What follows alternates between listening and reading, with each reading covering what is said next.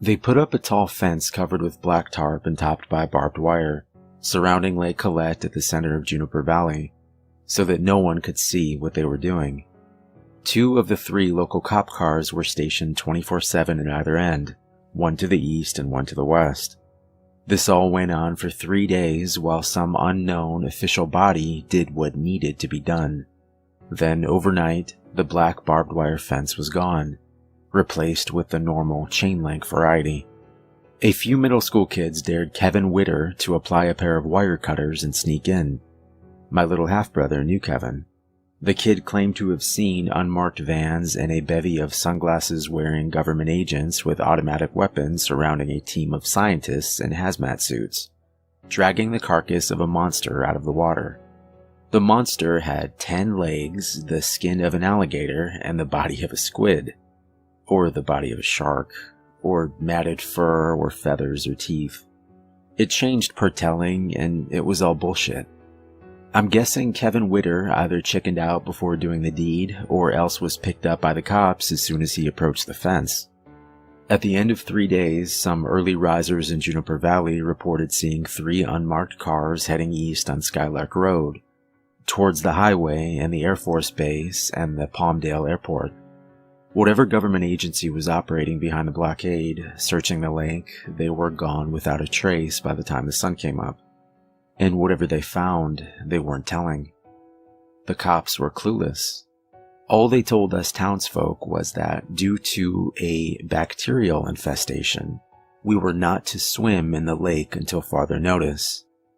I will never swim in that lake again, and I hope to God they killed them all.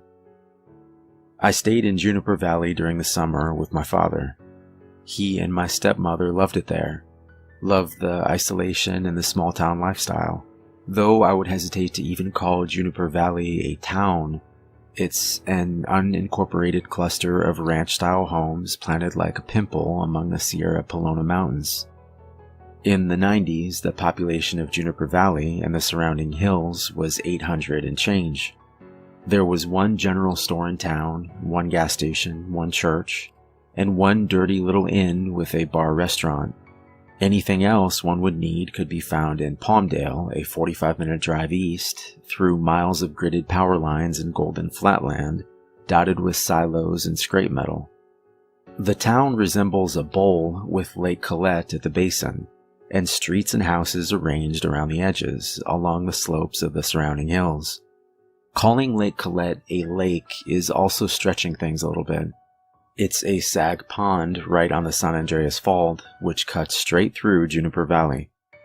During droughts, Lake Colette would drain to a glorified puddle, a mossy marsh of waist-high weeds. There were quite a few rainy years during my childhood. Lake Colette would remain a proper body of water then, even in the midst of a hot, dry summer. I'd look out my bedroom window at the lake, below the dim circles of light cast by the 2 street lamps on Skylark Road. Pitch black like a tar pit. On moonless nights it seemed bottomless, and I felt as though it could be a kilometers deep well. A black hole. I grew up. My months in Juniper Valley became skull-crushingly boring. My dad and stepmother worked, my half-siblings attended a summer program at their school, and my friends were 70 miles away. The nearest library was almost as far, and the rabbit-eared TV picked up 3 channels: local access from Palmdale, the Bible channel, and assorted infomercials. It was my step-grandmother who told me about the Will Fell Animal Sanctuary. She went to church with a lady who ran the place, a retired park ranger named Kathy. The shelter was a nonprofit funded solely by donations with an all-volunteer staff. Kathy owned an acre of hillside land off Skylark Road, just west of town, a 15-minute walk from my father's house. I was 13 the first summer I volunteered at Will Fell, and I went back every summer after. They loved me there. By they, I mean the only 2 staff members. Kathy, an earthly woman in her 60s who functioned as CEO, manager, accountant, and primary caretaker of the animals, and Jacques, a 27-year-old autistic man who cleaned cages and walked dogs as part of a government-subsidized program. and I fell in love with the animals. There were about 60 of them, homeless dogs and unwanted cats. There were 2 huge kennels in Kathy's large backyard built by her sons, one for dogs and one for cats. Farther back, rabbit hutches, and at the far end, against the sturdy fence, a tiny stable that housed an elderly racehorse and a fat little donkey. When Pounds and Palmdale and Lancaster received animals they had no room for, they'd give them to Kathy. She'd drive her rickety old windowless van east to the highway, then come back hours later with new furry charges. Sometimes she'd even function as a poor man's dog catcher. Agencies would direct her towards residences from Juniper Valley to Acton, asking her to remove starving, nearly hairless dogs from gardens and pull emaciated cats out from under cars. These were the highway strays, abandoned on the 14 by individuals who no longer wished to be pet owners. That first summer, I met Jane. Jane was a friend of Kathy's, a retired Navy nurse who worked as an at-home caregiver and took in homeless cats. She visited Wolfville at least once a week, sometimes bringing large bags of cat food. Jane was a rough lady, tanned, sinewy, wrinkly beyond her years, only ever seen wearing stained wife-beaters and baggy fatigues. She never married, had no family I knew of, and seemed to prefer the company of cats to humans. Kathy considered her an asset. She'd take in 20 cats at a time, accepting responsibility when we had no more room. She owned a half-acre a few miles southwest of town, off a shabby 2-lane road called Oak Tree Lane. Oak Tree Lane snakes between gray-green hills before dead-ending deep in the Angeles National Forest. Rusting mailboxes stick out of the ground like flags at the head of dirt roads, leading to remote ranches and groves and campgrounds. Jane's cottage was at the end of one of these dirt roads, in a little clearing carpeted with knee-high weeds and prickly shrubs, surrounded on 3 sides by gently sloping hills. She'd take me there sometimes. There were always cats everywhere. Cats inside and out, cats on the sofa, cats sitting atop Jane's washer, cats sunning themselves, stalking field mice and butterflies. I'd spend hours at Jane's house with her cats, helping her clean up and clean litter boxes, cuddling kittens from the occasional litter. Jane liked me. Since she obviously felt little need for human companionship, I took this as the highest of compliments. Every summer on the first day I'd see her, Jane would break out into the biggest, brightest smile that Kathy swore she reserved only for me.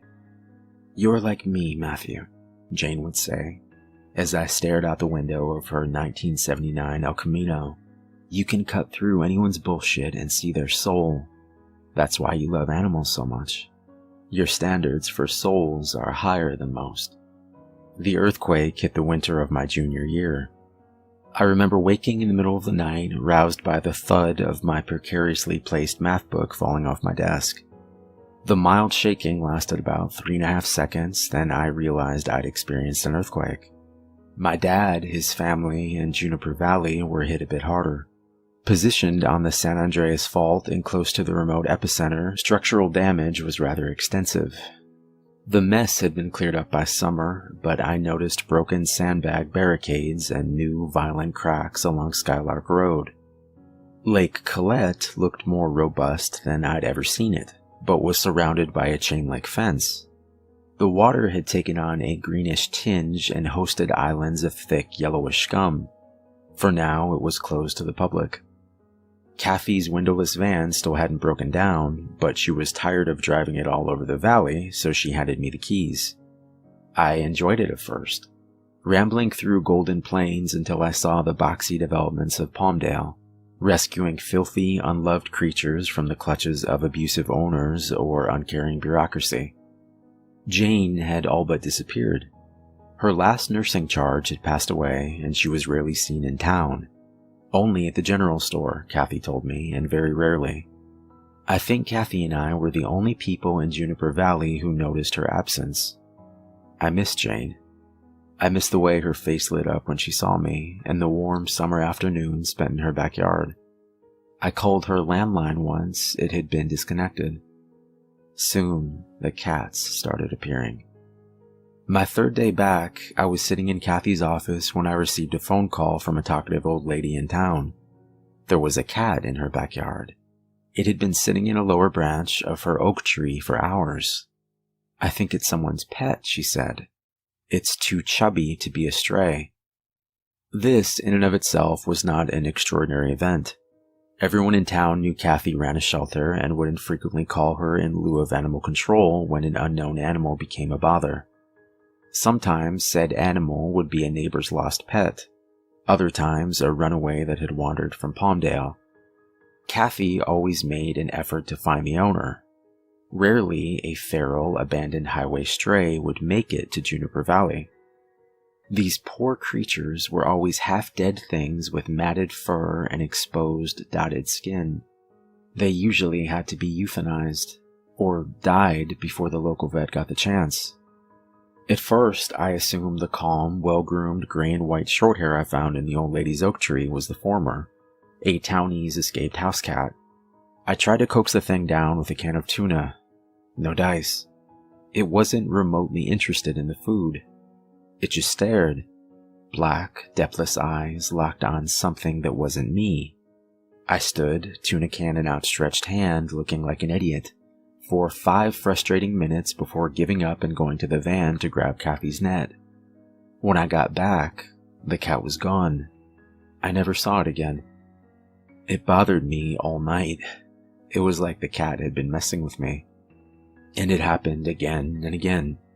Homeowner after homeowner of Juniper Valley calling Wilfell and asking us to remove a cat from their property. Always cats. Always different cats. I don't think I ever saw the same one twice. The homeowner always insisted he or she had never seen the animal before, and they never had collars. They always appeared well fed, if not overfed. Their fur, though not show quality, was thick and intact. It became troubling. Juniper Valley had a population of 842. It was located 45 minutes from the nearest town and surrounded on 3 sides by hills and forest. Everyone knew everyone else's pets, and the sudden appearance of so many unaccounted for cats was mysterious to say the least.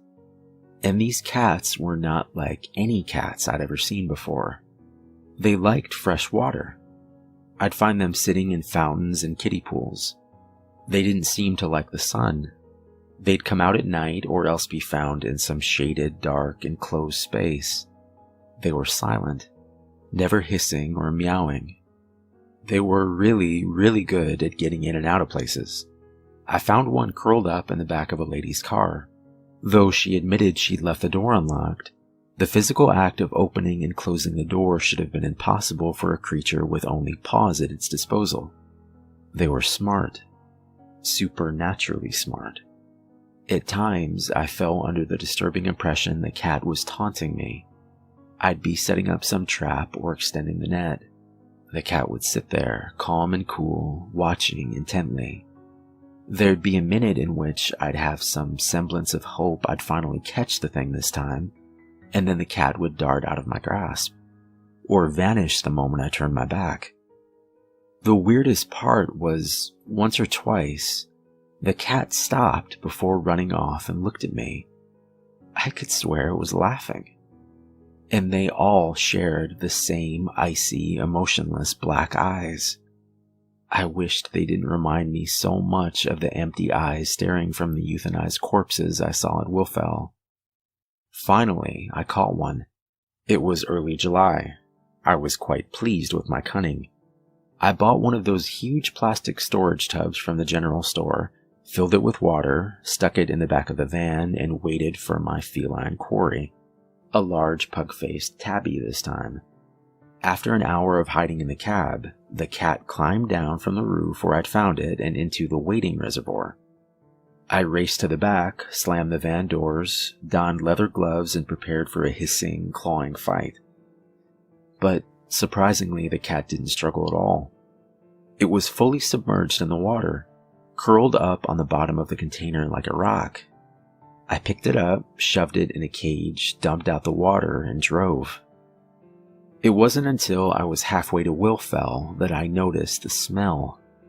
Once, my 9-year-old son dropped a fish stick in the back of my car and forgot about it.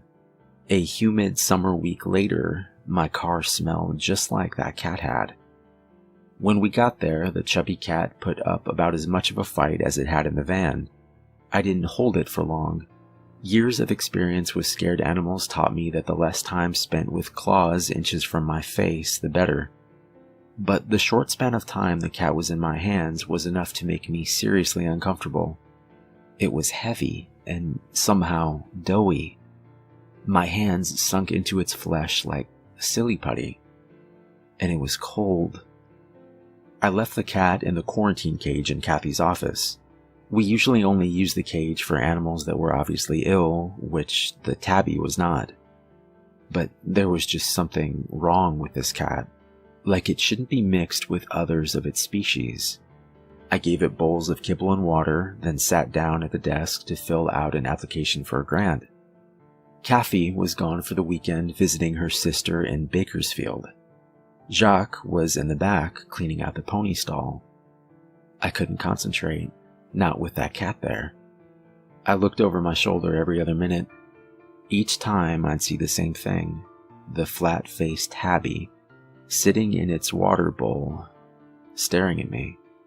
It never blinked. It never moved. It didn't even appear to breathe.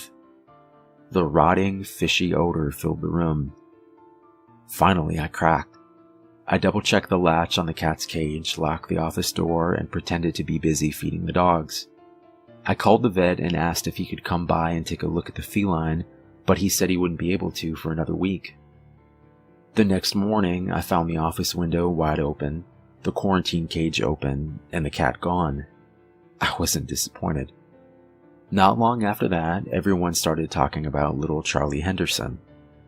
Charlie was 12 and had been skateboarding alone shortly before midnight in the parking lot by Lake Colette. The lake was still scum-covered and fenced off, and the occupants of the nearest homes had long since packed it in for the night. The way he told it, Charlie had been approached by a cat. He bent over to pet it, and the cat danced away, leading him to a grove of trees behind the lake. He followed the cat. Then, suddenly, he was attacked by a small army of cats. They jumped from the trees and emerged from the shadows, latching onto his clothing and limbs and dragging him towards a hole in the fence. If a lost car hadn't pulled into the parking lot and turned around, causing the cats to scatter and giving him time to run away, well, who knows what they'd have done with him. No one believed him, of course. Everyone assumed he'd been attacked by maybe one feral cat and his imagination had taken over. Because cats don't corner people and jump them. That takes organization and planning, intelligence not possessed by house pets. And his story got weird, too. He claimed one of the cats had stretched itself like silly putty and grew an opposable thumb. Then Jane came back. It was a cloudy afternoon, and I was taking advantage of the slight cool down to deep clean the dog kennel. Kathy was gone again, in Riverside watching her granddaughter play softball. I was busy scraping dried dog crap off the concrete when Jacques ran out to tell me there was a lady asking for me. I wiped off my hands and went inside to find Jane staring at me from Kathy's living room. Jane had never been obsessive about her appearance, but if I hadn't known her so well, I would have assumed the gaunt, trembling figure in a stained wife-beater was a homeless woman.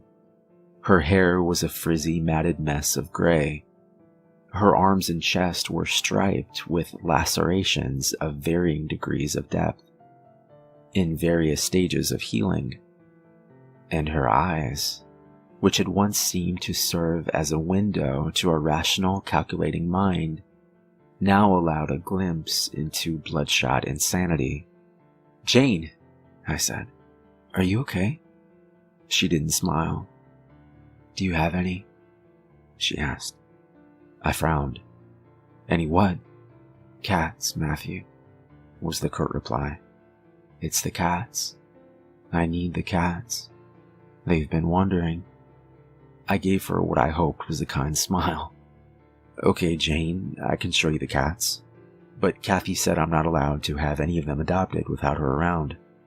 That was a lie, but I wasn't about to pass Jane custody of a pet rock, let alone a living, breathing creature. She was obviously not in the physical, emotional, or mental state to care for anything, not even herself. I walked her out to the cat kennel.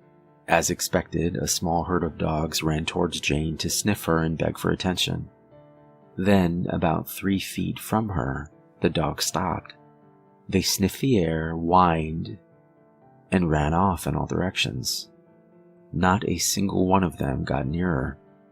Jane looked over the cat seriously, then sighed in disappointment.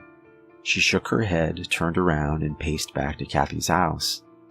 "You haven't caught any?" she said. "What are you talking about?" I asked. She glared, looking through me. She could cut through anyone's bullshit and see their soul. "You know what I mean, Matthew. My cats. Call me if you catch one. There's so many of them now, and they're getting bigger."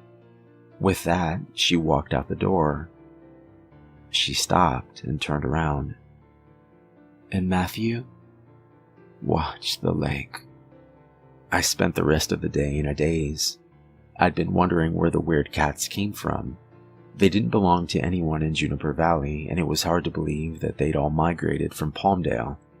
Jane took in homeless cats. Maybe they were hers. I didn't know why they would have left food, water, and shelter to wander for miles along an isolated road and into a neighborhood, but it was at least a possibility. That night, following a tangled motivation I couldn't put into words, I borrowed my father's car and drove to the parking lot by Lake Colette, where Charlie Henderson had been attacked. I pulled right up to the fence, turned off my car, let my eyes adjust to the darkness. I obeyed Jane. I watched the lake. I hadn't sat for 10 minutes before I saw movement. A black shape, creeping out of the shadows and approaching the water's edge. More movement against the clump of trees to my right. Cautiously, quietly, I opened the car door and stepped out. I shut the door gently and tiptoed towards the fence. A large black cat waded in the dirty lake. Its paws were inundated. It kept on going. I came closer until I was grasping the metal links of the fence, and I felt it quiver under my fingers. I looked to my right and saw them. 2 more cats. Huge cats. The biggest I'd ever seen. Cats climbing down the fence like monkeys. Head first, completely vertical. One, then the other, jumped gracefully to the ground and stepped into the feeble light bleeding from the 2 streetlights. One was yellow, the other a tabby. The first cat was almost completely submerged. With the lightest gurgle, it ducked under the scum-covered waterline into the black hole. The light wasn't good at all. It looked as though the second and third cats had flattened when they hit the ground, like Play-Doh thrown at a wall. And there was something about how they moved. They jiggled. Their legs bent the wrong way. Or maybe it was just the shitty lighting. Where was the black cat? It couldn't still be underwater. Ripples in the lake. Small islands of yellow scum shifted in gentle waves. I didn't feel a breeze. There was something else in there. A cadence of nerves was triggered in my brain, forgotten but immediately recognizable like a song. I was scared of Lake Colette, scared like I had been as a child, when the black water had seemed from my bedroom window a bottomless well. I ran to my car. I did a donut in the parking lot and sped home. The next morning was hot and bright, and under the cloudless sky it all seemed ridiculous. I was letting the Charlie Henderson rumors get to me. I walked past Lake Colette on my way to Willfell. I went right up to the fence. Nothing seemed out of the ordinary, no cats in sight. A light breeze ruffled the water. I breathed in and gagged. It smelled like rotting fish mixed with a McDonald's dumpster. It smelled like the pug-faced tabby I'd caught. Cats don't like water. Cats don't swim. I'd spent nearly half a decade surrounded by cats, And the cats I'd been chasing around yards and spying on the night before weren't cats. That smell, the way the tabby I'd caught had felt when I held it, bloated and putty-like, cold. Those cats didn't purr or meow. They didn't eat. Their intelligence and that stare, those glassy, corpse-like eyes that seemed to take in everything and nothing. And Jane, her cats, she'd said, they've been wandering. They're getting bigger. Maybe she was going nuts living out there all alone in the wilds, a mile away from her nearest human neighbor. The dogs wouldn't come near her. Her own cats had been attacking her, apparently. How else to explain the scratches all over? Yet, still, she was desperate to have them back. I had to talk to Jane again. Kathy was still gone and it was Jacques' day off, so I planned on heading to Jane's lonely dirt road as soon as I fed the animals. But a couple from Palmdale called unexpectedly, asking if they could come by with their daughter to pick out a pet. By the time they'd selected a corgi mix and made arrangements to have the dog neutered, it was after 5. It was fine, it was still light out. I locked up, grabbed the keys to the van, and made my way into the hills. My teenage bravado waned as I traveled farther and farther away from Juniper Valley. There's no defined town line, but when you reach the intersection of Skylark and Oak Tree Lane, you're essentially watching civilization shrink in your rearview mirror. I'd forgotten just how far away Jane's shack was from anything, and just how desolate and lonely the mountain road became. I didn't see a single other car the whole time. Finally, I came to the rusted blue mailbox with Jane's numbers on the side. I turned on the dirt road. When I reached the apex, I saw Jane's shack. Carefully, foot on the brake, I made my way down into the valley. It didn't look like Jane was home. There was no light coming from the windows. I pulled up closer into the driveway, past the house, to the carport in the back. The back door was wide open, and Jane's El Camino was there. The cats weren't. No cats lounging in piles by the stairs. None prowling around the yard. I pulled behind Jane's car, climbed out of the van, strolled into the backyard. Jane's empty property looked lovely in approaching dusk. Beautiful trees reaching for the heavens, majestic firs meeting fluffy white clouds like an Old West movie backdrop. She must have been hiding in the house. She must have crept up behind me, because I don't remember feeling the blow. I woke up lying in cool, moist dirt. I was looking at water. Lake Colette? No, I saw nothing but hills and foliage in the distance. Where the hell was I? I sat up. My head spun. I felt blood in my hair. I was sitting on the bank of a small pond. The water was greenish and thick with algae, covered in thick yellow scum. I took a breath and lurched. The smell. Rotting fish. Rotting flesh. Fast food dumpster. Stronger than I'd ever smelled it before. The water moved. Something was emerging a few feet in front of me, swimming to shore. A black cat, paddling with uncomfortable, almost human strokes. I scrambled backwards away from the approaching creature. It reached land and pulled itself onto the bank. It stood up. The black cat's weight shifted. Its belly bulged, its lower legs swelled, became shorter and fatter. The effect was the same as squeezing a stress ball. Instead of a creature with a skeleton and tendons and muscles, I was being approached by a thing with the consistency of jelly wearing a furry suit. I screamed and stumbled to my feet. Then I felt icy fingers curl around my neck. I struggled and instinctively horse-kicked my unseen attacker. The hand loosened and I whirled around. I was face to face with Jane, but it wasn't Jane. Her face was round and flat, boneless. The wrinkles under her eyes had smoothed themselves out, and her nose bulged like a mushroom. And her eyes, The maniacal glint was gone from her eyes. So was the consciousness. So was the recognition. So was the vitality. Her pupils were so dilated her irises were no longer visible, and what had been white was now completely red. Her eyes didn't move. They were those of a corpse. Then something in the water grabbed my hand. Something cold and soft and rubber-like, slimy but very, very strong. It pulled me. It was pulling me into the water. Jane stood over me, smiling. She bent down, hands outstretched, pudgy, bloated hands attached to rope-like arms that jiggled and curled and changed shape. What happened next is a blur. I remember clawing, kicking, and screaming at the top of my lungs.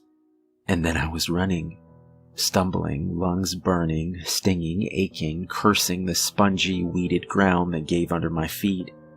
I pushed through dry shrubs and jumped over tree branches, praying I was going in a direction that would lead me to humanity, and that the crinkling of grass behind me was only my imagination. Then I was on top of the hill, looking down at Jane's shack. And then I was in Jane's yard. I saw the van and jumped in the driver's seat, silently thanking the guardian angel that distracted me so I'd left my keys in the ignition. I slammed the door. I looked up, out the windshield, and into the red and black empty eyes of the thing that had been Jane. It was smiling. She always reserved a special smile for me. I turned the key and gunned it. The van jerked violently. I slammed on the brakes, kicking up dirt like smoke. I felt a sticky moisture against my cheeks. I took a breath and barely managed to pull open the door before I projectile vomited. Even thinking about that acidic, rotting seafood stench induces a nauseous tickle in the back of my throat. I'd crushed Jane under the front right tire. She'd popped. The van still ran.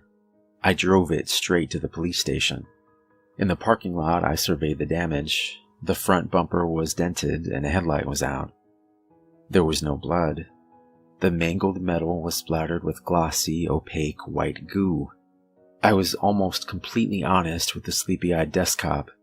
I said that Jane tried to drown me in the hills behind her home, chased me to the van, and then I ran her over. But I left out the part where her body had taken on the properties of pasta and silly putty. The cop asked sarcastically if I'd been doing any drugs, but radioed a car to the site. Over the next week, I was questioned multiple times by the police.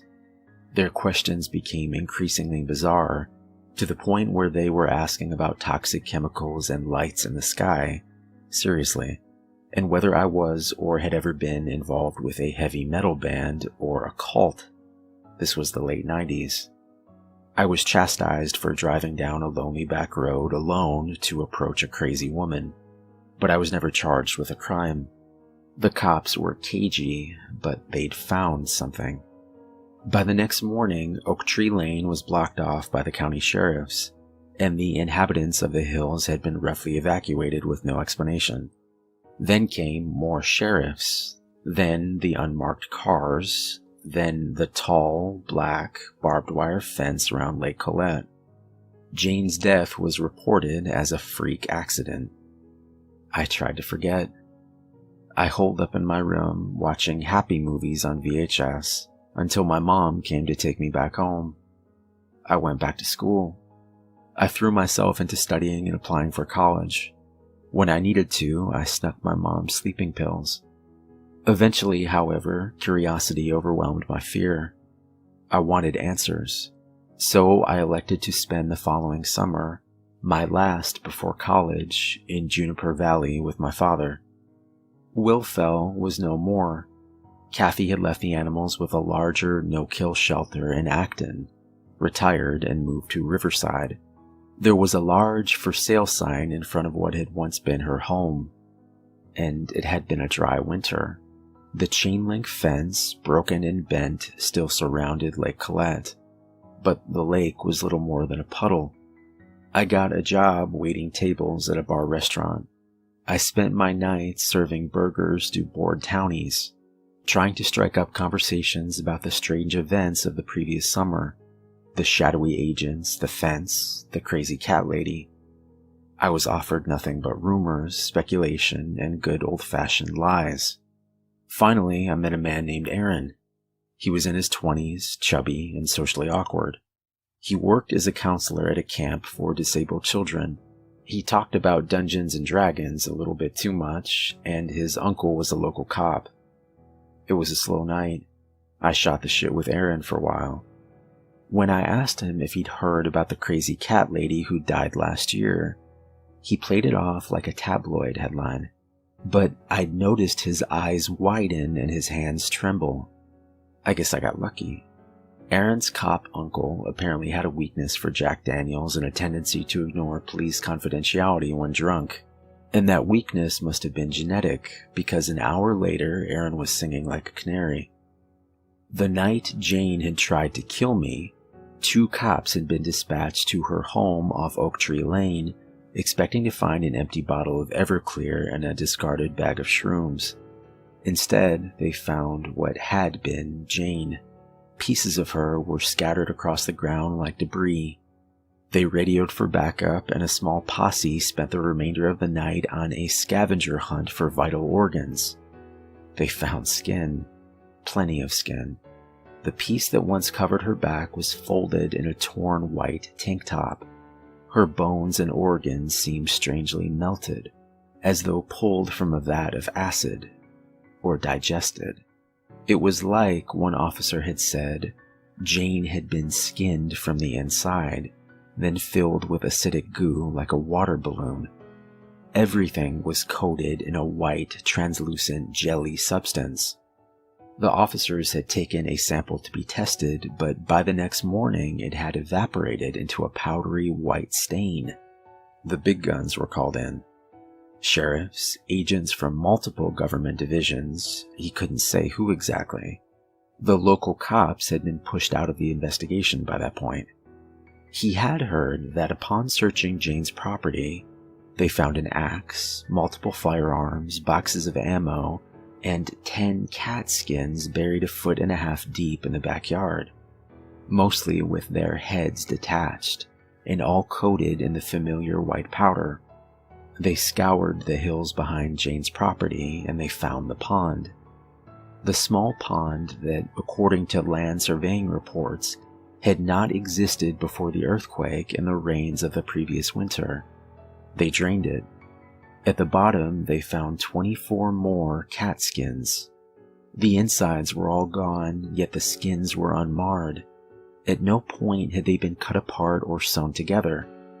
Again, it appeared as if something had eaten or dissolved all the blood, bones, and vital organs, except for the teeth and the eyeballs. The eyeballs were left intact to stare hauntingly into oblivion. After the discovery, they dragged Lake Colette as well. Aaron didn't know what they'd found there. The citizens of Juniper Valley were urged to stay away. It's been nearly 20 years. I'm a veterinarian now. I've done some digging, spent hours in corners of the internet where I've seen things I can't unsee, and made some new friends. But I still don't have answers. I don't know what changed Jane's cats that summer. Were they infected? Possessed? I think it was something in the water. Hyper-intelligent, blob-like things that had been dormant for years, brought to the surface by that earthquake. But this is all conjecture, my opinion. All those years ago, I told Aaron, the chubby camp counselor, everything. He listened, eyes widening but never doubting. The next morning, he and I took his car down Oak Tree Lane to the rustling blue mailbox, and finally the abandoned shack where I'd passed so many summer days. We hiked a mile into the hills, carrying 2 shovels and my father's rifle. We found the hole that had once been a pond, now a weeded ditch. We got to work. It was hard work. It was dirty work. It took a few trips. But by the end of August, we had leveled the land and completely filled the hole with dirt. I don't know what was down there, but if there's more, They're not getting out.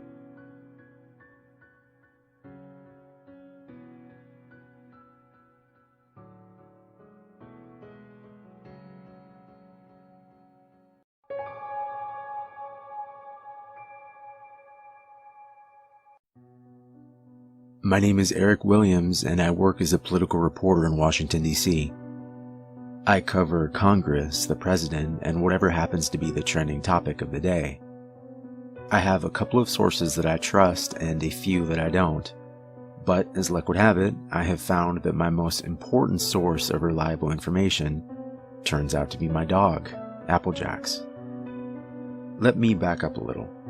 About 3 years ago, I was heading out of my apartment building to do a follow-up on a story, when I heard a rustling in the hedges that flank the wide stone steps by the entry.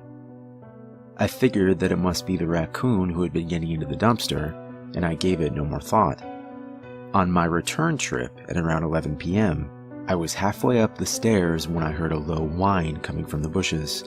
So I backed up and peered into the dark undergrowth till I spotted the reflection of 2 eyes looking back at me. They were a good 3 feet up from the ground, so I started to back up when I heard the unmistakable low thumping of a slowly wagging tail. "Hey there," I said in a calming voice. I moved back and sat down quietly on the bottom step. "You hungry, bud?" Unzipping my backpack, I fished around at the bottom, but all I could find was an energy drink and an old single-serving pack of cereal, Applejacks. I opened it and set it down on the step next to me. It took a few minutes, but then he slowly stepped out of the bushes and made his way cautiously towards the food. He was big, but I could tell he was less than a year old. He was rail thin and looked like he hadn't eaten in a while. Keeping one eye on me, he gingerly sniffed the Applejacks. Then hunger must have overtaken him and he wolfed down the cereal. He flipped the bag over with his nose, checking to make sure he hadn't missed any. Then he looked up at me. I let him sniff my hand and then slowly gave him a scratch behind the ears. Tail wagging, he climbed onto the same step that I was on. Then he sat down, leaning against me. And that was it. We've been together ever since. I looked online, checked the papers and the local bulletin boards for a few weeks to see if anyone was looking for him. After a while, I stopped checking. Soon, we settled into a routine. I took him out in the morning, then he slept for most of the day. In the evening, we went for a long walk in the park. The park we visit is sort of a dividing line between the very rich section of town and the slightly run-down section where my apartment is located. It's a huge park that goes on for miles, with a small river running along the length of it. There is plenty of room for him to chase a ball or run around with other dogs, but it quickly became apparent to me that Jax didn't like the company of other dogs. He wasn't aggressive, he just completely ignored them. They would approach him, tail wagging, wanting to play, but he kept his eyes on me. Along the river there were several old stone bridges and he loved to run down them, 1,000,000 miles an hour, race across, then turn around and run back to me. This ritual would be repeated at every bridge. I would stand there laughing, urgently calling him back, as if it was a life and death situation. Sometimes he was a little late with the brakes and he would plow into me, landing us both on the ground. Then, one particular Tuesday evening at the park, he crossed the bridge and stopped on the far side. He stood there looking into the woods. He glanced back as if to tell me something. Then he headed straight for the woods. I called, but he kept going. By the time I made it across the bridge, all I could see in the distance was a man kneeling over something on the ground. So I ran. "What happened?" I called out. As I approached, I saw the man had tears in his eyes. There was a golden retriever on the ground in front of him, and Jax was laying with his head on top of the dog's chest. Did he hurt your dog? I asked. No, the man said. I think he saved him. My dog was having a seizure. They're usually quick to stop if I can calm him down, but this time it wouldn't stop. Not until your dog came and laid down next to him. It seemed to calm him. Will you be able to get him home? I asked. Yes, I'll carry him. We live just over there. He pointed at a large house up on the hill. Well, I better get him home. Thank you. About a week later, the man with the golden retriever spotted us at the park. He waved and walked over with his dog. It turns out he was looking for us. It turns out his name was Gregory Williams. It turns out he was just elected to the House of Representatives. I am buying Jax a triple cheeseburger on the way home. Maybe 2. Since then, Gregory and I met at the park every Tuesday, and we've become good friends. The dogs play together while we talk, and once in a while, he'll give me a heads up on a story. I'm always careful to keep his name out of it. Months went by, and the first Tuesday in December rolled around. We met at the park as usual. While the dogs played, Gregory told me that he was leaving early for Christmas break, taking his family up to a cabin in Colorado. He invited me to come, with Jax, of course. I said that sounded great, but I couldn't take that much vacation time. He told me nothing's happening in DC until after the holidays. Here. He reached for my phone and entered a number. That's the phone to the cabin. Get away as soon as you can. Drive up to Colorado Springs and call me. I'll direct you to the cabin. Make sure you bring Jax and anyone else you like. I mean it. Please come. My wife and kids are dying to meet the hero that saved our dog. And you. I laughed. Okay, I'll try. He looked at me, paused, then said, if you get there by the 15th of December, I'll give you the story of a lifetime. Then he nodded and walked away. His dog followed behind. I stood there silently watching him go. Back at my apartment, I poured scoops of dog food into Jack's bowl, and I heated up some leftovers for myself. I had an interview tomorrow morning with Senator Susan Collins, the chairman of the Housing and Urban Development Committee, so I sat down on my computer to finalize my questions. I turned on the local news as background noise while I worked. There had been 2 shootings and a robbery nearby. A 10-year-old had gotten lost and then was found safe at a local Walmart, and skywatchers may have a spectacular show in 2 weeks when a comet makes its closest approach on the 16th of December. Jax was sound asleep by the time I finished up and went to bed. I awoke in the morning to a soft beep of a message left on my phone. It was the senator's secretary canceling today's meeting. I called her office to reschedule, but there was only a recorded message saying the senator's office was closed for the holidays. With the morning off, I took Jax for a leisurely walk. Then I caught the train to the Capitol building. I walked over to the congressional offices to see if I could gather some info on an upcoming vote. The guard checked my press ID and nodded. I walked down the quiet hallway to the elevator. Stepping out on the 4th floor, I turned right and stopped. Ahead of me was a long hallway. There must have been 20 small offices. Every door was closed. Lights off. This was very odd, so I got back in the elevator. Stopping at every floor to check, the entire building was completely empty. This just doesn't happen. There are always congressional staff milling about. On my way out the door, I asked the guard what was going on. He just shrugged and said, "No idea." Grabbing a coffee from a nearby street vendor, I sat down at a bench overlooking the main walkway. Taking out my phone, I called my list of political contacts one by one. Either there was no answer, or a message was left saying, "I'm sorry, the office is closed for the holidays." The Congress was slated to work until December 21st. Votes were scheduled for each day. This just doesn't happen. I sat there thinking, vaguely aware of the tourists passing by. A family with 2 kids sat down on the bench next to mine. The kids were asking their dad, "Will we be able to see it?" "Yes," their dad answered. "You might not even need a telescope."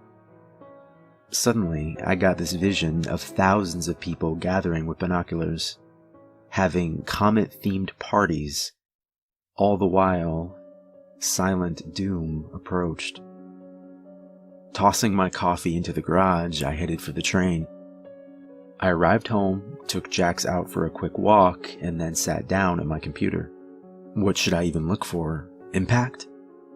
No, too many amateur astronomers out there. The news of a catastrophic impact would get out to the public. I spent the next week and a half achieving little to no results. Nothing in the news but excitement over the easily visible approaching comet. I even checked the conspiracy websites, but found nothing out of the ordinary. It was around 11 p.m. when it finally occurred to me that I should stop looking in the present and try looking into the past. I typed in the history of comets. Comets shed a lot of debris, pieces of which can slam into Earth. Comets can cause an air burst, igniting entire forests. They can also produce a high-altitude haze of particles. A comet is linked to the Justinian plague in 541 AD. It was the first recorded instance of the Black Plague in Europe, when cities struggled to clear the streets of the dead. There was the Comet of the Black Death in 1347. During the winter of 1664, a bright comet was seen in the London sky. The Great Plague ravaged England for the next 2 years. I stopped reading, and I realized that if something was coming, Washington was the last place I wanted to be. It was midnight, the early morning of December 15th. If I threw my stuff in the car and drove straight through to Colorado Springs, with a little luck, we could make it. I looked over at Jax. "Want to go for a ride?"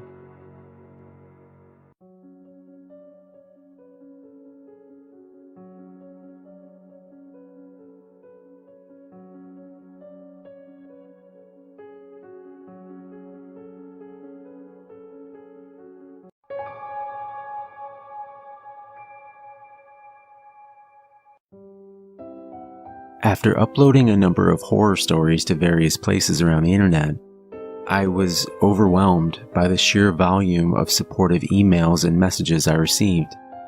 It spurred me on to write more, to take my ambition seriously, and to commit an increasing amount of my time to the pursuit of becoming a published author. Little did I know that this newfound acknowledgement of my writing would lead to a series of horrific and abhorrent events.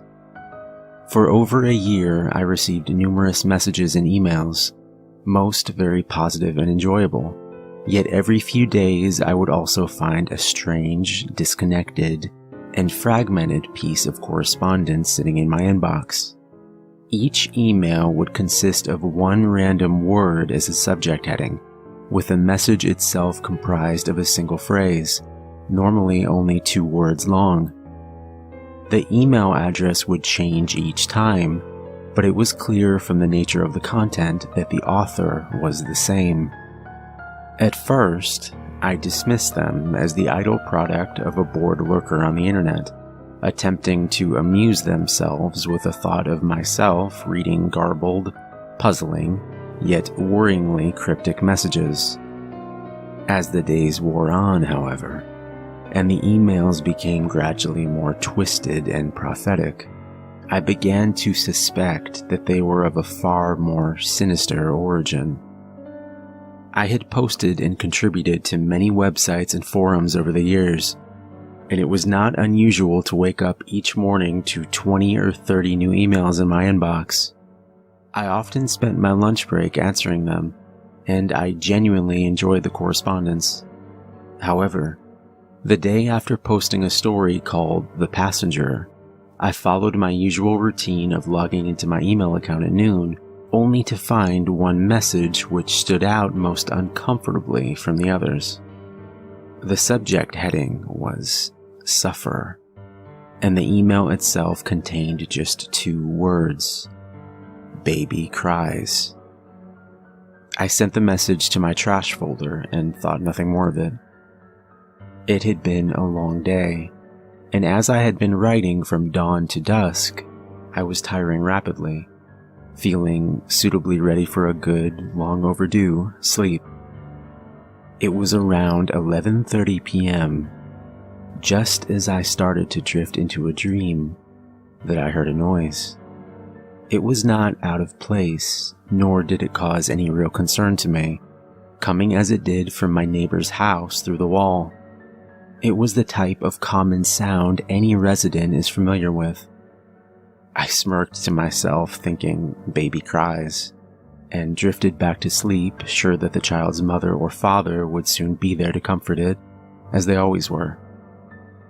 I woke again, glancing at my mobile phone, which cast an unearthly green glow around the room. Seeing that it was after 3 in the morning, I became agitated, knowing that I had a long day ahead of me. Rest does not come easily on those nights when we know we must rise early. The mere thought of the necessity of a good night's sleep before the next day's work precludes any notion of sleep itself. Lying there, I listened in the darkness to the infant next door, breaking its heart, inconsolable and distraught.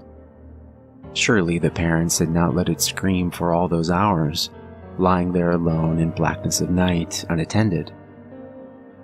After trying to block out the child's cries for what seemed like hours, I admitted defeat and moved to the spare room that my family and friends normally stayed in, on the rare occasions when they visited. At 7:30 a.m., my phone alarm sounded, and after fighting the reality of another day, I reluctantly left my bed, walking slowly to the kitchen to make some coffee. From the window, I looked out onto the street below. What I saw horrified me. A police car and 2 ambulances parked outside of my neighbor's home.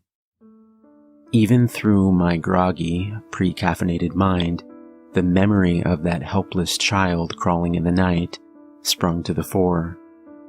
Immediately, I stopped what I was doing, threw on some clothes, and ran outside. I was not the only person watching, as the usual nosy residents stood at their doors, with some even out on the street, still wearing their dressing gowns, idly gossiping, whipping up any number of scandalous rumors. Asking several onlookers what had happened, I was told a variety of accounts, from a child being abducted to someone having a seizure during the night. A hush fell over the street as my neighbor's front door finally opened, slowly. 3 police officers exited the house somberly, as a collective gasp seeped out from the mouths of the crowd of onlookers. Quickly behind, 2 men in sterile white clothing carried a stretcher, and on it a body bag containing the now deceased remains of one of my former neighbors. A few cries rang out from across the street. Those who knew them wept, while those who did not gossiped. Then another silence, followed by another stretcher and another body bag. This time no one uttered a sound. The street was void of noise. A tangible tension spread through the air, a hanging sense of dread as all of us waited, hoping beyond hope for no more death. Heartbreak. The last stretcher, supporting a small and insignificant shroud, was carried out solemnly into the morning air and placed carefully into the back of an ambulance. Tears were wept, and answers were demanded from the police. But I could not cope with the sight. I could not bear it. The sound of that poor infant screaming through the night, screaming for its very life, rang out in my ears. The sound of a child, now forever silenced. The memory was deafening. How was I supposed to know? The child had cried before, as many do. I didn't know. I didn't know. I walked, dazed, back through my garden and into the now hollow sanctuary of my house. I'm not ashamed to say that I cried. Cried knowing that maybe if I had just paid attention or shown more concern than simply getting to sleep, that if I had noticed something was amiss, I could have called the police and then perhaps they would still be alive. Several hours later, 2 police officers arrived at my door to ask if I had seen or heard anything unusual from the night before. They said that they were not at liberty to tell me what had happened, but that any information I could give them would help immensely with their investigation. When I told them about the email I had received, they looked at each other with an obvious sense of skepticism. When I showed it to them, they asked if they could have my login details in an attempt to trace where the email came from. Of course, I gave it to them, and then they left after saying that they would be in touch. As soon as they were gone, I returned to the computer screen to switch it off. I recoiled in horror at the sight of another cryptic email sitting in my inbox. The subject heading said, "Fan," and the email again contained only 2 short words. 2 words which drove fear through every part of my being. It simply read, "You told." I was utterly unprepared for the events which followed.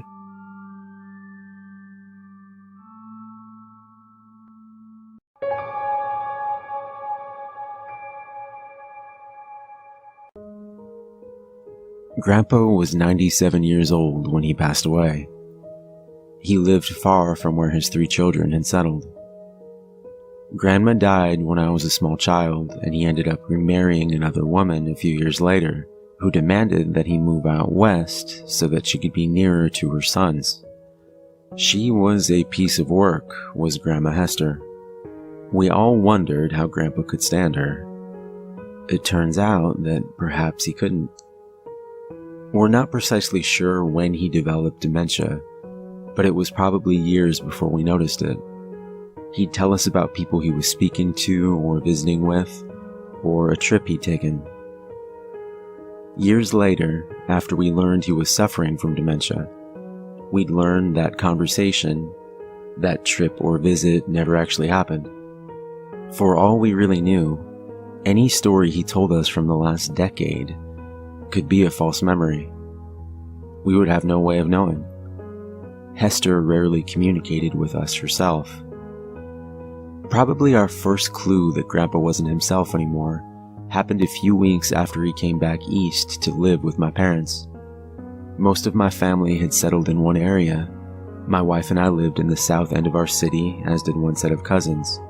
But my father and his 2 sisters all lived in the north, within driving distance of each other. A few of my aunt's children had moved out of town, and my brother had as well, but there were still enough of us for Grandpa to visit with. We would often have gatherings at my parents' house, where Grandpa would either hold court with some story, or just go to sleep. One afternoon, my daughter Brienne, who was in her late teens at the time, came in from playing with my cousin's kids and sat down at the table, where Grandpa had been napping. He suddenly woke and smiled at her. "Well, hello, Claudia," he said brightly. Claudia was my aunt, Dad's youngest sister. "I'm Brienne, Grandpa," said my daughter. "No," said Grandpa, almost sounding offended. "You're my daughter, Claudia." Later that same month, he told my aunts and uncles the story of how he came out east after living with Hester got to be too much. "I prayed to the Lord," said Grandpa, "and the next thing I knew, Martin was here." Martin was my father. I remembered him driving out to the tiny cold house on a hill in Colorado to get Grandpa. He had not come due to any divine intervention. He had come because Grandpa called him in the night and pleaded with him to come get him. We all loved Grandpa, but caring for him was not easy. For one thing, Grandpa had gotten it into his head that he was a young, single man with many years ahead of him, and the only thing missing was a young woman at his side. If he spoke for any length of time with a younger woman, he became convinced that she was in love with him and that perhaps she should be his new bride. Hester was even still alive at this point. He had forgotten her utterly. The women he made advances on included my mother, 2 of my cousins, and my own wife. Thankfully, he couldn't do much more than talk, so it was just a matter of politely changing the subject. But it got worse when he decided he could do things like take walks on his own or try to drive my father's car. Dad and Mom didn't let him go on walks by himself, but that didn't mean he didn't sneak away sometimes when Dad was away and Mom was in the basement. He had to use a walker to get around and simply couldn't do stairs, but refused to admit this to anyone, including himself. This led to a lot of falls. He would also get confused as to where he was or where he lived. At times during his walks, he would attempt to find the old family home that he had raised my father and aunts in, despite it having been long gone since before I was born. Dad picked him up from a police station where he had been taken after some patrol officers saw him wandering around, clearly lost. The time he tried to drive my dad's car was after that. He decided that the reason he had gotten lost is because he had had to walk. He managed to get the emergency brake off and rolled right down the fairly steep incline outside my parents' house, crashing into a fence. The damage was minimal, but after that incident, my parents realized he needed to be in a full-time care facility. It got worse after that. My father visited him 3 times a week. I have no idea how often my aunts went or if they even did.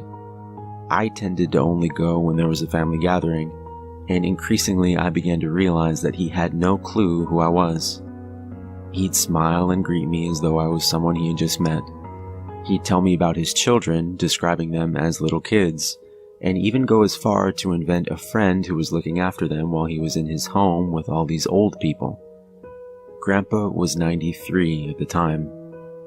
He was much older than many of the others who lived there. But somehow they were the old people. He was not. When I say things got worse, I mean he changed. The false memories, the refusal to acknowledge that he was elderly, the attempts to chat up ladies and inability to remember that his children were grown, and that he had grandchildren and great-grandchildren. But he had never been violent before. That changed one night, when Dad was called to come to the facility quickly. Grandpa had wandered into the wrong room and had come out screaming, raising his walker up in the air and slamming it into the ground. He even took a few swings at people who tried to calm him down. He began accusing the staff of stealing his things. He was bellowing as loud as he could, "Give them back! Give them back!" I wasn't there for it, and I still have a hard time picturing it. Grandpa barely raised his voice above normal volume during the last decade of his life. When Dad got there, they had gotten him into his room, and he was somewhat appeased. Somewhat. He had a can of Ensure and a tube sock and almost hit my father in the head with it when he came in. He apologized. Dad was one of the few people he always recognized, and said he had been waiting for the thief to come back. "A man who'd steal from me would just as soon kill me," he explained. The incher in a sock was his weapon to fend off the thief. Later that night, he told Dad about how much it had scared Florence. He hated that she'd had to go through that. Florence was my grandmother, the one who died when I was 6. He finished by saying that Florence had gone somewhere, and when he went looking for her, they told me she was dead. One day, they're gonna come looking for me, and they're gonna find me dead. That was a jolt to my father. Grandpa had never, at any point before that, acknowledged his mortality, his advanced age, or the fact that he'd probably no more than a handful of years left, at best. Aging and death was something that happened to other people. But here he was, accepting that death was near. That wasn't the last night he mentioned the thief. He even gave the thief a name. Charlie Rosen. It was strange that he would invent a whole person, name included. He didn't even name the friend who was looking after his kids. In fact, that person ceased to exist. Charlie Rosen had stolen his kids, had killed Florence, had come to his home in Colorado and routinely taunted him, beat him, and he had even declared that Hester had been sleeping with him. He remembered her now, and was certain that she and Charlie were ganging up on him to make his life a living hell. In the last 6 months of his life, he would become increasingly agitated. Dad could not have a single visit wherein Grandpa would not mention Charlie, and then the violence started up again. In one visit, Grandpa accused Dad of being Charlie and attacked him. After that, Dad's visits dropped to once a week, and he didn't stay long. Once, I went with him. It was the last time I saw my grandfather alive, and I will never forget it. Charlie was here again today. Grandpa told us as soon as we arrived. He told me I couldn't leave this room anymore. He's trapped me here. Dad, this is where you live, my father tried to explain. See, here's a picture of Mom. Why would Charlie let you keep that? He killed your mother, you know, said Grandpa. Murdered her in her sleep. Mother had an aneurysm, said Dad. You and I decided together to unplug the machine. She died in her sleep, but no one killed her. No. It was Charlie. Grandpa's voice was not agitated. It was solid, like he knew for a fact what he was saying. He poisoned her, made something go wrong in her head. I didn't know it then, but I realized it later, after he introduced me to Hester, conned me into marrying her. He's my personal demon, that Charlie. Dad finally had enough. There is no Charlie, he said, nearly shouting. You aren't supposed to correct people who have dementia. It just confuses them more and makes them upset. But my father forgot this in that moment. Charlie is someone you made up. Mom died naturally. You met Hester at a coffee shop years after Mother died, and while she was not a nice woman, she was not unfaithful to you. So please, stop talking about Charlie. Dear Lord in heaven, said Grandpa. He got to you. He told you to say those things. You're a part of it too. Grandpa, I said, why don't we start a game of checkers? Usually he loved checkers. I don't want to play any fucking checkers, screamed Grandpa. I couldn't have been more surprised if he'd hit me. Grandpa had never used profanity in his life. Bywords, he had called them, were only used by bad men as far as he was concerned. Not with you, not with him. Charlie Rosen's pet demons. He comes to me every day. He talks to me about Florence. He taunts me. He reads my mind and he takes thoughts away and puts in new ones. Worse ones. He tells me about how he rapes my little ones. How he and Hester keep them half-starved and chained in their basement. I can't stop him. He will go inside my mind. He's controlling me. We left after that, without saying goodbye. Driving home, I almost wanted to cry. This kind, loving man was ending his days as a raving, violent lunatic. It wasn't right. It wasn't fair. What kind of monster was this Charlie? That thought stopped me cold. For an instant, I had accepted that Charlie was real.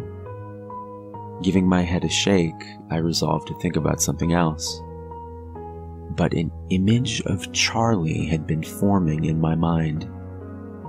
Beginning a few months back, when Grandpa had first started talking about him. I only now realized that when Grandpa spoke of this demonic man, I was picturing him in my mind, and I could see him clearly. I thought of the last time I had visited Grandpa in that tiny house in the mountains of Colorado, when I was a teenager, sitting at that little round table while Hester served us some of her inedible glop. And I would see a man standing in the corner of the kitchen, watching us eat. A tall, gangly man with leathery skin stretched over sharp-looking bone and corded muscle. Shaggy gray hair hanging down, obscuring the upper part of his face. His smile stretching like a knife slash across his jaw. I thought of the wedding.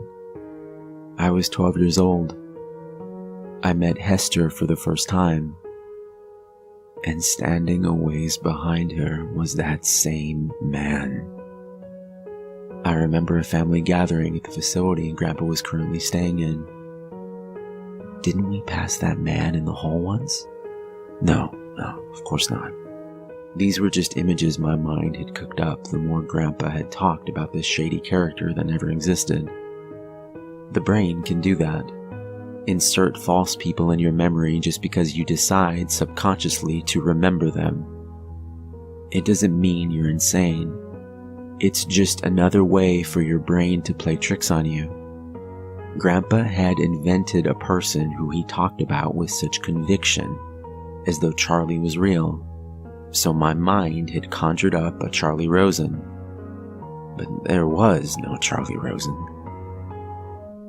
Grandpa died 2 months later. I remember the funeral like it was yesterday. I still wake up at night in a cold sweat, remembering. Everything was normal at the start. Our whole family gathered under the same roof for the first time in years. No one was missing. The service was nice as well. The pastor who served the spiritual needs at Grandpa's facility was the officiator.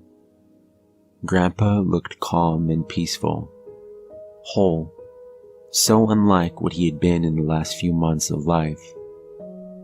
I started to feel calm myself. Grandpa was where he belonged now, where the devils of his own fevered, decaying brain couldn't get to him anymore. And then we drove to the cemetery.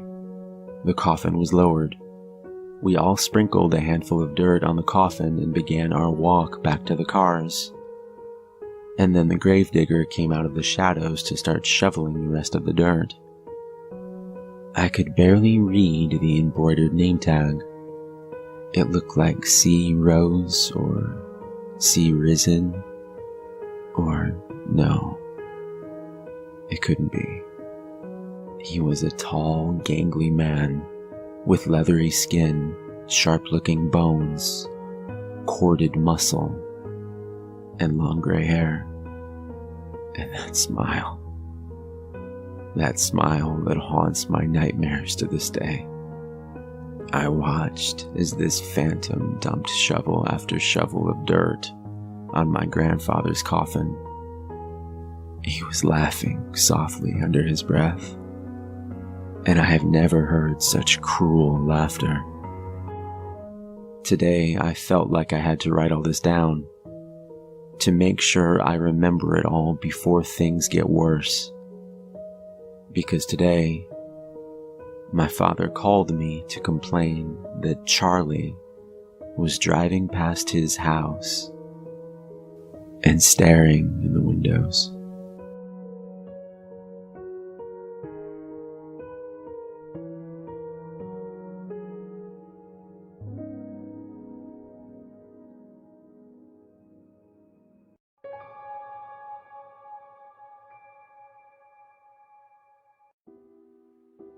My aunt was a con artist, and she learned from the best, her father. Grandpa never made it big, but he lived for the game. Staying under the radar was probably what made sure he never got caught. Not once. He was so proud of that. Mom didn't take up the family business. She got religion instead and married a tax accountant. It's so ironic that it sounds like a joke, but it's true. Dad was always the best for helping out with math homework. Mom's more colorful relations were kept at a figurative arm's length throughout my childhood, lest they'd corrupt me into following a more interesting life path. Aunt Cassie was the only one who could wiggle her way into my life. She was fully licensed as a psychologist, which made her a smidge more respectable. But Aunt Cassie used her ability to read a person in a whole different way, one probably not intended by the university who issued her degree. Aunt Cassie was a bona fide psychic. She had a shop and everything. Crystals, herbs, candles. Anything you needed to fill the mystic void in your life could be bought for a healthy markup at her little store. There was even a private room in the back that was used for readings and seances. Because both my folks worked, I would often get dropped off at the shop where I would help Aunt Cassie out with those little shows. Anything from messing with the lights to knocking on walls. Playing with the thermostat was my idea, and an effective one. Customers came to get chills down their spine, didn't they? Why not provide? Cassie helped me become the skeptic I am today. Showed me all the behind-the-scenes sleight-of-hand stuff. We'd watch daytime talk shows with magicians and mediums, and Cassie would explain every step, from a basic rundown of cold readings to how to spot an audience plant. After one particularly convincing episode, I asked the natural question, couldn't some of it be real? My aunt's reply was firm. The dead don't talk, kiddo. Anyone who claims otherwise is blowing smoke out their ass. It was her conviction more than anything that made me believe her. There was only one client I ever saw my aunt refuse. He was old, bald, and stooped. He took his hat off when he came inside and twisted it in his hands as he talked. Cassie tensed up immediately when she saw him. The man claimed to have worked in the prison systems, death row. He'd been responsible for carrying out the final punishments of the worst convicted criminals on the planet. In his old age, this tormented him, ate at his soul. He wanted Cassie to contact the souls of the ones he'd killed, so he could apologize and beg forgiveness before he joined them. My aunt threw the most epic fit. I'd never seen her so mad. She hollered and threw things, shouting for him to shut up and get out. I hid under the counter with my hands over my ears until he left. Later, I thought her reaction was one of fear because of the man's job. An executioner has to be a con artist's worst fear. Eventually, I got found out. I wanted to put on a magic show for my folks, and stupidly I thought I'd do a medium bit, where I pretended to talk to Grandpa for Mom. Huge mistake. Mom freaked the hell out and banned me from seeing her sister ever again. I'd left some textbooks at the shop though, so I got to run in and grab them, while Mom fumed in the car outside. Aunt Cassie didn't even have to ask what was wrong. She could read my face, after all. I gave her a hug and a teary, snot-filled goodbye. She did tell me one last secret, though. Kiddo, there's a curse in this family that gets passed like a torch. I hope to whatever gods might be out there that I don't pass it on to you when I go. We didn't get to talk again for more than 9 years. That's when Facebook became popular and no parental ban could help me from trying to reconnect. It was awkward. She'd had a tough go of life. To pay bills, she went honest. And with her business went all her zest and playful passion for life. One day, I got home to a message waiting in my inbox that made my stomach drop to the floor. I love you, kiddo.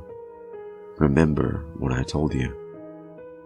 I dialed her number, already crying. No answer. Didn't stop me from dialing again and again and again and again. I was too much of a mess to tell my mom. The police did that for me, though, the next day. Car accident. Drunk driver. The funeral was a blur. Relatives I'd never seen in the flesh packed the church. I sat between my parents in the front row and racked my brain trying to figure out what it was my aunt wanted me to remember. We followed the hearse to the cemetery in dead silence. The priest did the last little speech, and then I was left alone by her headstone, still straining to remember what she had told me. Little bits of my parents' conversation floated in and out of my attention span. My mother said something about how it was a shame it was such a small turnout. Small turnout? That bothered me. The service had practically been stuffed to the rafters. I turned around to say something and finally understood. Behind my parents there was a whole host of people, all standing and staring dead ahead. My parents weren't paying them the slightest attention. The priest muttered some soothing condolences and excused himself, walking right through the thick of the crowd without disturbing a single soul. At the head of the group, looking just like the day I'd seen her last, was Cassie. All the rest in peace sentiment in the world wouldn't have done her any good. Her mouth was wide open. And just like that, I knew. I know what the family curse is. I know why the dead don't talk. They're too busy screaming.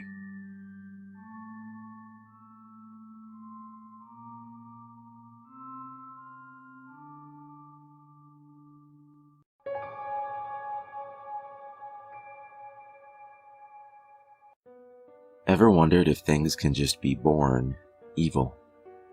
In this enlightened age of ours, concepts like good and evil are often painted as outmoded, archaic even. According to modern thought, people, animals too obviously, are simple products of their environment and no more responsible for their actions than a twig in a stream. But I know better. Some things are just born bad. About 10 years ago, we had a German Shepherd named Duchess that had a litter of puppies, 7 in all. 6 looked like any other shepherd you've ever seen. The 7th was a snowy white. Not a true albino, just white-furred with a black nose and blue eyes. There was never any doubt about which one we were keeping out of that litter. We named her Princess. Before the end of 6 months, any plans we had about giving away or selling the others became a moot point, as all of the others were dead. We'd just find them at a rate of about 1 a month, not mangled or anything, just dead as if they died in their sleep. At first, we thought maybe their mother, it being her first litter and all, was accidentally crushing or smothering them. Later, we had no doubt as to what had killed them. Within a year, she came to dominate her mother, her father, tough old alpha that he was, and to a degree, us too. Her parents shied away from her. When we put out their food, she ate to her heart's content, unchallenged by the other two. Once I tried to shoo her away and let the other two eat. She snarled at me, baring those perfect white fangs to her black gums, and loosing a growl so deep that I felt it in my guts more than heard it. After that, I left her alone too. I've often wondered if the parents of serial killers know that they have a monster in the making.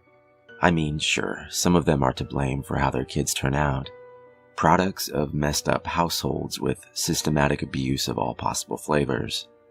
But then there are the ones that seem to be true aberrations. It's those families I'm curious about. Do they smile and laugh and pretend that everything's fine? I know that we sure did. We downplayed the weirdness around Princess, tried to rationalize her behavior, the bizarre things she'd do, like killing rabbits and leaving them hung up in the bushes behind our home. Some dogs do that to show they love you. Cats too, my father would say. To them, it's just bringing you food. To me, it's like she was taunting us.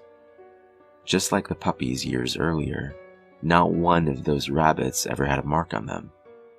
Princess, just like her mom and dad, was well looked after and never hurt for a meal, so it wasn't as if she was hunting for food. Her innumerable kills were always untouched. No, the only thing I ever saw her eat was a kitten. We had some feral cats in the woods around our house, and one mama cat had a litter in our tool shed.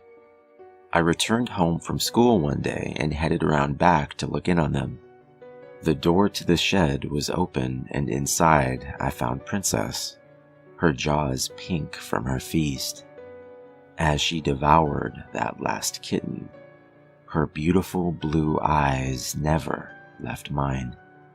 The mama we found displayed on what I'd come to think of as the rabbit bush.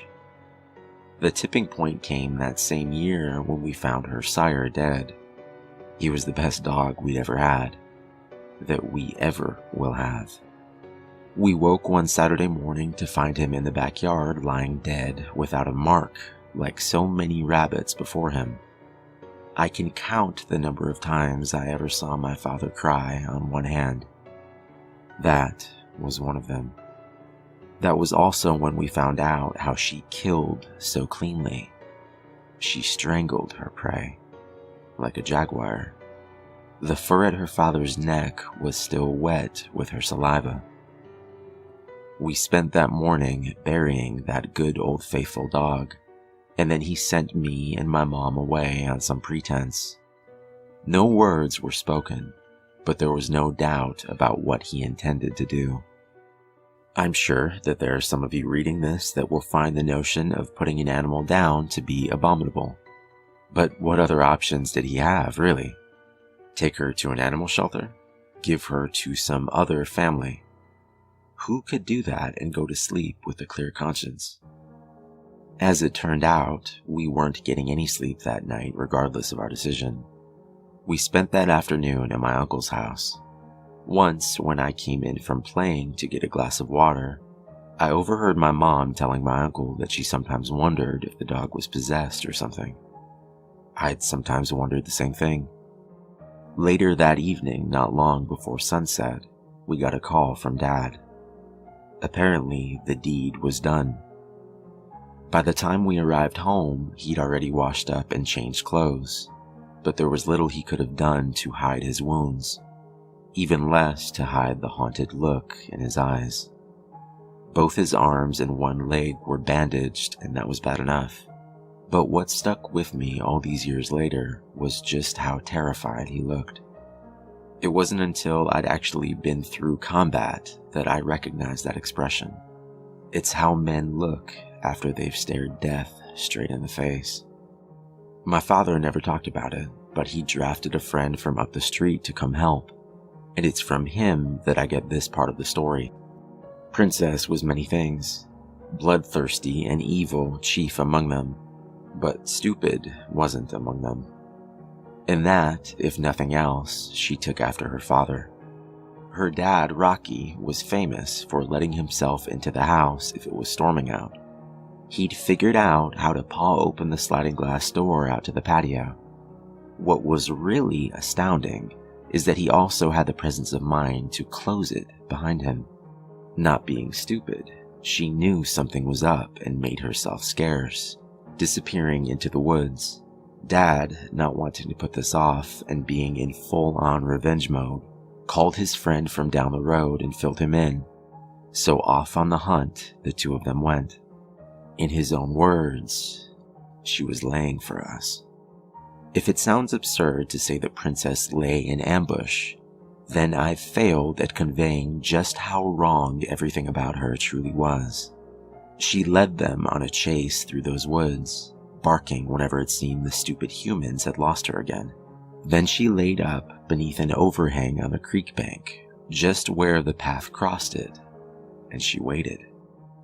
She was on my father the instant he stepped down into the creek, grabbing his leg and making him fall headfirst into the water. Then she went straight for his throat.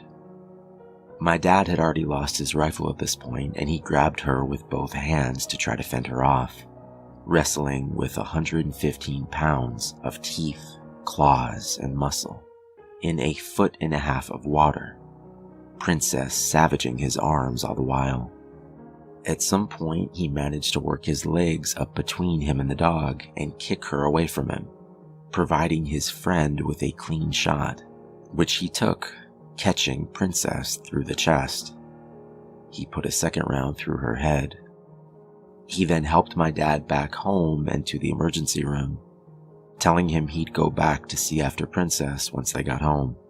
"She can rot where she is," was all my dad had to say on the subject. After they got back from the hospital, our neighbor went back on his ATV to pick up Princess for burial. He was a dog lover like us, and it just didn't seem right to him to leave her. If he'd spent as much time tiptoeing around as we had, he might have felt differently. "She flat wasn't there," he said. "No blood trail. Nothing." He also said that after he'd been there poking around for a few minutes, he noticed something else strange. No birds. It was dead quiet. The way the woods sometimes get right before a bad storm blows in. Wisely, he got right the hell out of there.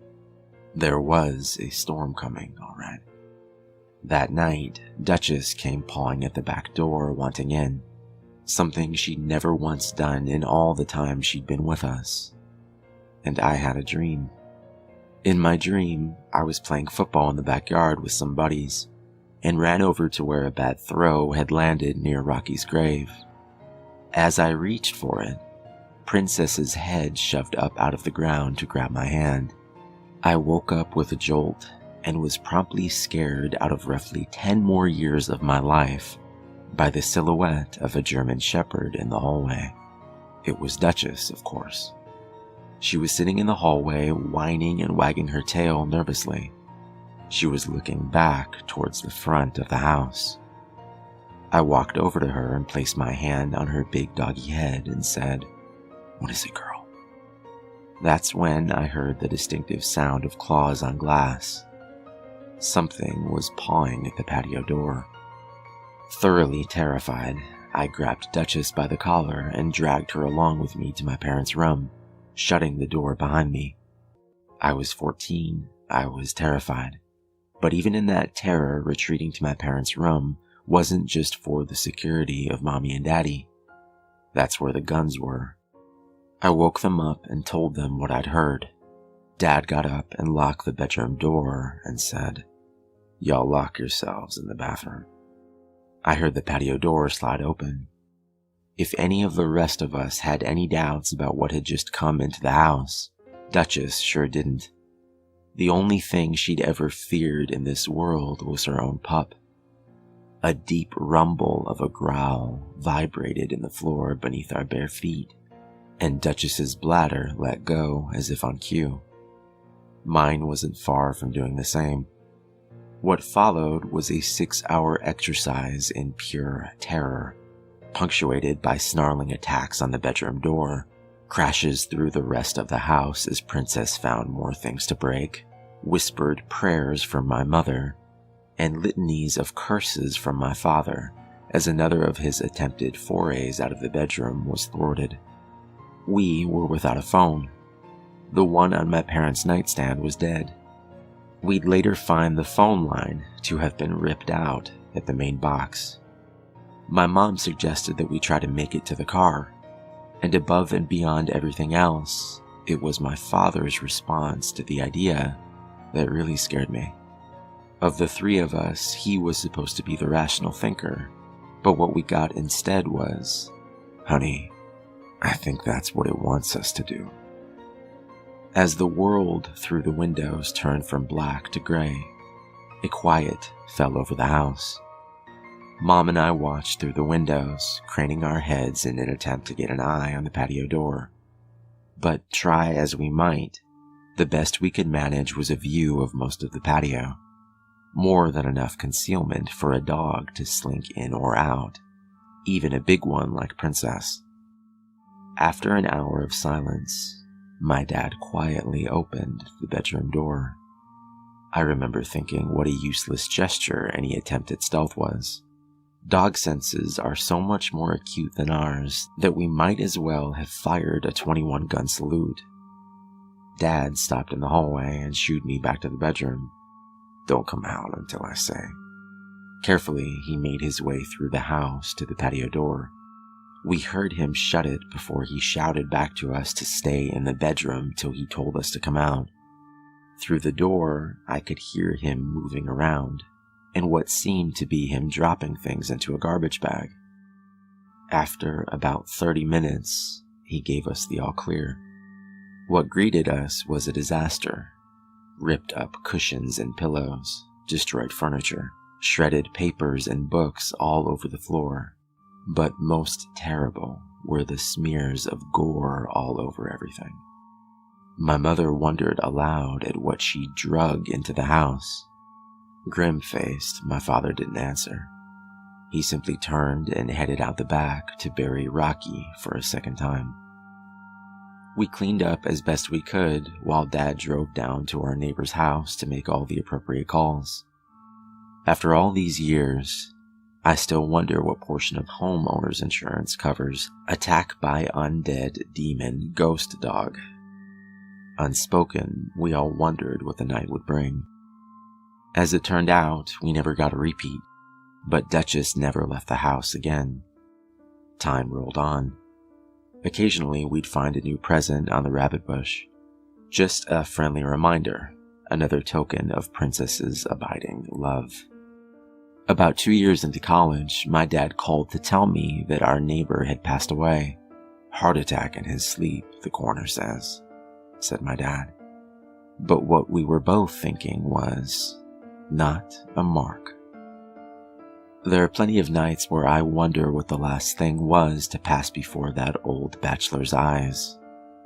I can guarantee you it stared right back. I've seen firsthand how it feeds. Not long after that, my folks put the house up for sale. I sort of acted as go-between on that deal. About a week after the new owners moved in, I received a call from the man of the house. He wanted to know if we'd left any pets behind when we moved. Already fearing the answer, I asked him why he asked. "Oh, me and the kids keep seeing this white shepherd in the woods. Pretty." Pretty.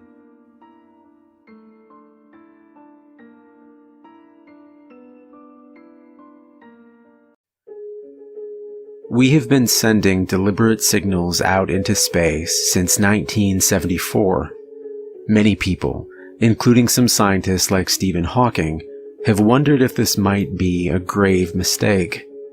In an interview with The Times, astronomer Martin Dominic said, "Some say alien contact is the greatest thing we should do. Some think we should be very quiet, and this is the last thing we should do. and it may indeed be the last thing we do. The dark forest theory states that if the universe is teeming with life, the reason for all these years of radio silence is self-preservation, that hungry, hostile, conquering forces glide silently past, always listening, and if we want to survive, we need to be just another quiet little blue dot in the vastness of space. Olivia and I grew up in Magdalena, New Mexico. It's a very small town. The last census had us at 912 full-time residents. We have a few restaurants and cafes, and every year, for a few weeks of winter, tumbleweeds take over the town. They can be found here and there along almost every road. And sometimes, if the wind is just right, they will completely cover the sidewalks and colorful storefronts along the east side of Main Street. The houses here are small and a bit run down, but the people are friendly and kind. We're located in the high desert on land that is as flat as a pancake. There aren't many trees to be found. It's mostly low-growing desert scrub with a few pines, but off in the distance you can see the surrounding mountains. The one thing that sets us apart is that we're just a stone's throw from the VLA. The Very Large Array is a radio astronomy observatory. It's a huge bank of radio telescopes set out in a gigantic Y shape in the desert. The VLA receives signals coming from space. It listens. Olivia and I have worked at the observatory every summer since we turned 15. Her mom would drop us off, or we'd ride our bikes. We did everything from running the gift shop to sweeping the public walkways. It was interesting and it was fun because we were together. I've always lived here with my Aunt Vera on the outskirts of Magdalena until I went away to college last year. I still come back on holidays and summer break. This year in particular, I've been looking forward to spending the summer working at the observatory and spending time with Olivia. I have an important question to ask her, and I don't mind telling you I'm a bit nervous. She's going on a trip to visit family in New York with her sister Irene. She's planning on leaving 2 days after I arrive. It's just for 2 weeks, so I'll wait until she gets back to ask her. I was in my dorm room, packing up my belongings and checking to see I hadn't missed anything when I got the call. My aunt was in the hospital. She'd had a heart attack and was stable for the moment. She was the only family I had left. I threw my stuff in the car and took off. I can barely remember the ride. Olivia was waiting for me outside the hospital and we went in together. My aunt was conscious and able to talk quietly. She looked very frail, lying there in that cold metallic bed, but we were told she would make a full recovery. We stayed at the hospital until visiting hours were over, then picked up some takeout and drove back to my aunt's house. Olivia talked about canceling her trip, but I told her not to worry. I told her I could handle things here. She'd been planning that visit for months. I told her to go. Looking back now, it's the thing I most regret. We spent a last quiet evening together, sitting and talking on the front porch and looking out across the desert at the star-filled sky. The next morning, I drove Olivia and her sister to the airport. We said our goodbyes and I drove back to the hospital. There, I was surprised to find Aunt Vera sitting up by the window, laughing with her best friend Lucy Meyerson. I stayed for an hour, then excused myself to go check in at the observatory. There was little traffic, and in no time I was pulling into the parking lot, a plume of red dust trailing behind me.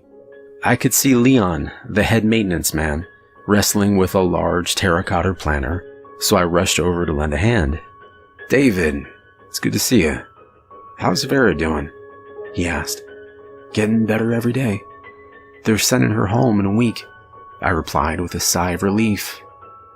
"That's really good to hear." Leon smiled, clapping me on the shoulder. and I sure am glad you're here. I could use the help." Leon and I spent the afternoon digging out a couple of small dead trees and replacing them with an olive tree and some native grasses.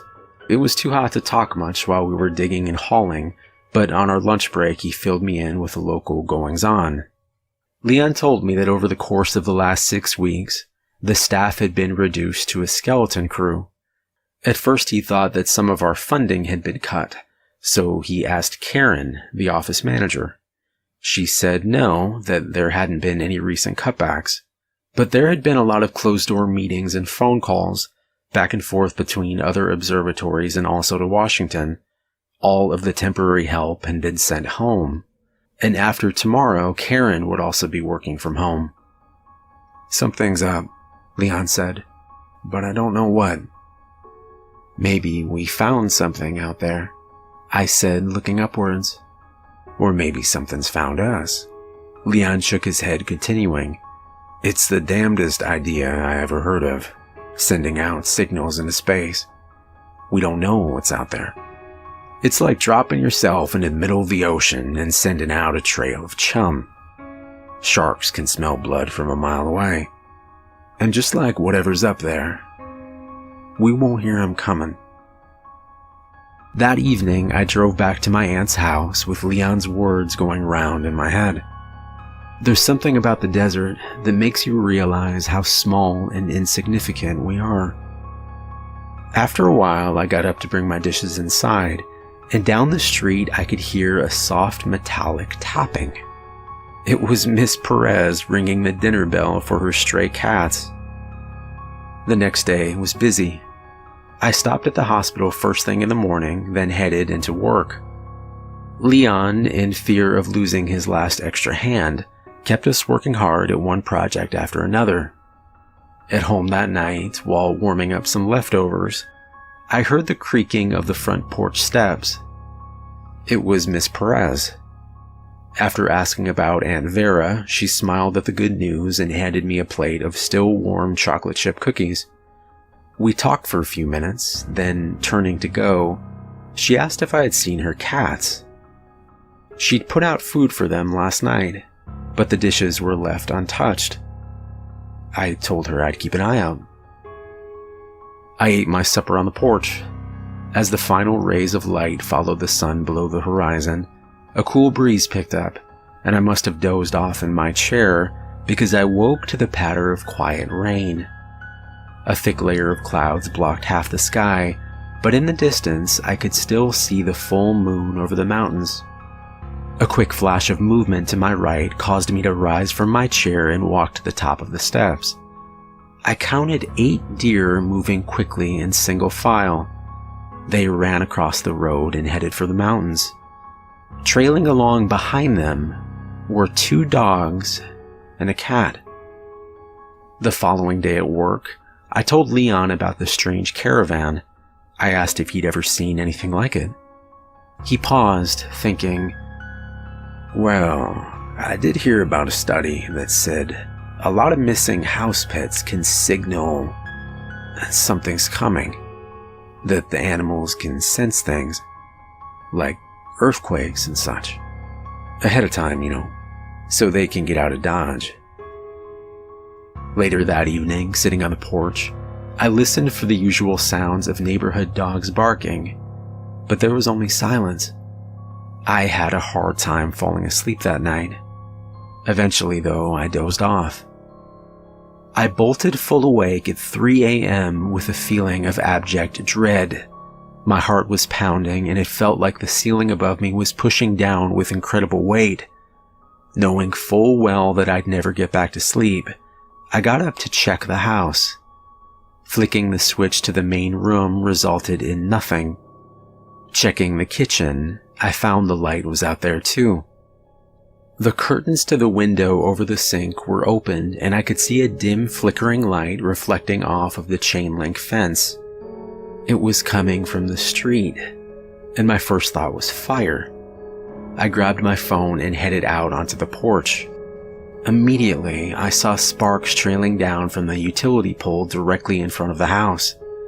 Thanks to the recent rain, there was little chance of fire. Then I noticed the other utility poles were the same, lined up all down the street like a row of gigantic sparklers. Several houses down, I saw Miss Perez run down her steps and across the front lawn towards... There was something laying in the street. It looked like a person. My first thought was a downed wire. "No, stop!" I yelled to her. I went to step off the porch when some kind of intuition stopped me in my tracks. It was then that I noticed a low mechanical hum.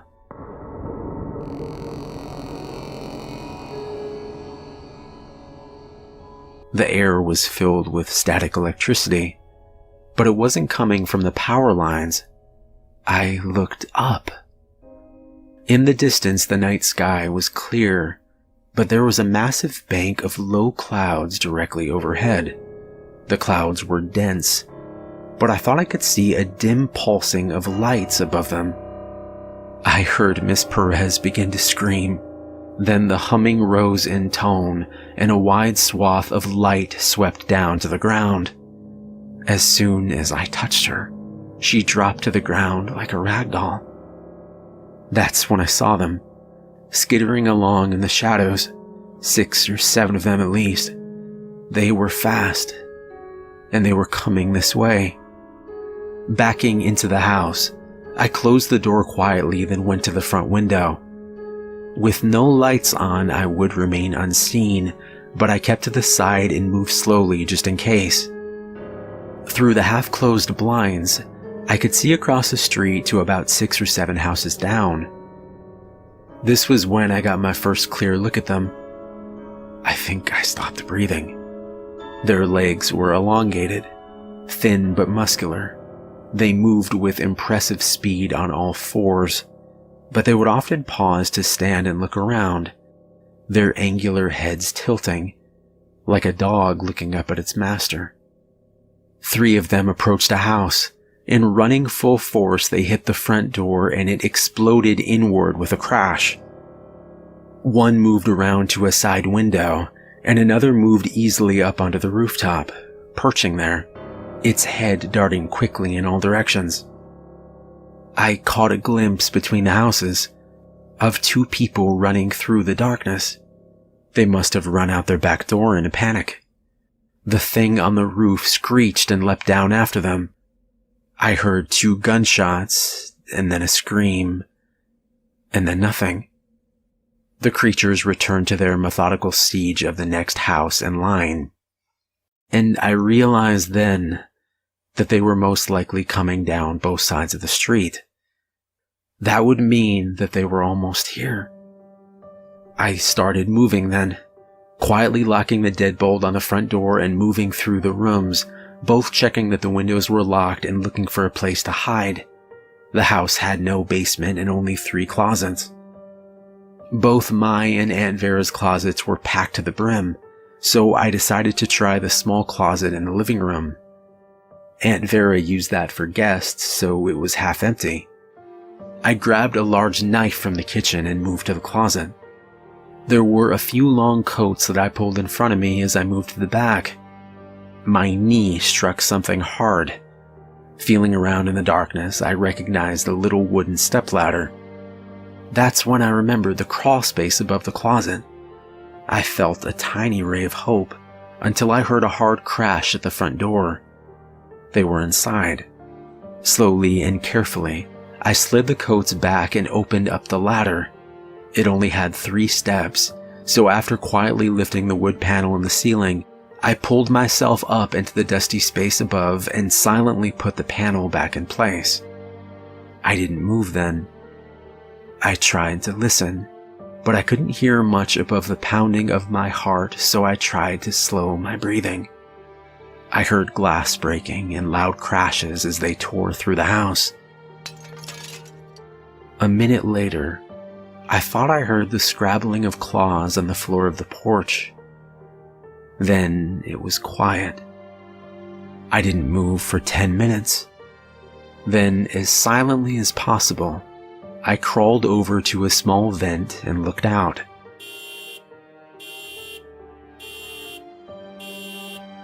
From there, I could see a car on fire in the street.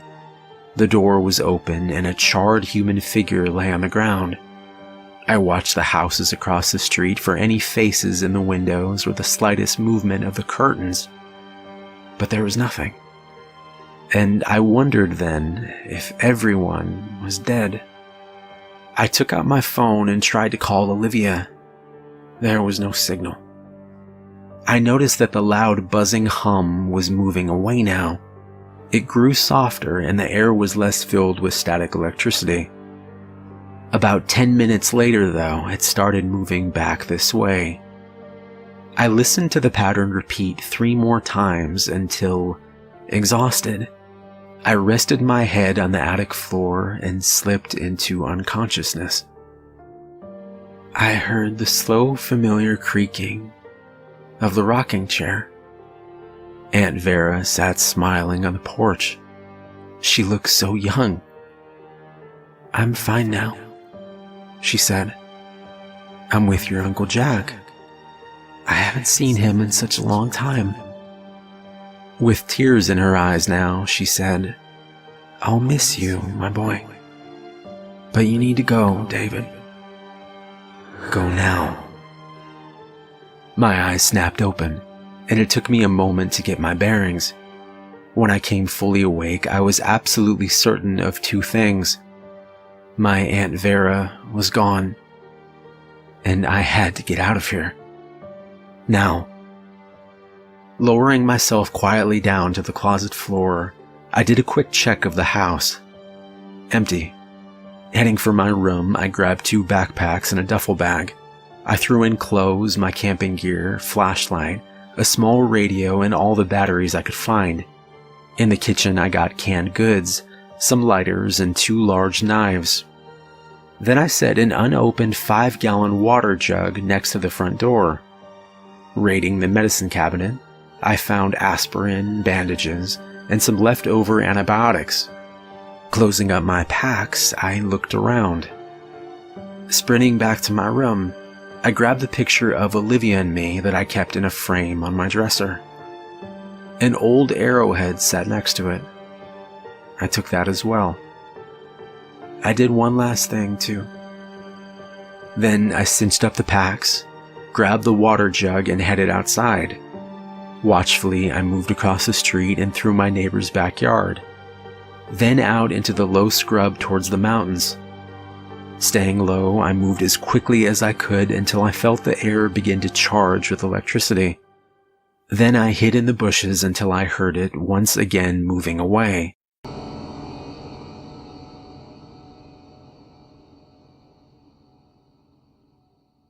After a few hours of this, I thought that I was far enough away to just keep walking. Whatever was above the clouds, it seemed to stay over the town. I wondered if the same thing was happening over every city.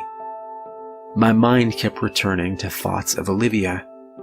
I tried to stay positive. She was smart, and there were lots of hiding places in New York. Maybe she had just taken an early flight to surprise me. Maybe she was headed for home right now. As the sun began to set, I adjusted my bearings so I wouldn't overshoot my destination. I knew where I was going. I reached a small rock outcropping at the first light of dawn. Resting there, I drank some water and then buried most of my supplies in the sand. A few miles west of here was a small valley. Tucked away into that wall of the valley was a cliff dwelling. Olivia and I had found it once when we were camping. I wanted to make sure that it was empty before I carried in my supplies. It took me a couple hours to find it. Then I stayed hidden, listening. After a while, I climbed up the rocky ledge and looked inside. It was empty. There were 3 levels, empty and silent. Retrieving my buried supplies, I returned and set up camp inside the highest level. Exhausted, I slept. I dreamt of our camping trip. 20 minutes from here, we had found 2 very old arrowheads. We'd each kept one. And I dreamt of the message I'd written in black marker on the wall across from the front door. Olivia, when I left, they were sweeping the town every 10 minutes. Wait until they're moving away. Then head for where we found the arrowheads. I'll watch for you there every day. I love you, David.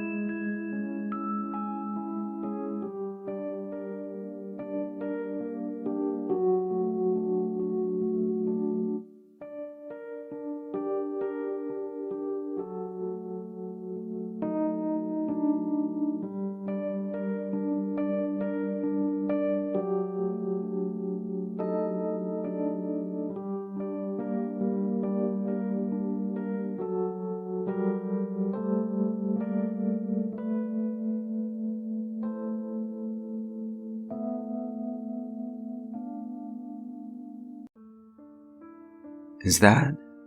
No, I must be imagining it. I mean, what the hell is that anyway? Having just finished washing my face before bed, I headed out of the bathroom and caught a glimpse of something out of place. About 10 or maybe 15 feet outside my back window was a thin shape that stood out from the colorful bed of flowers to its left and the 2 or 3 acres of woods behind it. At first, my brain identified it as a shovel someone had dug into the ground and left upright. Yet there were a few problems with this that came to mind. The first was that my backyard was entirely gated, and I'd never had problems with trespassers before due to the height of the fence and the remote location where my property sat. The second was that though there was not a soul or animal in sight, my motion sensor light had been triggered near the odd object's location. If someone had snuck onto my property and dug the shovel into the ground, they couldn't have done it just now. There would have been nowhere for them to run. And lastly, it wasn't just a long piece of wood that resembled a shovel, not exactly at least. There was a black top hat that sat curiously at the very top of the wood. As I stared wide-eyed at the slant of the shovel-like object and the tilt of the black hat at the very top, I felt a visceral urge to vomit. I barely managed to contain it. Have you ever spoken to a dog before and seen its head slightly tilt to the side in, I assume, an attempt to figure out just what the hell it is you're saying? That's the feeling I got as I peered out the window and that black hat seemed to stare back. And then there was darkness, as the outside motion sensor light turned off and the backyard was no longer in sight. Okay, that's enough, Dawn, I said to myself, remembering to breathe and turning back to the kitchen. Can you guess what happened next? No, probably not, unless you've encountered the same thing I did. But then again, I assume you wouldn't be able to read this if you had. As I turned my back to the darkness, the motion sensor light came back on at that very second, and I stopped breathing again.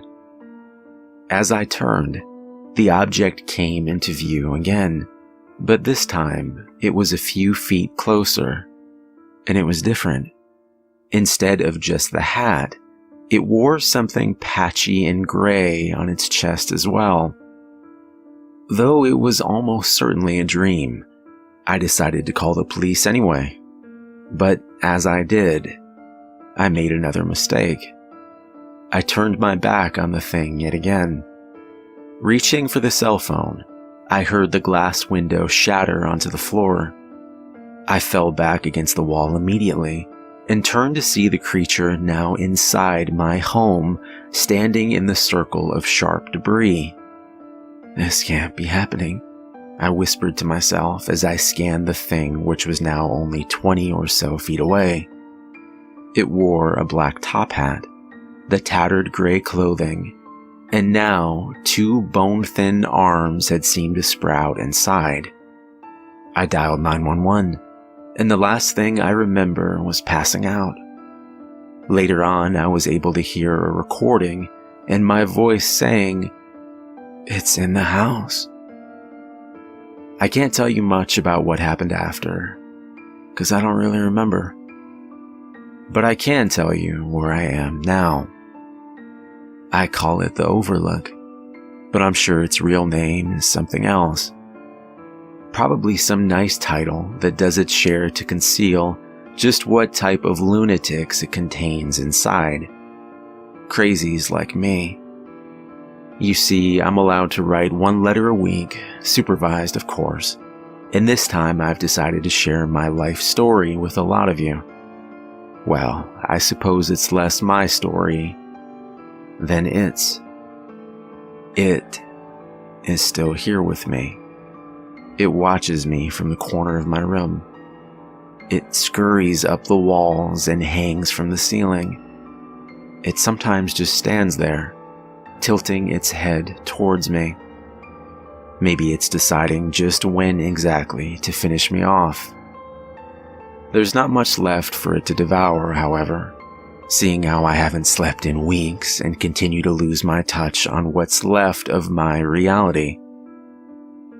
The doctors here weren't thrilled when I cut my eyelids off 3 or was it 4 days ago. It was a hell of a mess. But what else could I do? They don't understand that every time I close my eyes, it gets closer. At least this way I bought myself some time. At least this way you'll have some warning if he comes for you next. I call him the Stick Man. And if you see him, don't look away.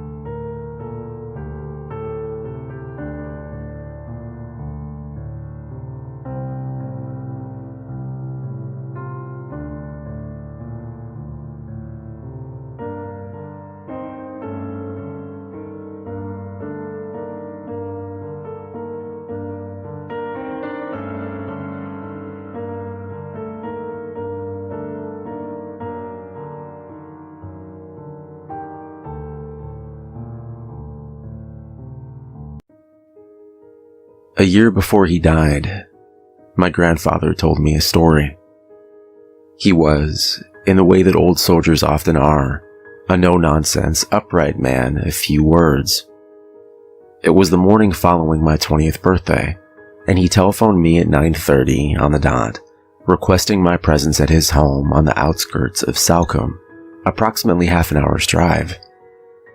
I arrived nursing a hangover from the previous night, and he offered me a cigarette.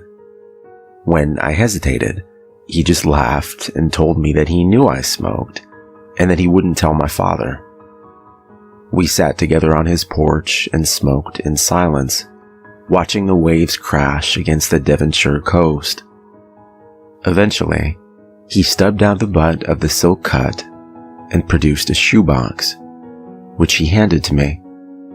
"I want to tell you about the war," he said, his speech slow and slurred from a minor stroke he had suffered 2 years prior. Knowing how he felt on the matter, he had not even congratulated me on my successful application to join the army several weeks prior. I said, "Grandpa, you don't have to." "I need to," he said. "Open the box." I obliged. Inside was a beret wrapped around 3 items: a key, a tubular bundle of tissue paper, and something heavy in oilcloth. I put the box down and picked up the key, admiring the intricate brasswork and unusually complex blade. "The only other person that knew this story was your grandma, and she's gone now.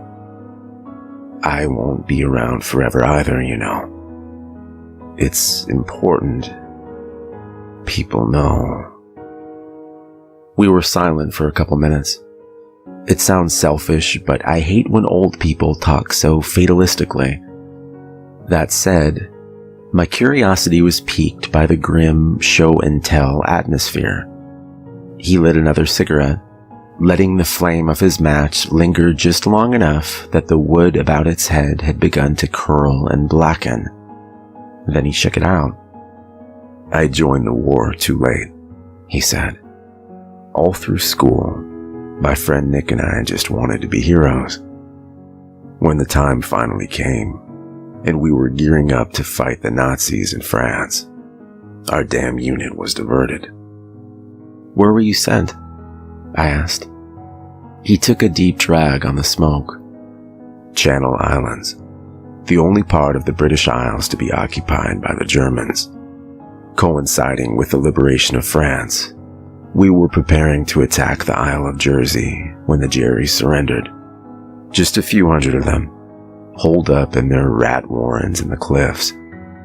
He paused and tapped the cigarette with a forefinger so that glowing ashes tumbled from it and were snuffed out by the wind like miniature dying stars. The night after the surrender, Nick and I were sitting in the pub, being bought drinks by the locals, when a woman burst in from the rain, crying and shouting for help. Naturally, we asked her what was wrong, and she told us that her children had been taken hostage. A bastard by the name of Patar Saher. He was some kind of priest that the Nazis had brought with them when they landed. Or so she said. Nick asked where he'd taken the kids, and she said that he'd stolen a rowboat and was on his way to a little offshoot island called Babel Rock. She was sure that he was going to kill him. Nick and I ran to our superiors, but as soon as we mentioned Babel Rock, they wanted to call for help from the Americans and wait until light. They took our rifles away and told us to forget the whole thing, but I would sooner have been court-martialed than let some American GI have the glory. This was our fight, our war, and no matter how small it was, how insignificant in the grand scheme of things, we would fight it. This was our home, you know. We stole a boat of our own and set out into the storm. I wish I'd stopped to think about things for a second, but I was young and stupid. We both were. Grandpa put down the cigarette and unwrapped the oilcloth. Inside it was a large, old-fashioned looking pistol with faded wooden grips. "Jesus, Grandpa," I said. "Are you allowed to have that?" He winked. What they don't know won't hurt them. Was true then, is true now. I won it in cards from a Yank back in London before we set out for the islands. Nobody knew I had it, so they couldn't take it away. He set down the gun and stuck the smoke back in his mouth, exhaling blue fumes at the dying sun that was slipping beneath the horizon. Long story short, we land alone on this bleak old rock, right in the middle of a storm, black as the devil's eyes, and so sharp and craggy that it sliced one of my boots right open along the sole. There was one building on the island, a wooden shack overlooking the beach. It was dark, not just because of the time of day. You couldn't see more than 5 feet in front of you. I remember looking up at the sky and seeing the clouds all lit up by lightning flashes from the inside, like big stone lanterns. The clouds were coiling around above Babel Rock, and there was a hole in the very center, above the house. Not just a hole in the clouds, but in the sky itself. There were no stars, just like a black, empty space, sucking in the storm clouds. As we were heading up the beach, with nothing but the lightning to show us the way. I swear to God, it looked like the rain was falling up into that hole in the sky. Grandpa paused and sucked on his cigarette.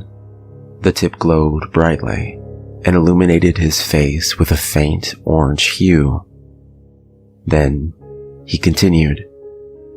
I booted open the door of the house, waving the gun around like some madman. But it was deserted. We poked around and eventually came across a trap door under a carpet. Beneath the shack were stone steps, coiling downwards into a handful of rooms carved into the rock itself. Not rooms for people, though. The dimensions were all wrong. The corridors were really tall, about 9 feet high, but so narrow we had to turn sideways to get through them.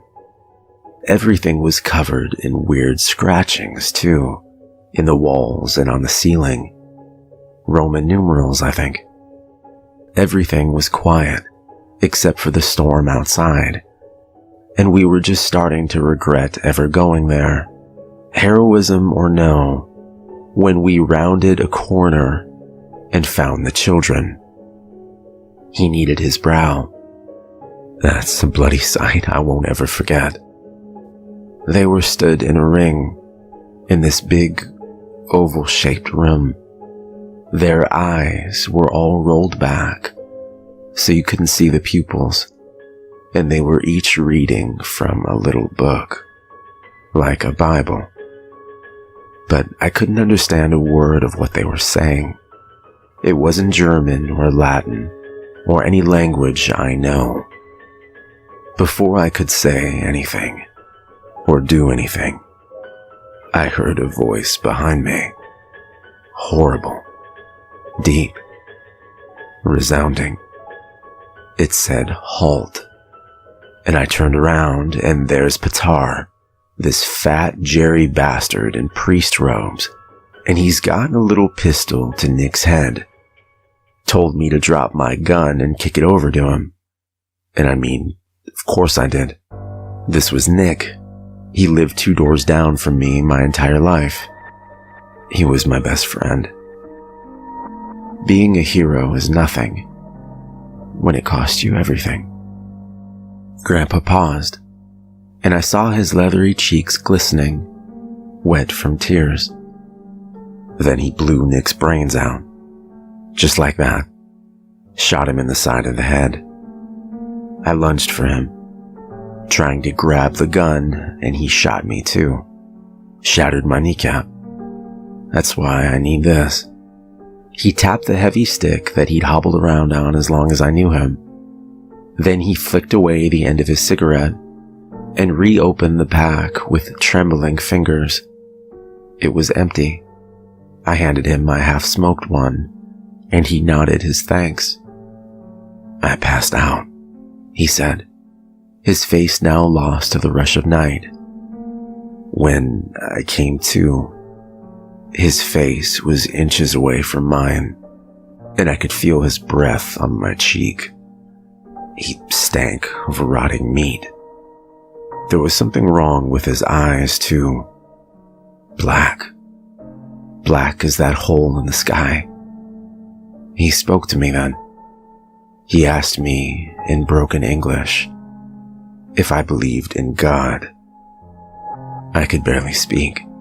The pain was too much, but I nodded, and he asked me if I would like to meet him.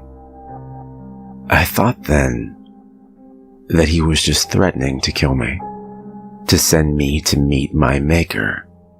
So I shook my head, and I think that surprised him. He stood up, walked away from me to the opposite wall, and that's when I saw the door for the first time. It was massive, almost touching the ceiling, about 4 feet wide, and it was made of some kind of black rock. It had carved on it an apple tree, and there was a snake coiling down the trunk. The snake had its head turned side onto you, and instead of an eye, there was a weird, jagged keyhole. He went to the kids, chanting throughout all this, and picked up a key.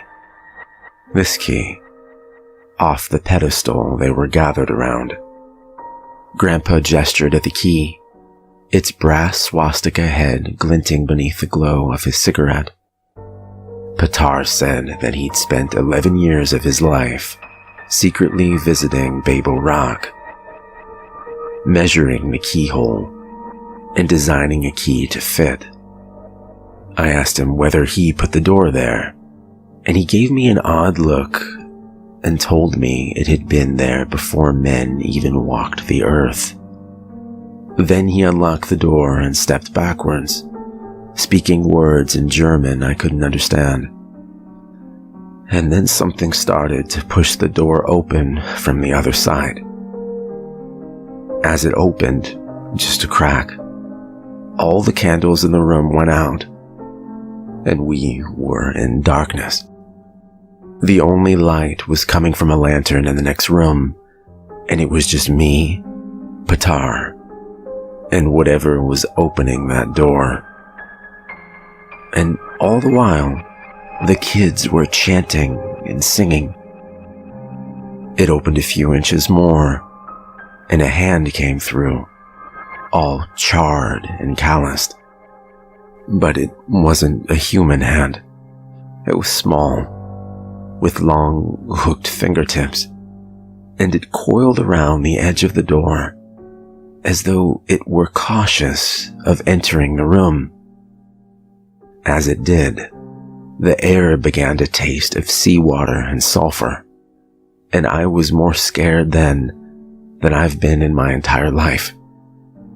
I tore my eyes away, dragged myself over to my .45, and turned around and shot Petar in the back.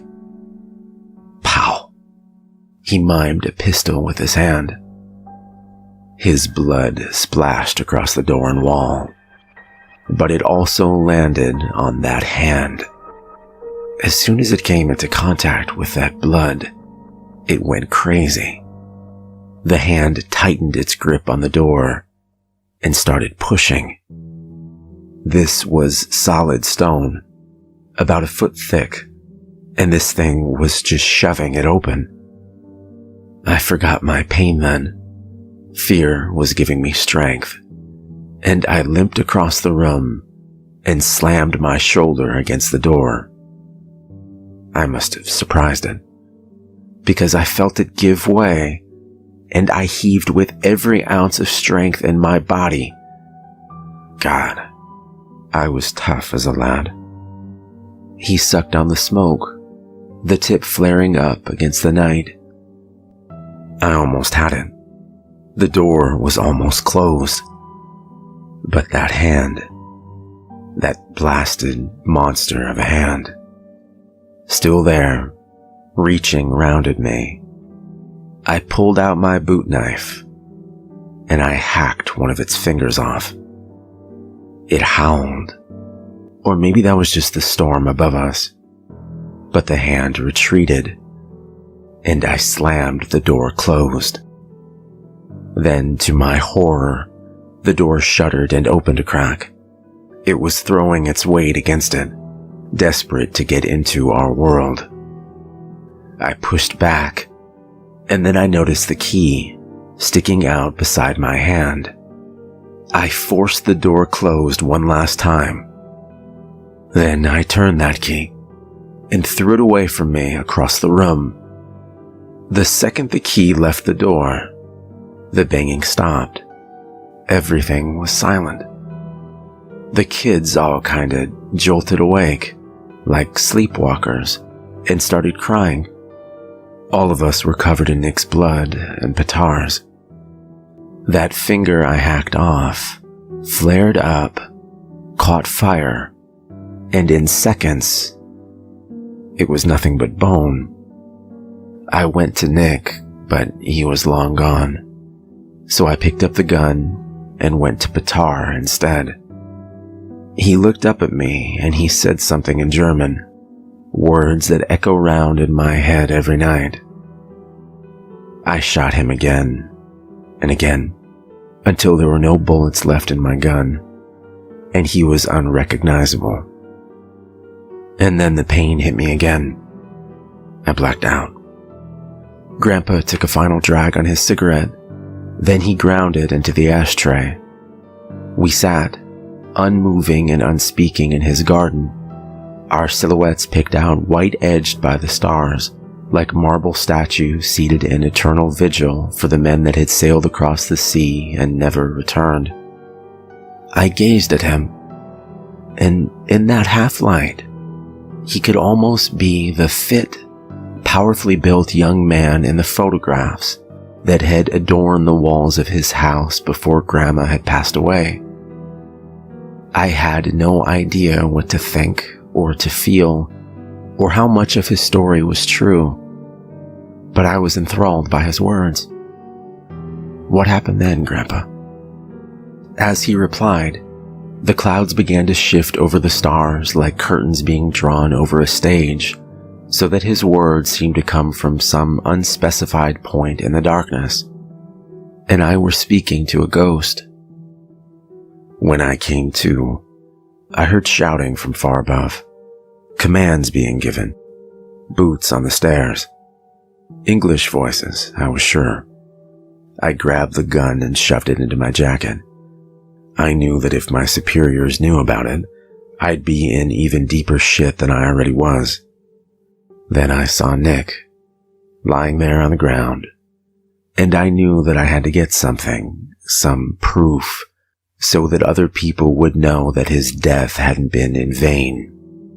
I grabbed the key and put it in my pocket, but then I figured it's just a key, could be for anything. Then I saw the finger, the one I'd hacked off the hand of God or whatever the hell that thing was. It was just a charred bone by now, but it was intact, so I grabbed that too. As I stuck it into my pocket, men burst into the room, dressed like paratroopers with camo paint smeared over their faces. No symbols or insignias on their uniforms either. Next thing I know, someone's sticking a gun in my face and yelling at me to identify myself. Naturally, I did, and they talked amongst themselves for a few minutes. They dragged me out of the room and onto the island itself. The storm had blown itself out. One of them sat with me. I tried talking to him, but he just straight out blanked me. I guess they must have been special forces of some sort, on strict orders not to talk to prisoners. I think I heard gunfire from the tunnels below, but I was so far above them I couldn't be sure. As far as I could recall, the only living things down there were the Spec Op boys and those kids. So what they could have been shooting at, I have no idea. Eventually, a rescue boat shows up, and a medic sees to my leg while some big brass guy lectures me on the importance of subtlety. Before I was allowed on the boat, though, he straight up told me that if I breathed a word of what I saw on Babel Rock to anyone, my friends, the townspeople, anyone, they'd shoot me. Then, when I got back to Jersey, my commanding officer sat me down in his office and told me that I would be retired due to my injuries, and that if I kept my mouth shut, I'd get a war pension from the government, and I'd be comfortable for the rest of my life. I asked about Nick, and the man went all quiet. Then he told me that his next of kin would be looked after. I think they got the newspapers to report him dying a hero, fighting Jerry Commandos or something. I never read past the first few lines of that article. I just kept seeing him in that cave, gun to his head, and eyes pleading for me to save him. So, you never told anyone? I asked. Who would you have me tell? Nobody would believe me, would they? They'd just think I was insulting Nick's memory, trying to steal the glory from him. I loved him like a brother, too much to take his story away from him. I'm sorry, Grandpa, I didn't mean. He laid a hand on my shoulder. It's okay.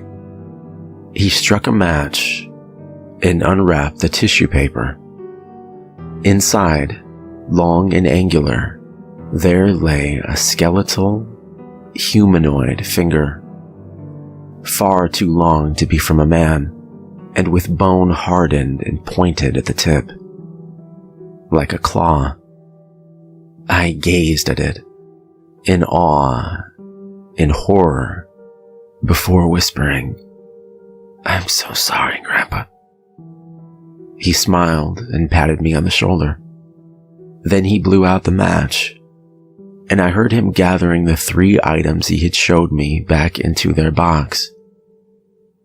It was as I was unlocking my car that I heard him call to me again.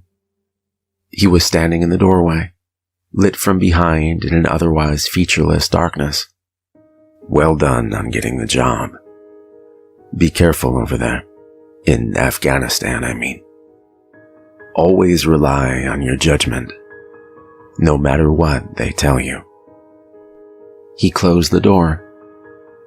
I sat in my car in the dark for nearly an hour, thinking about what he'd said. When I got home, my father was already in bed, and I lay awake, gazing at the dark ceiling. I imagined it to be the voidous center of that storm my grandfather had seen all those years ago. He left me the house in his will. I retired from the army after being shot in the hip during an ambush in Kabul, and I was looking forward to the peace that Granddad's old place on the coast would surely bring. When I was moving some of his things in the attic, I stumbled across the shoebox again. It was all there. The gun, the key, the finger.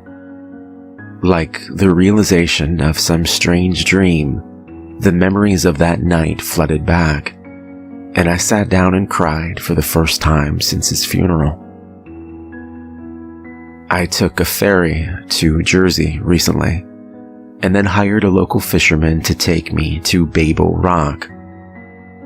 Under the sun, with nothing but the laughter of seabirds in my ears and the taste of salt water in the air, it was actually a relatively peaceful place. The eye of a storm.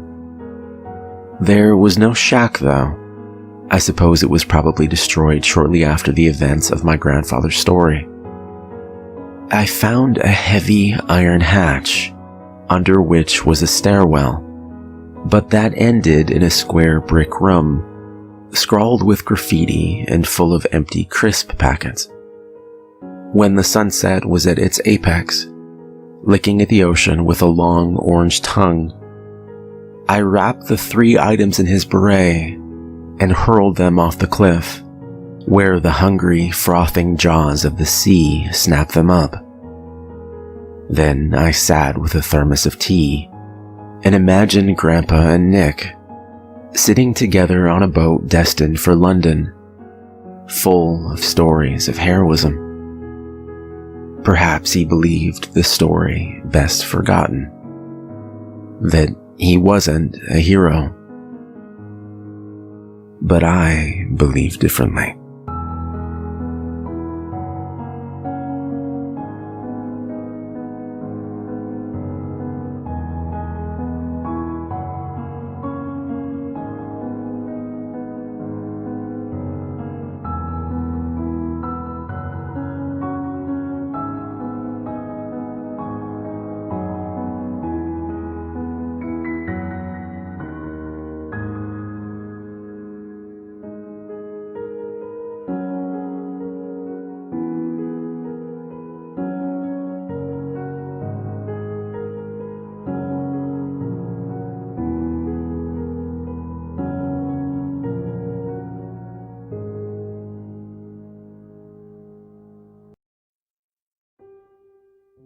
I heard the bells jingle on the door and looked up from my sweeping to say, "We were just getting ready to close up shop." I was the only one working, but my boss insisted I always use "we." I suppose he thought it was safer that way. The old Boston neighborhood sometimes got a little dicey at night. The gentleman smiled politely and nodded. "I'll be quick. At least I'll try," he said, tipping his silver-topped cane. He was young, looked to be in his late 30s, well-dressed with a long black leather coat. He walked, favoring his left leg. As he perused the aisles filled with bouquets of lilies, daisies, and carnations, he made his way towards our largest display, roses, of every color imaginable. I was in no hurry. It was Valentine's Day, and my work part-time at the flower shop over the last 3 years had taught me that going above and beyond on this particular day could yield some extremely nice tips. Between the fact that my car payment was due on the 15th, and after making said payment, I would be left with exactly $172 in my bank account, I had told my boss that I would be happy to keep the flower shop open late. As a guy, I knew that Valentine's Day could kind of sneak up on you. And as I was not in a relationship at the moment, the least I could do was assist my fellow travelers in their romantic endeavors. "Are you looking for something particular?" I asked. Searching, he paused, then smiled. "I'll take 24 of these." He pointed towards a vase filled with dark red roses named Eternity. They were so dark in color that they were almost a velvety black. And I would like one single white rose at the center. "Very nice choice. Would you like them in a gift box or a vase?" I asked. Walking up to the counter, he paused. As he looked directly at me, I could see a hint of sadness in his eyes. "The thing is, I have a rather unusual request. I need them delivered tonight, and to my exact specifications." I looked up at the clock on the wall. It was just past 10. When I looked back at him, he was pulling an envelope from his coat pocket. "There's $2,000 cash inside. You can keep it for yourself. Off the books, so to speak." I glanced at the packet as he set it on the counter, hesitated, then asked, "What exactly would I be delivering?" He chuckled and shook his head. "Just the flowers, that's all. It's the location that you may have a problem with. Allow me to explain. Many years ago, I met my one true love. I won't go into detail, but for me, there will be no other. It became our tradition, if you will, on every Valentine's Day, in exactly midnight, I would present her with a single white rose, surrounded by dark red roses." Pausing, his voice turned grim as he continued. "A few years ago, she was taken from me. I wasn't there. I would have stopped it." He paused to gather himself, then went on. "Since then, every year at exactly midnight, I place the flowers on her grave. She is buried at the Forest Hills Cemetery. It's not far from here. The main gates are locked by 11, but there is a small iron gate that is left open. I always do it myself, but this year..." He lifted the cane. "So, will you make the delivery?" I was silent for a long moment. I thought about my car payment, and I thought about how long it would take me to earn $2,000. "Okay," I said. "I'll do it." He nodded and handed me another envelope. "These are the instructions. Follow them explicitly." Turning away, he moved slowly towards the door. The bells jangled again. I watched through the window as he walked across the darkened street and disappeared around a corner. I busied myself closing up the shop, all the while thinking about my bizarre assignment. I considered letting my boss know, but I wanted to keep the cash for myself. So I put on my jacket, pocketed both envelopes, picked out the 24 red roses plus 1 white, and headed for my car.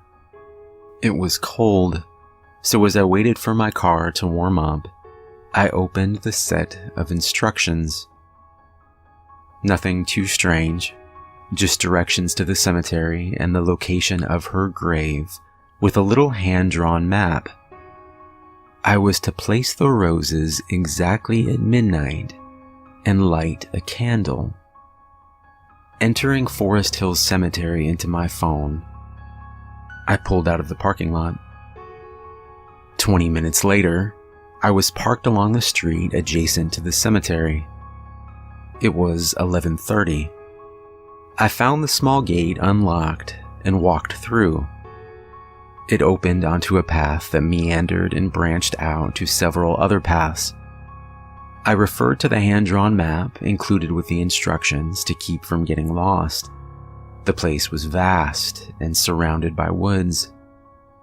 There was a light breeze that kept the clouds moving slowly across a near full moon. As I walked, I thought, ironically, what a perfect night for a walk through an eerie cemetery. After about 15 minutes, I arrived at the final turnoff. The marker said Cove's Rest, and it looked to be in the oldest section. The stones were large and worn. Some had statues of angels and huge marble crosses.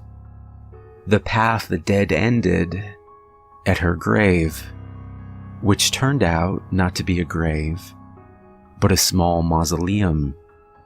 A little stone house with 4 pillars, and a door with a small window. A few feet in front of the door was a bench facing a stone circle, with a large gray marble vase at the center. Setting the flowers down on the bench, I checked my phone.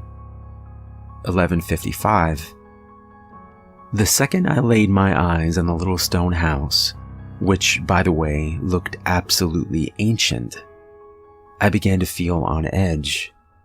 I started to think about the nameless gentleman who paid in cash, and the thought occurred to me that he was the only person on Earth who knew where I was. 11:58. 2 minutes to go. I could wait 2 minutes. Looking back at the mausoleum, I noticed a small ledge just under the window. It held a candle, presumably the one I was supposed to light, and what looked to be a box of matches. 1 minute left. I gathered the flowers, put the white rose hastily in the center, and stood at the ready, because when my phone clicked over to midnight, I was getting the hell out of there. The wind picked up. Even so, I thought that I heard something scurry inside the little stone house. Probably just rats. The final second ticked by. It was midnight. I practically threw the roses into the urn, then half ran the few steps to the door of the mausoleum. With shaking hands, I opened the matchbook. The first one didn't light. Swearing now, I tried another. It burst into flame. Protecting it from the wind, I lit the candle. The sudden light from the match had temporarily blinded me, so I didn't see the woman's hand reach out from the window. I felt it close like a vice around my wrist. I screamed and tried to pull away, but she held on. Her grip was like steel, and it was as cold as ice. The grip tightened until I felt the bones in my wrist stressed to the breaking point, and I was pulled forward. I was being slowly forced into the crypt. First my fingers, then my wrist, disappeared through the window into darkness. And in that black darkness, I thought I saw 2 cold blue eyes looking back at me. Wildly desperate now, I reached for my pocket knife, snapped it open, and stabbed at her hand. I must have hit something because she loosened her grip. Pulling back with all my strength, I heard a snapping sound. Then I landed hard on the cold ground. I was up and running in a millisecond, and I never stopped, even when I lost the path. I just kept running till I found a section of fence. Then I practically threw myself up and over the top. It took me quite a while to find my car, but I finally made it home. Some time has passed now, and I try not to think too much about it. Not if I want to sleep at night. But on some cold winter nights, I wonder. I wonder about the other people he sent as a gift on Valentine's days past. And I wonder about the inscription above the door of the little stone house. Love. Eternal.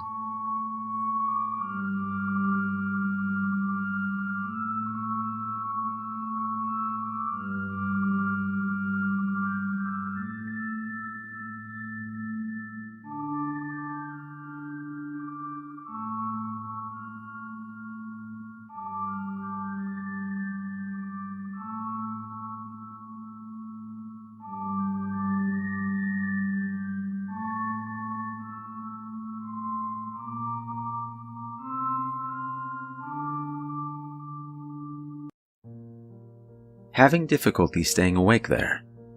Trying to study for some big exam, finish some last-minute assignment that you put off all weekend, and it's now 3 in the morning and you are absolutely exhausted. Or perhaps you were in a similar state recently and are looking for help on what to do. Well, friend, I have just the prescription to ease your weary mind. All you need to do is win a game. Setting up the game is relatively simple. All you need is an hourglass, a candle, and a marker. Let me make one thing specifically clear. You need an hourglass, not one of those rinky-dink 30-second pieces of crap you get out of a cereal box or board game. Before playing the game, test your hourglass to make sure that it takes an hour or slightly longer to drain all of the sand from one section to the other. Having it take slightly longer will help, but too long or too short and you'll run into complications during the game.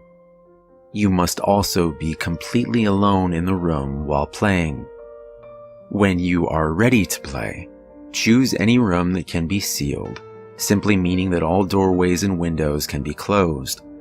Any other form of timekeeping device or alarm must be taken out of the room prior, or the game will not begin. The hourglass will be your only time tracking tool, hence why having an accurate hourglass is important. Anything with an electronic display should also be removed. This includes TVs, cell phones, computer monitors, anything.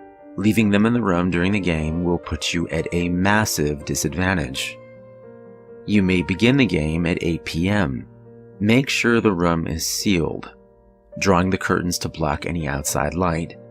Then draw a simplistic hourglass shape on the back of one of your hands. Make sure to remember well which hand it was, since you'll mostly be in the dark for this game. Take the candle and light it. Then turn off the lights. And sit down on the floor with the 3 previously mentioned objects close together. And flip the hourglass so the sand begins to fall into an empty half. The only source of light should be your candle. Now, yell something along the lines of, I'm not tired, and I refuse to go to sleep. Close your eyes to the count of 10 and open them again. You won't be entirely sure, but somewhere in the room you'll think you can see the shadowy outline of a man. You have now begun the game, and your opponent is none other than the Master of Sleep himself, the Sandman. Do not provoke him, and don't speak to him either. You've challenged him, and in a way insulted him about his profession, so he's not in the best of moods to say the least. Now comes the game. Your task is to stay awake as long as possible, to a maximum of 8 hours, which will take you to 4 a.m. Every hour, you must flip the hourglass to reset it and keep the game going. Each time you flip the hourglass, you may take the marker and draw a tally mark on your arm. The specifics of which arm you mark will be explained later. And don't think you can just flip the hourglass 8 times really quickly, or just draw 8 lines on your arm. The hour needs to pass in order for the magic to work. If you fail to flip the hourglass before the very last grain of sand falls, or should you succumb to sleep, you will lose. During this time, the Sandman will be deploying as many tricks as possible to get you to fall asleep or give in. See, the bottom half of your hourglass, at any time, represents his power. The more sand in it, the stronger his influence will be. Almost immediately upon starting, you'll begin to feel drowsy. This is merely his presence. If you can't last against this, stop playing immediately. During the first hour, he won't do a lot. He may walk around the room, but he won't touch you or speak to you, even if you try to talk to the being, which is something you should really avoid doing. There will be no response. Also, don't move from your spot to approach him. The closer you get, the more drowsy you will become, and if you're not near your candle, he may put it out so you can go to sleep. Do not distract yourself during this. You may easily lose track of time and forget to flip the hourglass as needed. The Sandman can also skew your perception of how much time has passed, but he cannot affect the hourglass. So keeping your focus on that is your best chance of winning. Side note, if you try to leave the room, you will find that the doors are all locked, and the windows reveal nothing but an unyielding darkness as far as the eye can see. After you pass the first hour, the Sandman may scoff, but will continue to stay in the room.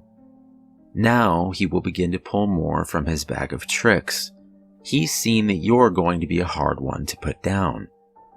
The sounds of music boxes and harps may be heard, at first from a distance, but will slowly grow to a level that would be audible and comforting. Resist the urge to close your eyes and listen. Your body will grow wary as you approach hour 2 or 3, depending on how the Sandman is feeling that night. Around this point, he will begin speaking to you in many voices. The soft voice of a young girl, the wise cackling laugh of a grandparent, or perhaps even the ever-loving, recognizable words of your own mother. They will try to congratulate you on surviving for so long with the Sandman, for braving sleepless days and nights to win this game. Whispers of lullabies and nursery rhymes will fill your head. But you know better.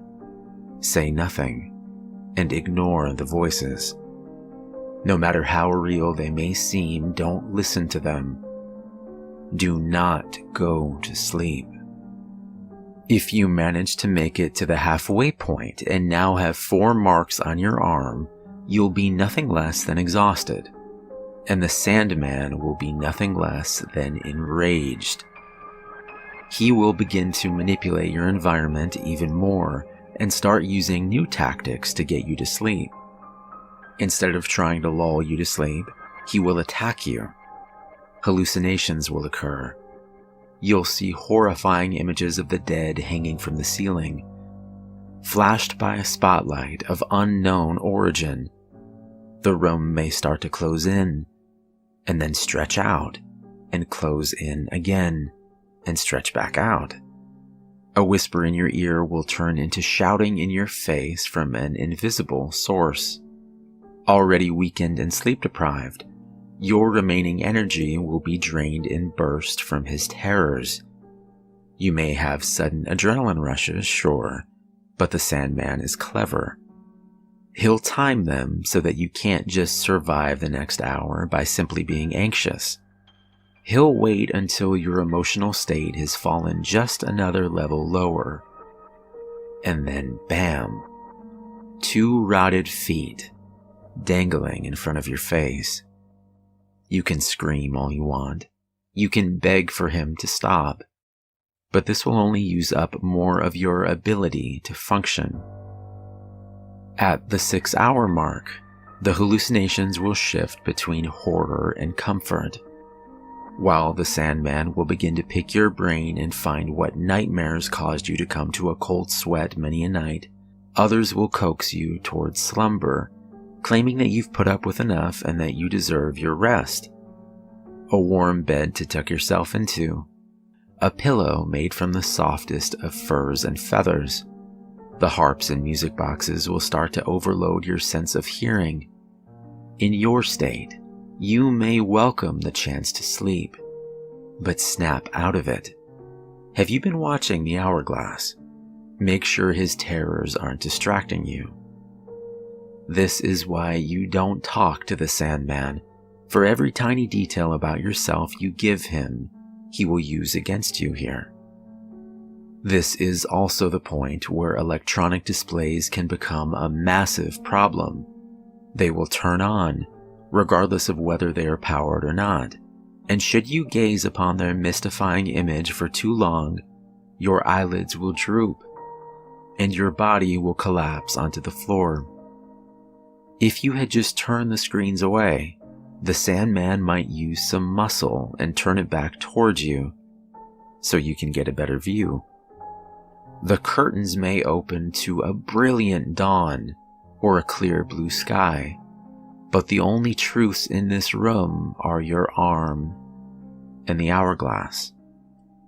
Unless you have 8 marks, this game is not over.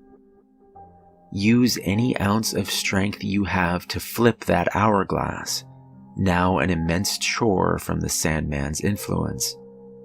Scrawl a line down your arm with a marker, even if it looks like you're taking a knife and slashing your own arm open. During the final hour, the Sandman will begin to address you directly, asking you questions that appear to be simple, but as you are, you can't even remember what 2 + 2 equals. A question is the hardest thing to get out of your head, so don't let it get in. Cover your ears and just watch the hourglass. Keep those eyes open. Don't fall asleep. If the question gets in your head, you'll start to think about it, adding more stress and draining you of what little mental will you have left. It might become hard to breathe, as if something is squeezing your lungs, or the air is dense and hard to take. The Sandman will also get physical, grabbing you and throwing you across the room, leaving you to crawl back to the hourglass before time is up. If you catch a glimpse of his face, it may be enough of a nightmare to haunt you and keep your eyes from shutting. There will be no distinguishable facial features, save 2 bloody eyes, the lids torn from the sockets, endlessly staring. If you can't take it anymore at any point before the 8th hour is completed, take the hourglass and break it with all your might. Both sections must be broken for the game to end. For your sake, I hope it was made of glass. Anyone who has made it to the 7th hour mark has never had the strength to successfully break it, and either carried on or surrendered to their dreams. You will not receive a reward for ending the game this way, save the mercy of avoiding the Sandman's wrath. If you do make it to the end of the 8th hour without falling asleep, you will not need to flip the hourglass again. Simply make the 8th mark on your arm and close your eyes. Though you ended the game, you cannot sleep just yet. There's one final task remaining. All you must do is wait for the Sandman to collect the hourglass and say, "You're all grown up now. Sleep when you wish." Open your eyes and find that the hourglass is gone and the candle put out. Now you may collapse in slumber, a 12-hour slumber to be precise. The game puts a heavy strain on your mind and body, so recovery is necessary. But it's the last time you'll ever need, or at least to that length, because once you've fully recovered, you'll be able to stay awake for an extra hour for each tally on your marked arm. Depending on your normal sleep schedule, this may mean you only need a small nap, maybe an hour or two at most. But for some, you'll never have to lie down again. Sure, you will have the ability to do so if you want to. You can still even dream, but there will never be any weariness following you. Just think of how productive you can be. But it's not all sugar plums and gumdrops. If you mark any tallies on the arm that were not marked by the hourglass, you will instead require more sleep. 1 hour for each tally on the blank arm to be precise. You will require more rest to be able to even function throughout your day. Now, these marks can cancel with the ones on your marked arm, but if that's not the case, you may have just gone through all of that suffering, only to come out worse than before. And what with your delirious state throughout the game, it's unlikely for the average individual to come out with all their tallies on the marked arm. There are also the circumstances of losing. If you fail to flip the hourglass, then the Sandman will gain full power, and with a snap of his fingers you will collapse to the ground. Regardless of how you fall asleep, be it by failure of the hourglass or succumbing to your own tiredness, you will also sleep for 12 hours to recover, but it will be the worst sleep you will ever have, and the Sandman will make damn sure that that's the case. The worst nightmares will flood your mind, leaving you unable to escape or wake up in a relief-filled cold sweat. All you can do is endure the torture of a dream that feels like years in length. And when you finally come to consciousness the next morning, there you will be, lying on the floor of the room, the mark still on your arm, and blood flowing from where your eyelids once rested. You said you refused to close your eyes and go to sleep. The Sandman has simply granted that wish.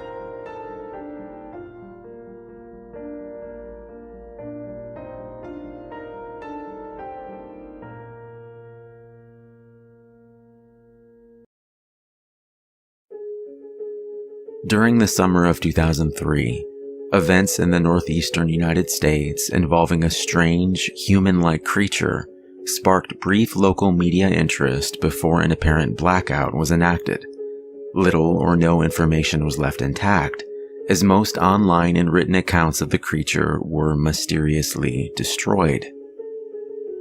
Primarily focused in rural New York State and once found in Idaho, self-proclaimed witnesses told stories of their encounters with a creature of unknown origin.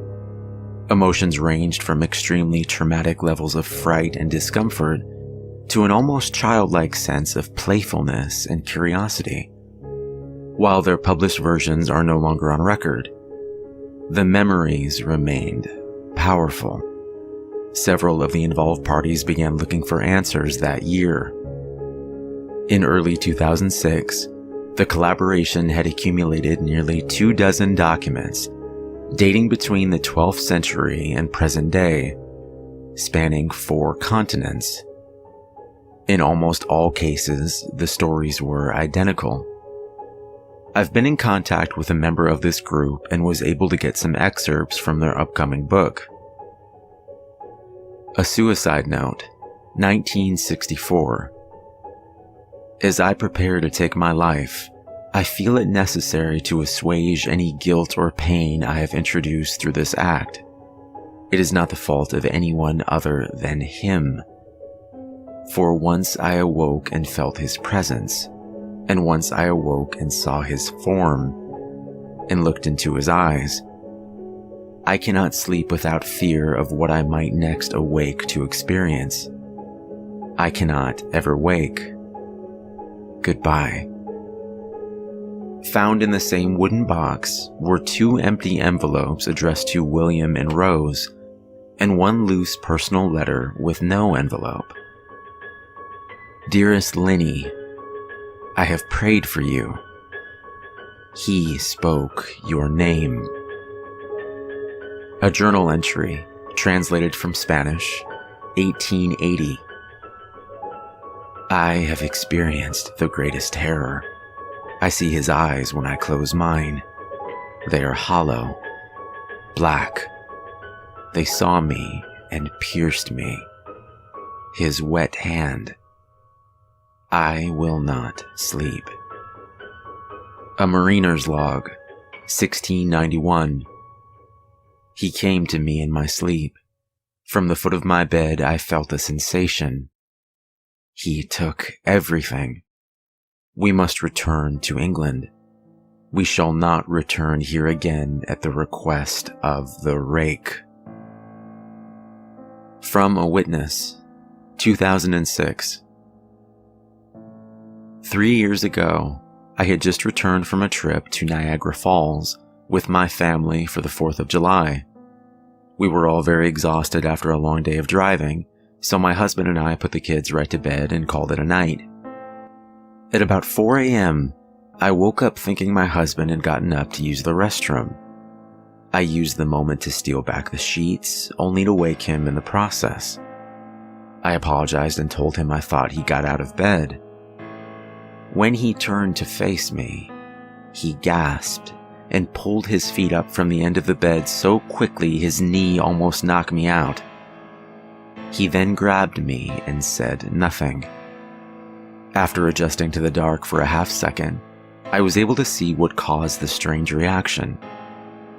At the foot of the bed, sitting and facing away from us, there was what appeared to be a naked man, or a large hairless dog of some sort. Its body position was disturbing and unnatural, as if it had been hit by a car or something. For some reason, I was not instantly frightened by it, but more concerned as to its condition. At this point, I was somewhat under the assumption that we were supposed to help him.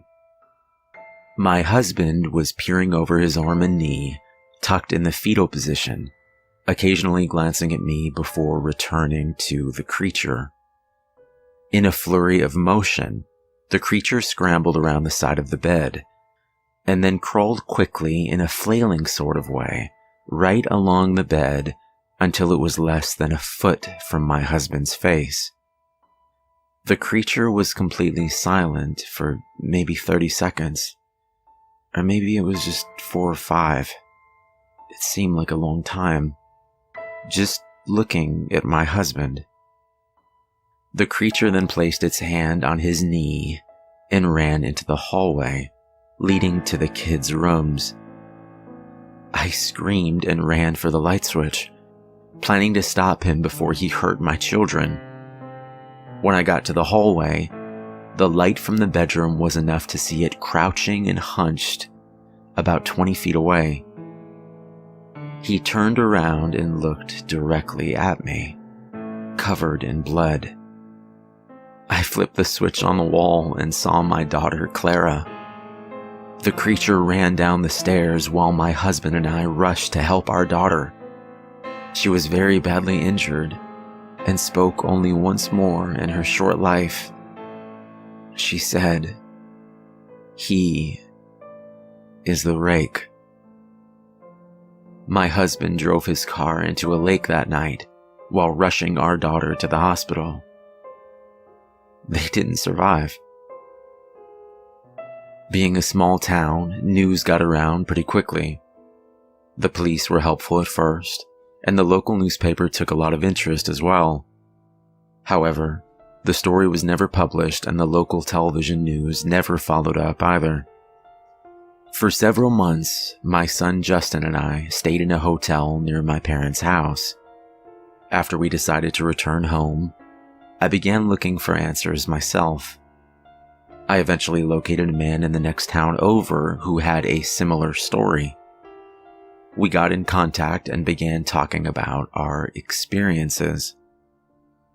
He knew of 2 other people in New York who had seen the creature we now referred to as the rake. It took the 4 of us about 2 solid years of hunting on the internet and writing letters to come up with a small collection of what we believed to be accounts of the rake. None of them gave any details, history, or follow-up. One journal had an entry involving the creature in its first 3 pages, and never mentioned it again. A ship's log explained nothing of the encounter, saying only that they were told to leave by the rake. That was the last entry in the log.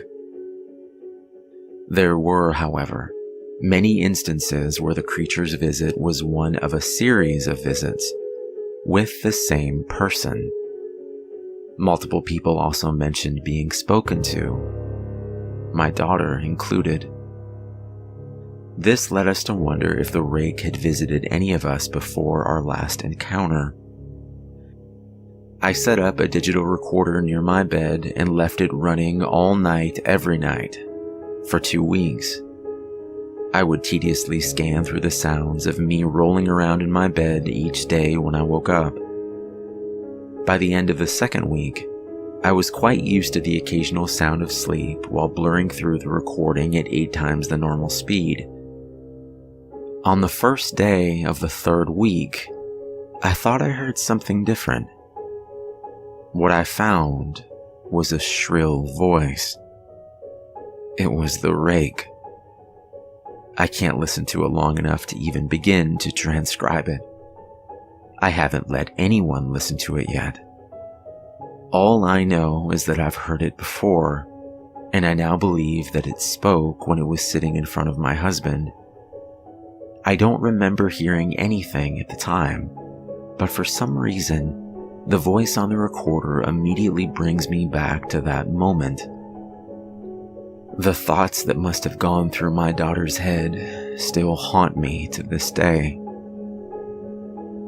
I have not seen the rake since he has ruined my life, but I know that he has been with me in my room while I slept. I know and I fear that one night I'll wake up and I'll see him staring right back.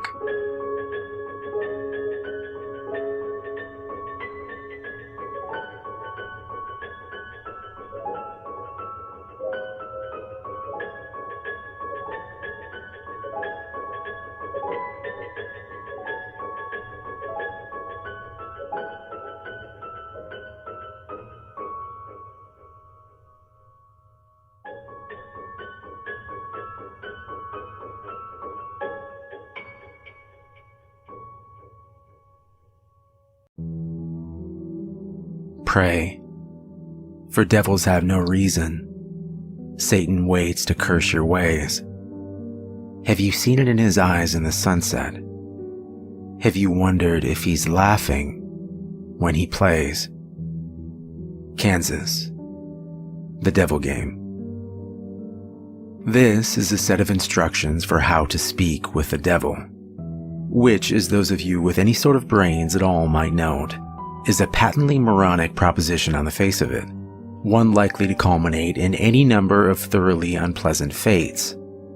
Honestly, it would probably be smarter to publish your credit card number on Facebook or take up a career in crocodile wrestling. But then, that isn't going to stop you, is it?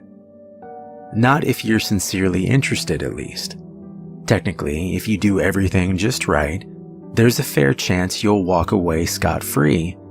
And that seems to be reason enough for some people to decide that it's a good idea, especially if you're the fate-tempting, thrill-seeking, scare junkie type. Or the desperate type. Which brings me to a point of clarification I ought to make. This is not a manual for making any kind of Faustian bargain. You know, the whole sell your soul type of deal.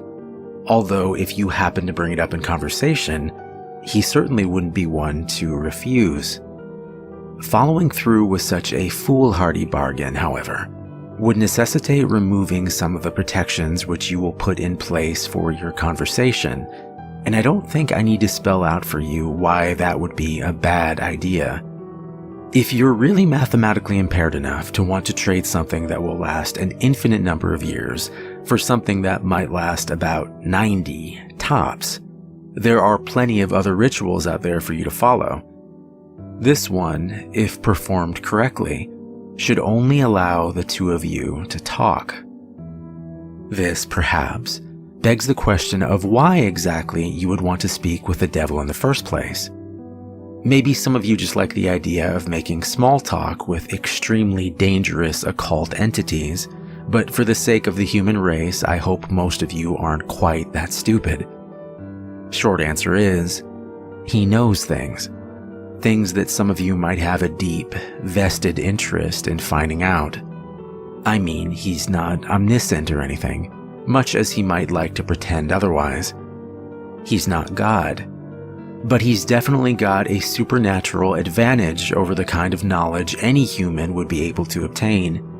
For example, he probably wouldn't be able to predict when the next world war will happen, or tell you the cure for cancer. But he could very well be able to predict the winning numbers of tomorrow's $500 million Powerball drawing, or tell you what deadly, undiagnosed condition might be afflicting one of your loved ones. Of course, the Prince of Darkness doesn't just go around giving out winning lottery numbers to anybody who asks. Entrusting any sort of information obtained from a being commonly described as the father of all lies is liable to land you in a worse situation than you were in when you started. However, if you're really dead set on finding something out, and you've exhausted all other options, there is a way to try to get accurate information out of the guy. You see, like so many of the more urbane villains in popular culture, the devil has a bit of a penchant for games and gambling. Of course, the reason he likes them so much is that he almost always wins. Unless you happen to be a fiddler named Johnny, or are being represented by Daniel Webster, you're probably going to get your ass handed to you. But if you are determined enough to want to face the risks and the long odds, there's a certain game the two of you could play to try to win the information you need.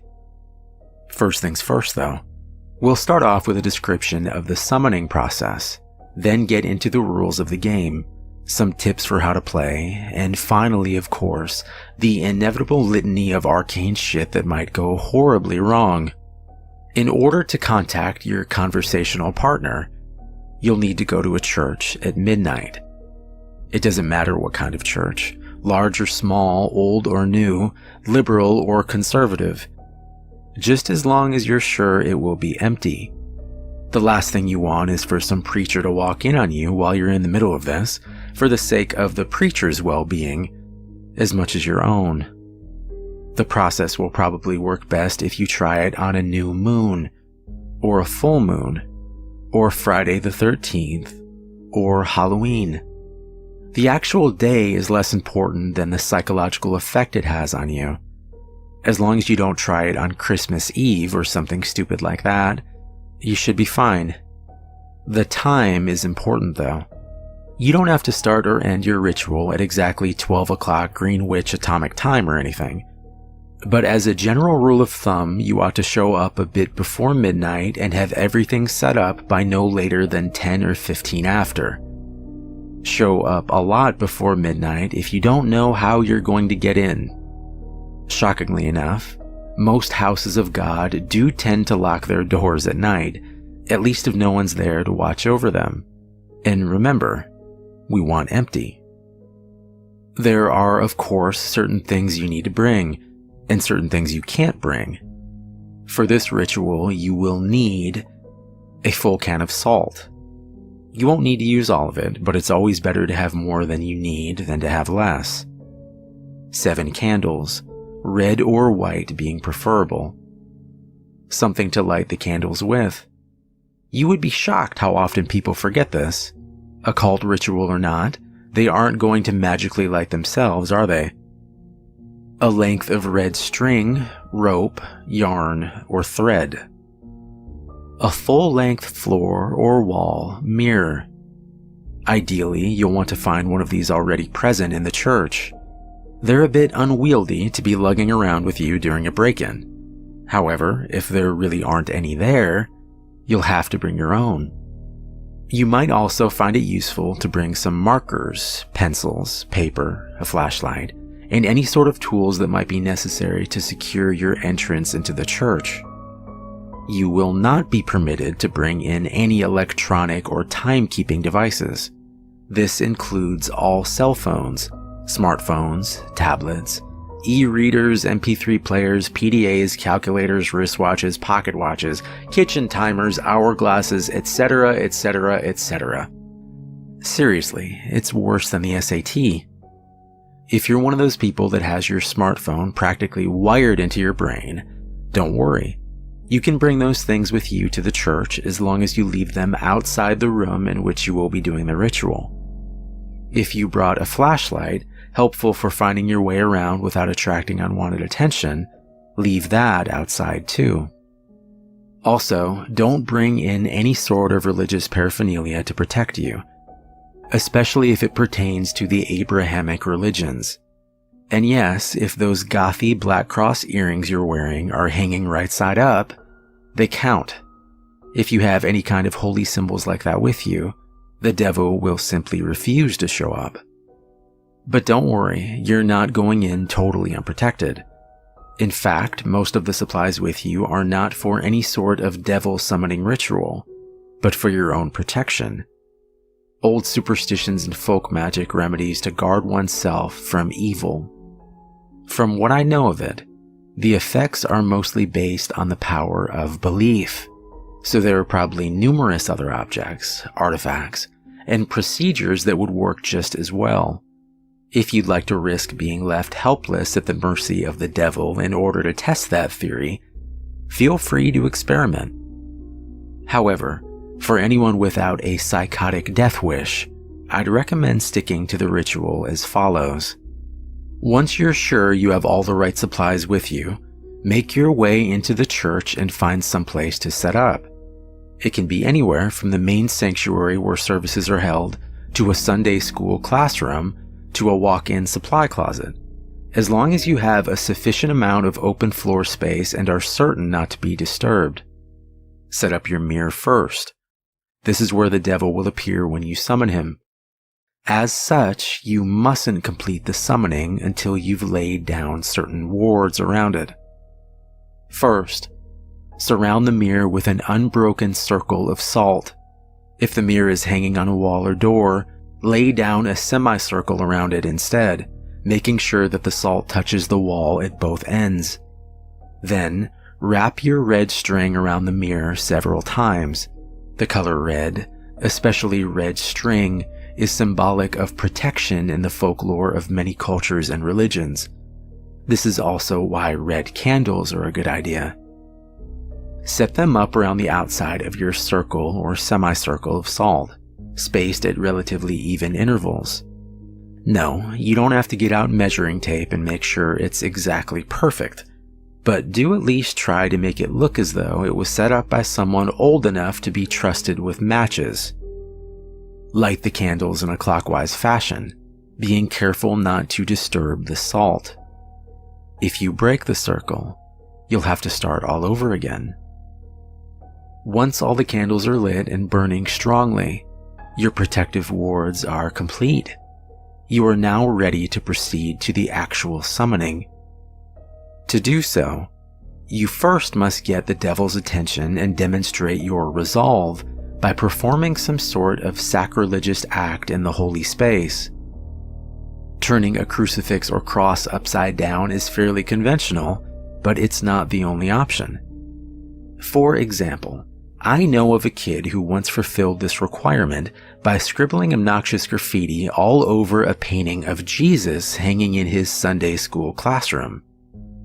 The nice thing about turning a cross upside down is that once you've finished your encounter, assuming you've survived it in one piece, you can just flip it right side up again and no one's the wiser, sidestepping the relatively minor but still irritating risk of having your Sunday school turn into a reenactment of the Spanish Inquisition for the next month and a half.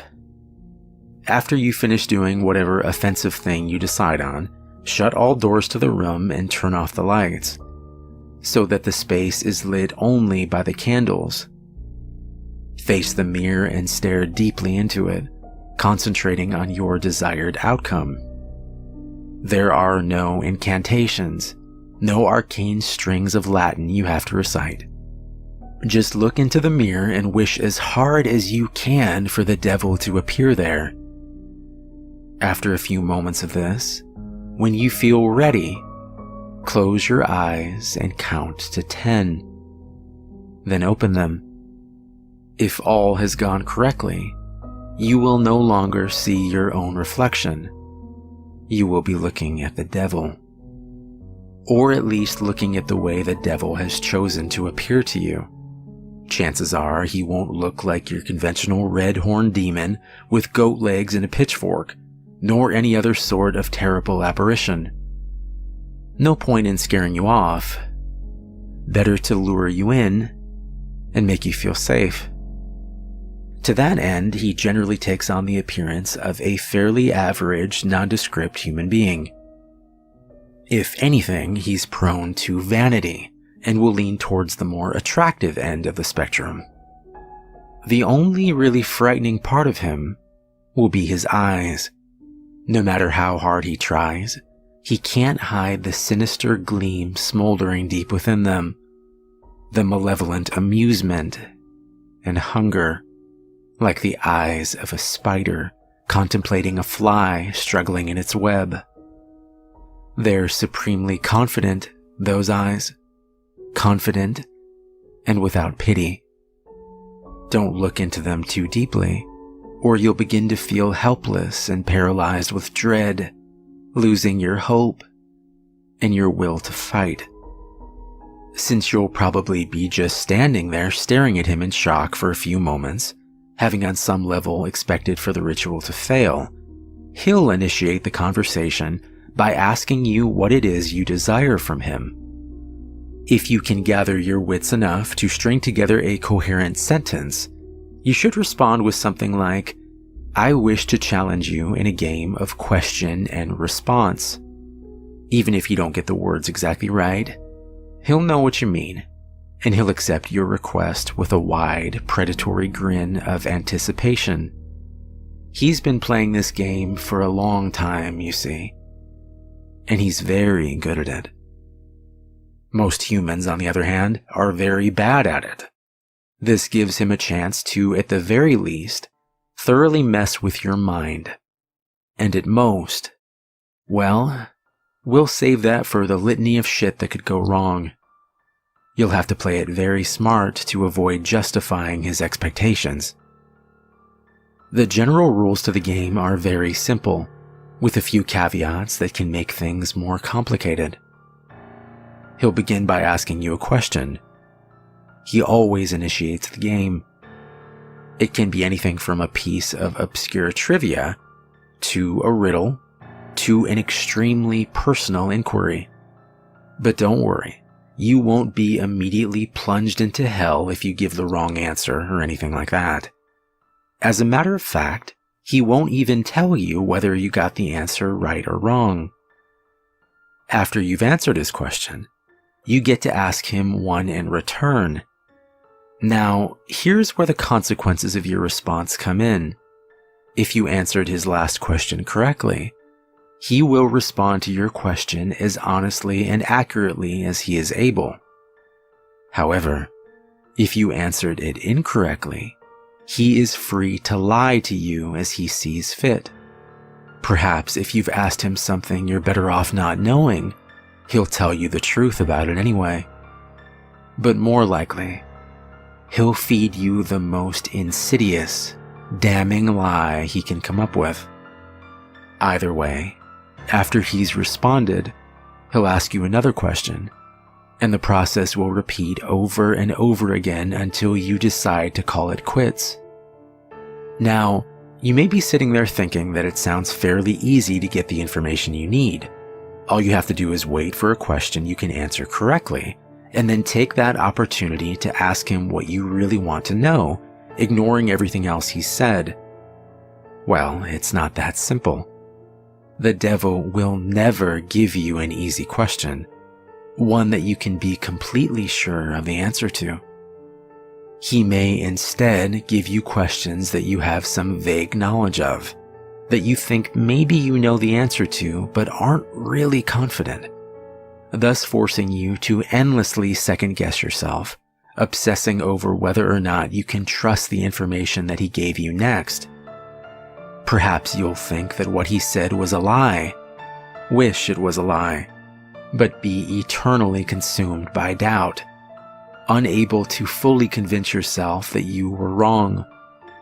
Or perhaps you'll have to make a huge choice based on the information that he gave you, and be tormented by fear and indecisiveness as you realize that your fate, and perhaps that of others as well, rests entirely upon whether or not you were able to correctly recall some arcane piece of trivia that you don't even remember now. You'll never remember the exact questions the devil asked you, by the way. That would make it too easy for you to go back and check on your responses. Or maybe, instead of testing your knowledge, he'll ask you something personal, something you even lie to yourself about. You'll answer back to him, thinking you've gotten the question correct. No, I don't resent my sister. Yes, I would turn the money into the police. But he'll know better. He'll know better than you do that you're lying, and he'll lie to you in return. And you'll believe him. You'll believe him until you are no longer able to deceive yourself, and by then it might be too late.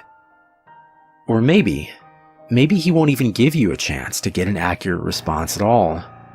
Maybe he'll just ask you endless strings of completely impossible questions, making you more and more frustrated and disheartened as you realize you'll never be able to force him to tell you the truth. Questions like, what was the exact height of Mount Everest in centimeters in the year 1666? There are a couple of ways to short-circuit this particular strategy, however. Additional rules and courses of action that make the game more interesting and prevent you from being stonewalled completely. Although, in all honesty, he probably wants for you to try one of these options anyway. The first option is to ask him a riddle instead of a question. If you somehow manage to stump him and he answers the riddle wrong or gives up, he'll be obligated to give you a truthful response to your next question. If he answers the riddle correctly, once again, don't worry, he won't pounce on you like a sphinx or drag you into hell. What will happen is that he will get a pass, allowing him to lie in response to one question he would otherwise be obligated to answer truthfully. Honestly, if he gets a pass, you might as well just give up and quit the game right there, It's nearly impossible to determine when he's telling you the truth under the best of conditions. Adding another layer of complexity by constantly trying to figure out when and if he's used his pass, it's about enough to make any normal person's brain explode. There's no way. Just forget it. The second option is for you to take a dare from him. If you accept it and vow to follow through, then once again he'll have to answer your next question truthfully. If you choose instead to reject it, he'll get another pass. Now, before you freak out and reject that whole idea completely, you should know that he won't ask you to do anything overly dramatic or unspeakably evil, like blow up a hospital or murder somebody. As a rule of thumb, most dares won't involve direct loss of life or any major felonies. However, they certainly won't be easy. Inflicting severe pain on yourself, doing something that terrifies the shit out of you, cutting off a treasured relationship, publicly humiliating yourself or someone you love, all of these things and more, things you might not even be able to imagine, are completely on the table. If you're willing to go that far, to put yourself in that kind of position, you'll get your answer. However, if he manages to come up with the one thing you know you simply can't or won't do, well, then once again you might as well just quit. One last thing. Don't think you can tell him you're going to do something and then just not do it. If you accept a dare and then don't follow through with it, well, let's just say there will be consequences. Just suck it up and keep your promise, no matter what it was. Trust me, you're better off that way. Finally, when you've either gotten the information you wanted or given up on it completely, you may end the ritual by simply thanking the devil for accepting your request, bowing politely at the waist, and bidding him farewell. The surface of the mirror will seem to swim and flicker for a moment, and then you will be looking at your own reflection again. Only when you are absolutely certain that you're looking into your own two eyes again, may you turn away from the mirror, flick the lights back on, and begin dismantling your protections. Now, and this is important, even if you haven't gotten the information that you wanted, you must end the ritual in this manner before 66 minutes have elapsed. Well, I suppose that technically you have 66 minutes and 6 seconds. Subtle, right? But if you're seriously going to try to cut it that close without any kind of timekeeping device, you're probably screwed anyway. I cannot emphasize enough how important it is that you keep to this time limit. I'll save the reason behind that for the end, but don't skip ahead. I've still got a few important tips on how to play. 1. Be very careful what sort of personal information you give out. Try not to talk about yourself, especially your emotions and problems, any more than absolutely necessary. This guy knows human psychology like the back of his hand, and he will get inside of your head. It's like talking to Hannibal Lecter. Give him enough to work with, even if you don't believe a single word he says, he will still find ways to mess with your mind like nobody's business. If anything he asks makes you even remotely uncomfortable, do not hesitate to lie through your teeth. There will be plenty of other questions. 2. On a similar note, try to keep the game on track and moving briskly. Unstructured interactions of any kind are to be avoided. Chances are that at some point he will try to draw you off on a tangent, discussing something that fascinates you, analyzing a response you've given him, or finding some other excuse to speak at length without moving the game forward. This is not only a waste of valuable time, but also another excellent opportunity to mess with your mind. 3. If you choose to give him a riddle, use one you've made up yourself. If your riddle has ever been written down anywhere at all, from the pages of The Hobbit to some long-lost tomb of ancient magic, he will already know the answer. That said, it still has to be a legitimate riddle, with an answer that makes logical sense from some angle. You can't just ask something like, "What's green, has 10 legs and hops," then claim for some inexplicable reason that the answer was marshmallows. Nor can you ask him a straight question like, "What have I got in my pocket?" He probably knows that anyway. There are no hard and fast rules to determine whether a riddle makes sense or not, but you're a reasonable human being. Your ancestors ate from the tree of knowledge. Please, for the love of crap, use common sense. 4. If you choose to take a dare, there is a slight chance that the devil will ask you to do something seemingly easy. Deliver a letter, for instance, or scribble a 10-digit number in a public restroom stall. If he does ask you for something like this, and you have even a shred of common decency in you, do not accept.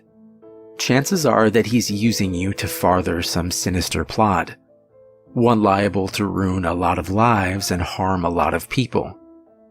Who knows, maybe you're the type of person who doesn't really mind throwing an unknown number of total strangers under a bus to find out what you want to know. But at least be aware that that is what you're doing. 5. Last but not least, be very aware of the time.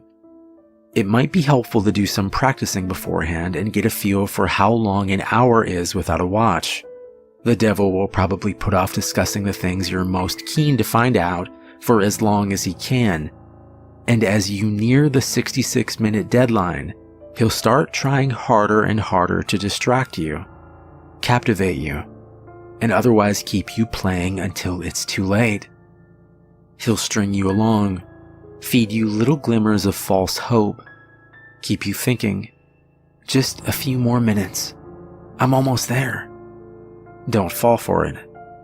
Don't go over the time limit. No matter what. Now, you might be thinking that this game really doesn't sound all that dangerous so far. Threats of psychological damage rarely seem to carry the same weight as threats of physical damage, even though their costs are often just as great. Hate to burst your bubble, but the game is far from safe. There are plenty of ways for you to seriously screw yourself over, both physically and mentally, not to mention spiritually. And it is with these that I will conclude, in the vain hope that they may make some sort of impression. First, while you are speaking with the devil, do not let him out of your sight. Keep staring into the mirror no matter what happens. He will undoubtedly try various tricks to make you look away. You will hear noises behind you, feel eyes on the back of your neck, see shadowy phantoms writhing in the depths of the mirror. A cold breath will blow upon you from behind, smelling like the crypt. A deep silence will settle, only to be interrupted by a loud smack directly behind your head, giving you about the worst jump scare you've ever had. Hell, the devil may even abandon a measure of his own dignified facade and give you a sudden jump of feigned shock, shouting loudly and pointing behind you with a very convincing look of terror on his face. Whatever he might test you with, you must not look away from him. If you look away, if you lose sight of him completely, even for a second, you will look back at the mirror to find him gone. Well, not gone. Out of the mirror. In the room. With you. Exactly how much of your body the police will find the next morning, and what state it's in, will depend entirely on the sort of mood he's in. The same thing goes if you break any of the protections you laid down before beginning the ritual, interrupting the circle of salt, letting the red string unwind, knocking over a candle, or letting one go out. Any of these things will free him from the mirror. And then, well, you're all a bunch of creative horror junkies. I'm sure you can fill in the blanks. On a different topic, you may reach a point in the game, probably after a long series of impossible questions, where the devil asks you the deceptively simple question, What is your full name? You must not give it to him. Names can be things of great power. Although the devil will, of course, already know your name, telling it to him yourself is akin to inviting a vampire into your home. Your name is deeply synonymous with your own inner self. Thus, giving him your name is powerfully symbolic of giving him yourself.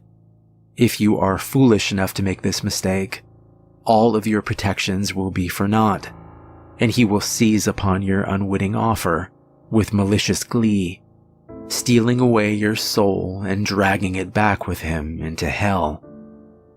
At least this way, the police will find a complete, identifiable body. As a matter of fact, your vacant shell will be totally unblemished, seemingly having dropped dead of sheer terror. Last, but certainly not least, there's the matter of what happens if you go over the time limit. This is arguably the worst thing you can do. You won't think so at first. The devil will give you no indication that you have in fact exceeded the time limit. Perhaps, as the devil's image in the mirror trembles and gives way, you'll see a very nasty, triumphant smirk flash across his face. But this will be easily dismissed as your imagination. You'll turn the lights back on, gather your belongings, and go to leave the room. But when you open the door, you will see nothing. That's right, nothing. Just a flat, white void extending infinitely in all directions. Only the room which was reflected in the mirror will now exist. Incidentally, if you turn back around to face the mirror again, you may catch a last glimpse of your own reflection.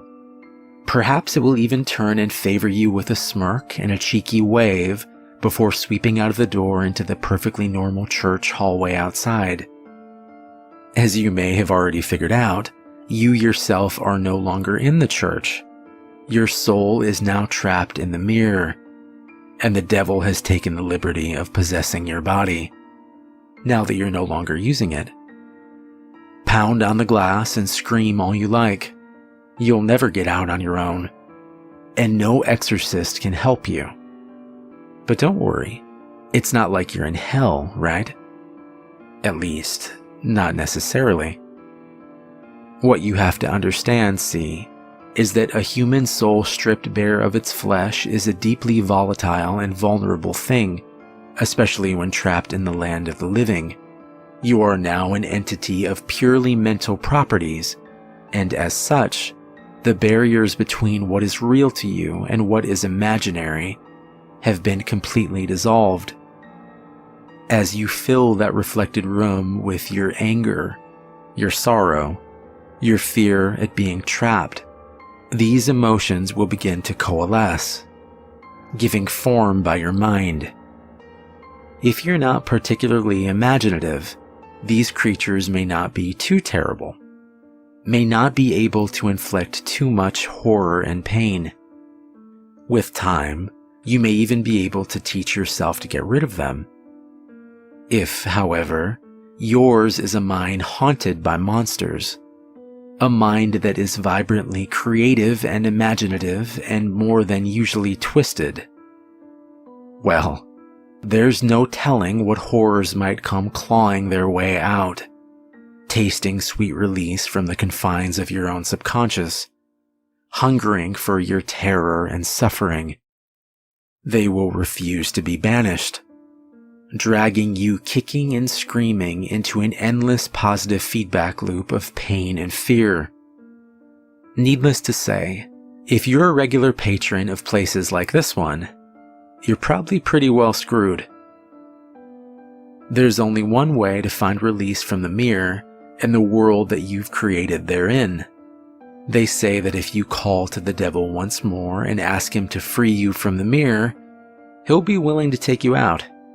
For the usual fee, of course. Who knows? Maybe if your imagination is twisted and powerful enough to create a personal hell that leaves you begging for the real thing, those talents might be put to good use. There are over 7 billion people in the world after all. Even the devil himself can't be messing with all of their minds at once. Talented help is always appreciated. Of course, the corollary to your being trapped inside the mirror is that the devil now gets to do whatever he wants in your body until sunrise. At around that time, your body will mercifully drop dead from the strain of the possession.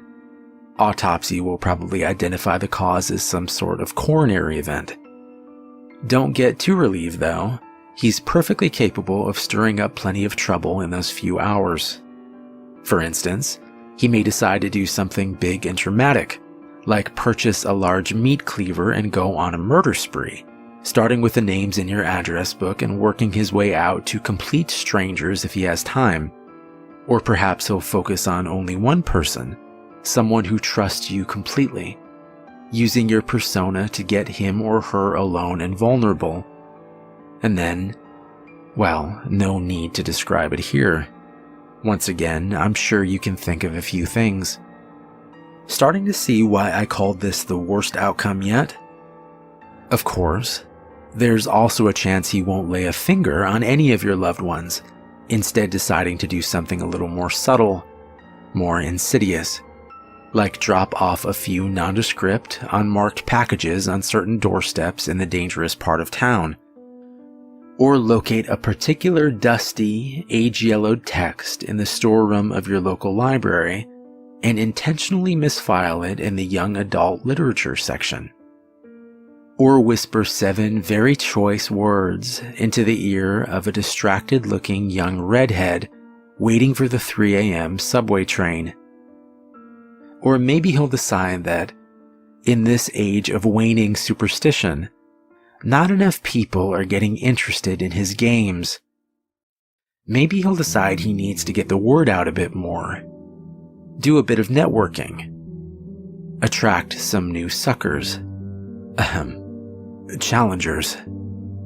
Maybe he'll take a quick peek at your browser history, see where the impressionable, curious minds are hanging out these days.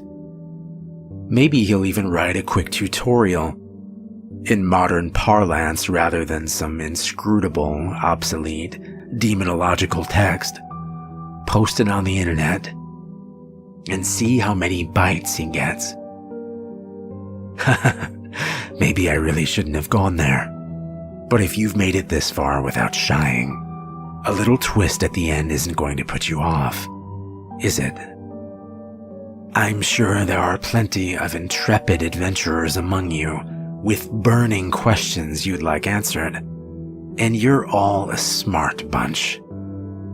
You know the pitfalls. You know the conventions. You live and breathe this sort of thing, do you not? There's no way you'd fall into any of the obvious traps, right? You're not some Dick or Jane off the street, after all. You'd be bringing a whole new level of competition.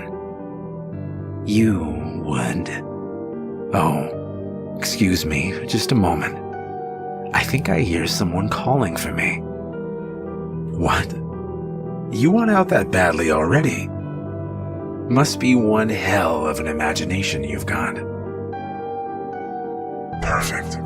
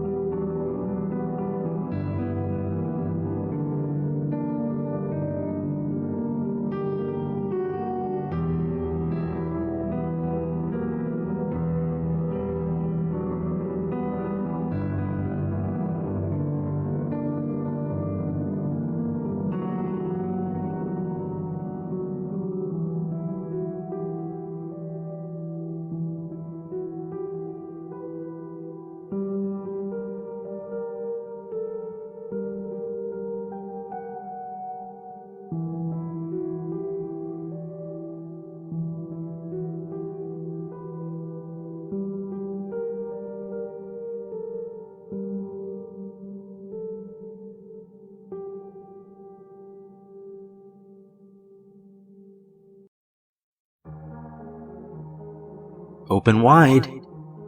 I nodded nervously. Though I was a little doozy from the Novocaine, if that's what it's called, I realized as I was starting to lose consciousness how odd that request was. Open wide? I already had the obstructive steel mechanism holding my jaw open, and it was now in total control of my ability to open or close it. I suppose all dentists are taught to say that. But where am I going? Confused, I looked around awkwardly as Dr. Willie began to push me down a long tunnel that seemed to go down? Another trick of the mind. We were on the 10th floor of the building. There were no tunnels. Still, it seemed I was being pushed down into the earth. Perhaps you can imagine how my fears escalated as well when Dr. Willie began to whistle as he strapped my arms around the cold frame of the wheelchair.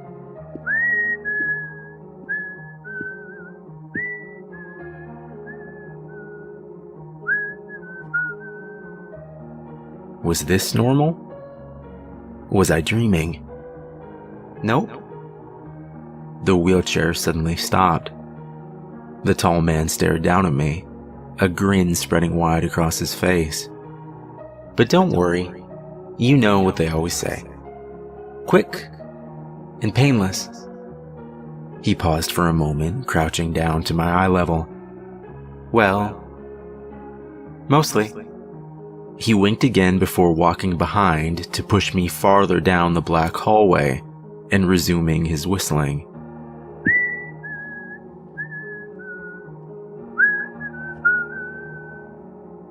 He turned the hand crank that attached to the metal tool controlling my jaw, and I would have screamed in pain if I could have.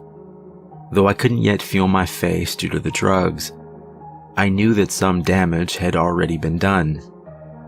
My heart began to beat faster as the dark corridor came more clearly into view. I doubt anyone reading this will believe what I'm going to tell you next, but I remember it clear as day. The walls around us weren't made from wood or concrete, nothing like that. The walls were made of teeth. Small teeth. I know what you're thinking, and the answer to your question is yes. His voice echoed off the walls around us, seeming to come from everywhere. And then we stopped. We stopped in a small room at the very end of the tunnel. Dr. Willie put the brakes on the chair and walked over to a shiny steel table that was pushed back against the far corner of the room. The small amount of light illuminating the room flickered off, and I'm not sure how much time passed. When it came back on, Dr. Willie was standing and holding what looked like some type of saw. Yet that wasn't the worst part. He had transformed into something inhuman, a tall, thin creature in a perfectly tailored pink dress. He had no eyes anymore, and that's when I finally put the whole picture together. He was the Tooth Fairy. Or should I say, a Tooth Fairy. "There are many of us," he had said as he spun closer, still holding the saw and taking great joy in watching the tears begin to stream down my face. I couldn't tell you if it were from the drugs, terror, or both, but I passed out. When I awoke, my mother was standing over me. "I'm so sorry. How are you feeling?" The Novocaine must have still been in effect because opening my jaw to try and speak was incredibly painful. Only a mumbled nonsense came forth. "Don't try and speak," she said. And that's when I noticed that we weren't alone in the room. There was a doctor standing beside her. But it wasn't Dr. Willie. It was someone else. He rested his hand on my mom's shoulder and whispered just loudly enough into her ear that I could still hear him. "We'll have to tell him." I began to cry again, desperately trying to ask what it was that they were hiding from me. "Tell me." It was my mother's turn to cry then, as she buried her head into my chest. "Your teeth. They're all gone," Those words hit me harder than anything ever had.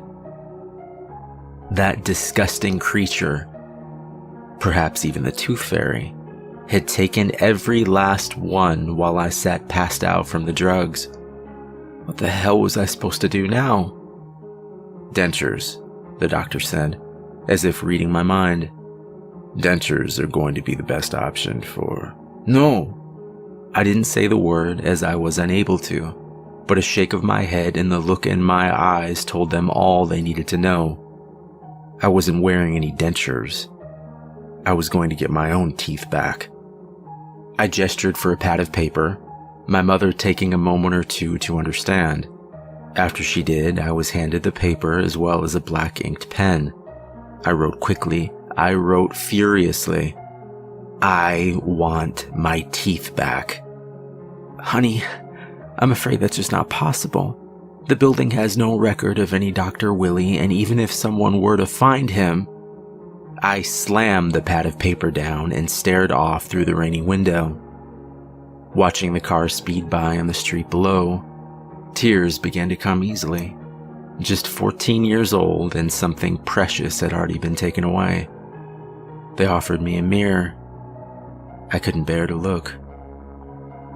That night when we arrived home, I was given a warm bowl of soup. The worst soup of my life, I might add.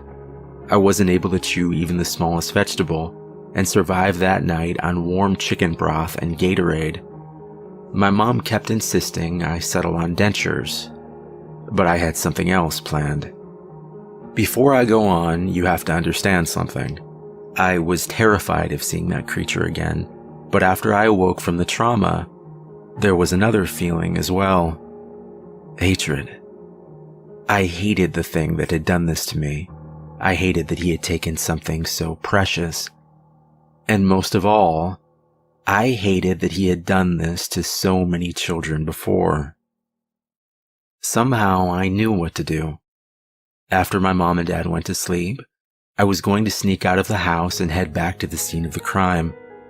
Something told me that the creature that had tormented me would be there, waiting. But I had a surprise for him this time. Or so I thought. Checking my parents' room, I quietly headed back down to my own bedroom and climbed down the gutter drain. I jumped the last few feet down onto the driveway and began to jog down the center of the empty street towards the tall building. Though my parents had been under the impression that I had taken the large dose of pain medication prescribed to me by my newest doctor, I had opted to bury it under my mattress instead. The pain I felt while running down the dark street was intense and sharp, but I wanted to be sharp myself. And the acute throbbing of my jaw was like gasoline on the fire of hatred that was pushing down through my entire body. When I reached the corner of Elm Street, the first wave of fear finally took hold. Staring up at the office building, I saw that there was a single light switched on. I counted the floors. 6, 7, 8. Of course it was the 8th floor. Still, that was why I came here, wasn't it? Taking a deep breath, I walked towards the entrance of the building. I hadn't planned far enough ahead to think about just how I would get into the building at night. As it turned out, that was a problem I needed not solve. The door was wide open. I slowly stepped inside and it closed and locked behind me. There was no turning back now. There were 2 different sets of elevators, though one looked to be out of commission. There were 2 orange cones sitting in front, tied together easily with an overzealous amount of yellow caution tape. Pressing the up button to the other, I listened in the darkness to the faint hum of the machine as it glided down towards me. The door opened, and I let out an audible sigh of relief as I noted the elevator was indeed empty. Jesus, how was I going to fight this thing when I was so afraid? The door closed in front of me, and I hesitated for a moment. Before I could even gather the courage to press the button, The number 8 lit up like a Christmas tree, and the elevator began to rise. As it rose, I got as ready as I could be. I summoned whatever courage I had left, telling myself that if I didn't stand up to this creature and try to kill it, who would?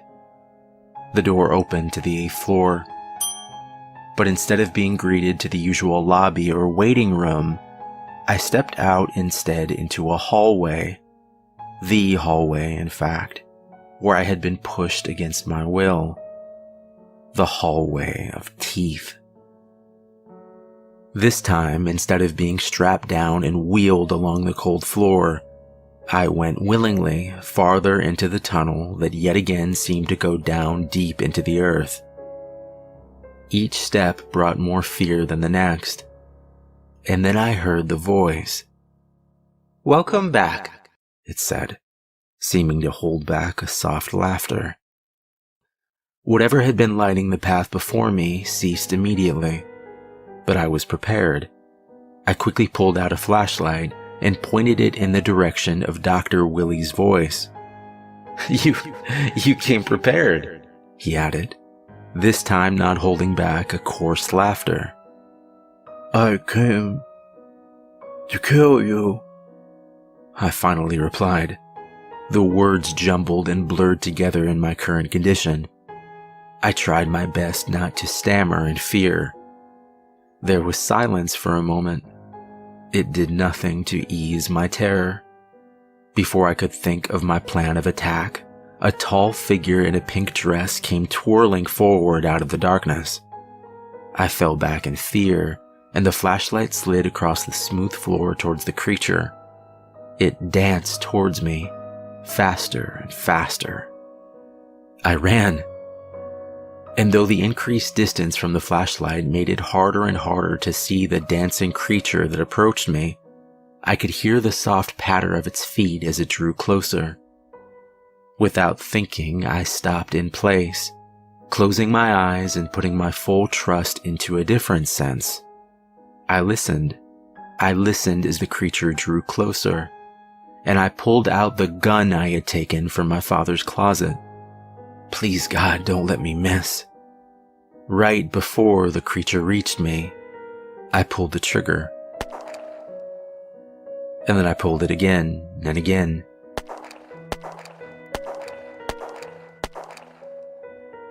I pulled it until the clip was empty, and then I collapsed onto the floor and waited for any sign of movement, or even worse, laughter. But there was nothing. And a short time later, I walked back down towards the flashlight I had left behind. Scanning the hall carefully, I saw no sign of the creature that had pursued me. I hadn't killed it after all. I reloaded the gun quickly. Though my cell phone still works, I can't seem to find my way out of the tunnels of teeth. They seem to go only in one direction, down, farther and farther into the earth. And I only have 3 bullets left. I hadn't managed to kill the creature, but I was still alive, and I still had a shot. But how the hell was I going to escape the tunnels?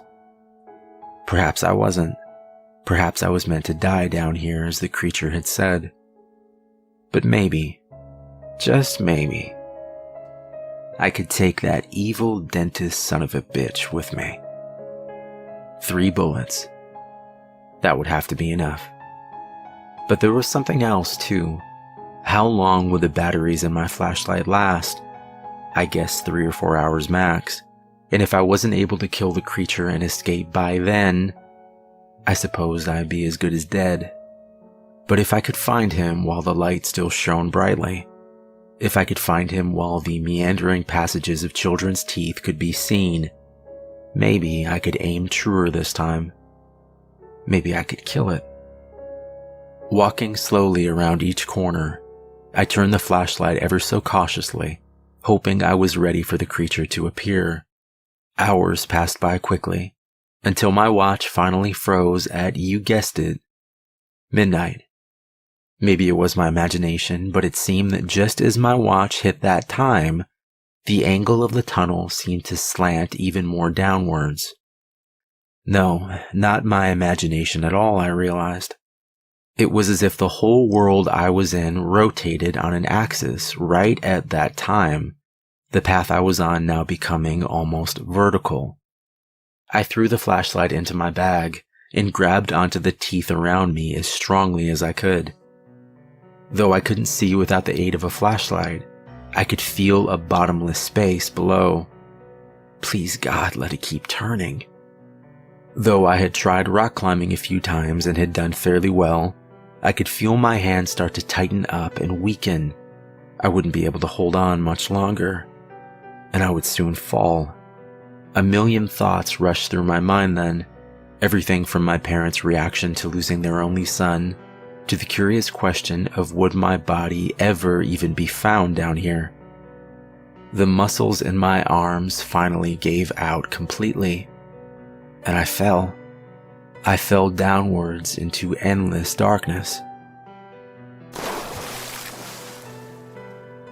I hit the icy water hard, and for a few seconds I was sure that I was dead. But I was alive, it seemed, the liquid breaking my fall, though still painful. From the acute pain on my left side, it was clear I had broken a rib or two, and from how difficult breathing had become, it wasn't altogether impossible that the fractured bone hadn't pierced my lung.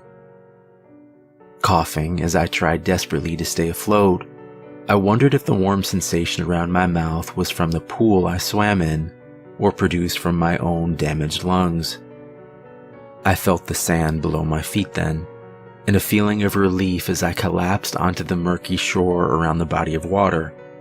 Lying there until I could breathe steadily again, I began to rise to my feet and survey the new environment. The damp air pushed down into my lungs, and though I wanted to breathe in deeply, I knew I needed to work hard to slow my breathing. Closing my eyes, I tried to picture being anywhere but where I was. Only one picture kept flashing again and again in my mind, the pink-dressed creature I had met only a day earlier. I dug my hand deep into my skin to try and dull the pain, and then I headed towards the faint light emanating from a few yards away. When I reached it, I began to understand what this place was. A tomb of sorts, or a gallery. The burning fireplace directly ahead of me illuminating the vast walls and ceilings around. There were teeth as there had been in the hallways where I had fallen from, but there were bones here as well. The bones of children. Bones and teeth were woven together in murals, each one a more disturbing and terrifying scene than the next. "You made it easy on me," the voice called out from behind. I quickly turned, but it was too late, the familiar prick of a needle piercing the flesh of my neck. Before I could grab my father's gun, I felt my legs and arms turn into jelly, and I collapsed onto the damp sand below. I was losing consciousness quickly, but the voice still continued. "Normally I have to carry them down here." There was a faint laughter as the creature began to dance in joy. My eyes were seeing double, but I remember the creature's arm gesturing out slowly towards a blank space on the wall. "This will be your exhibit. It's beautiful, isn't it? I'm thinking of putting your left arm where your head is now, and then stitching your teeth beautifully around your ears. The pattern will be lovely, don't you think?" You did all this?" I asked weakly. The creature stopped twirling then and cocked its head towards me as if it were a dog. "I did some of this. Remember what I told you? There are many of us." It paused for a moment. "Time to die. But don't worry. You'll live forever in a way." For the first time since it had stolen my teeth, I did something I hadn't. I smiled. I smiled wide, and with my smile came a rising laughter. I pulled out the gun, aiming it at the creature, which I now saw 3 of, as whatever medication it had injected me with found its way deeper into my system. 3 bullets. 3 of you, I whispered, before pulling the trigger. The creature's look was more surprise than anger, as the 3rd bullet finally struck true. It fell to its knees, and did something unexpected. It pulled out the teeth it had taken from me, and extended its arm out in my direction. Here, you've earned them. Getting up weakly, I reached out and took hold of what was mine. I gave one last look at the creature before beginning my journey out of the strange labyrinth. My vision was still failing, and my steps wobbly, but I remember its last words clearly. Remember to floss.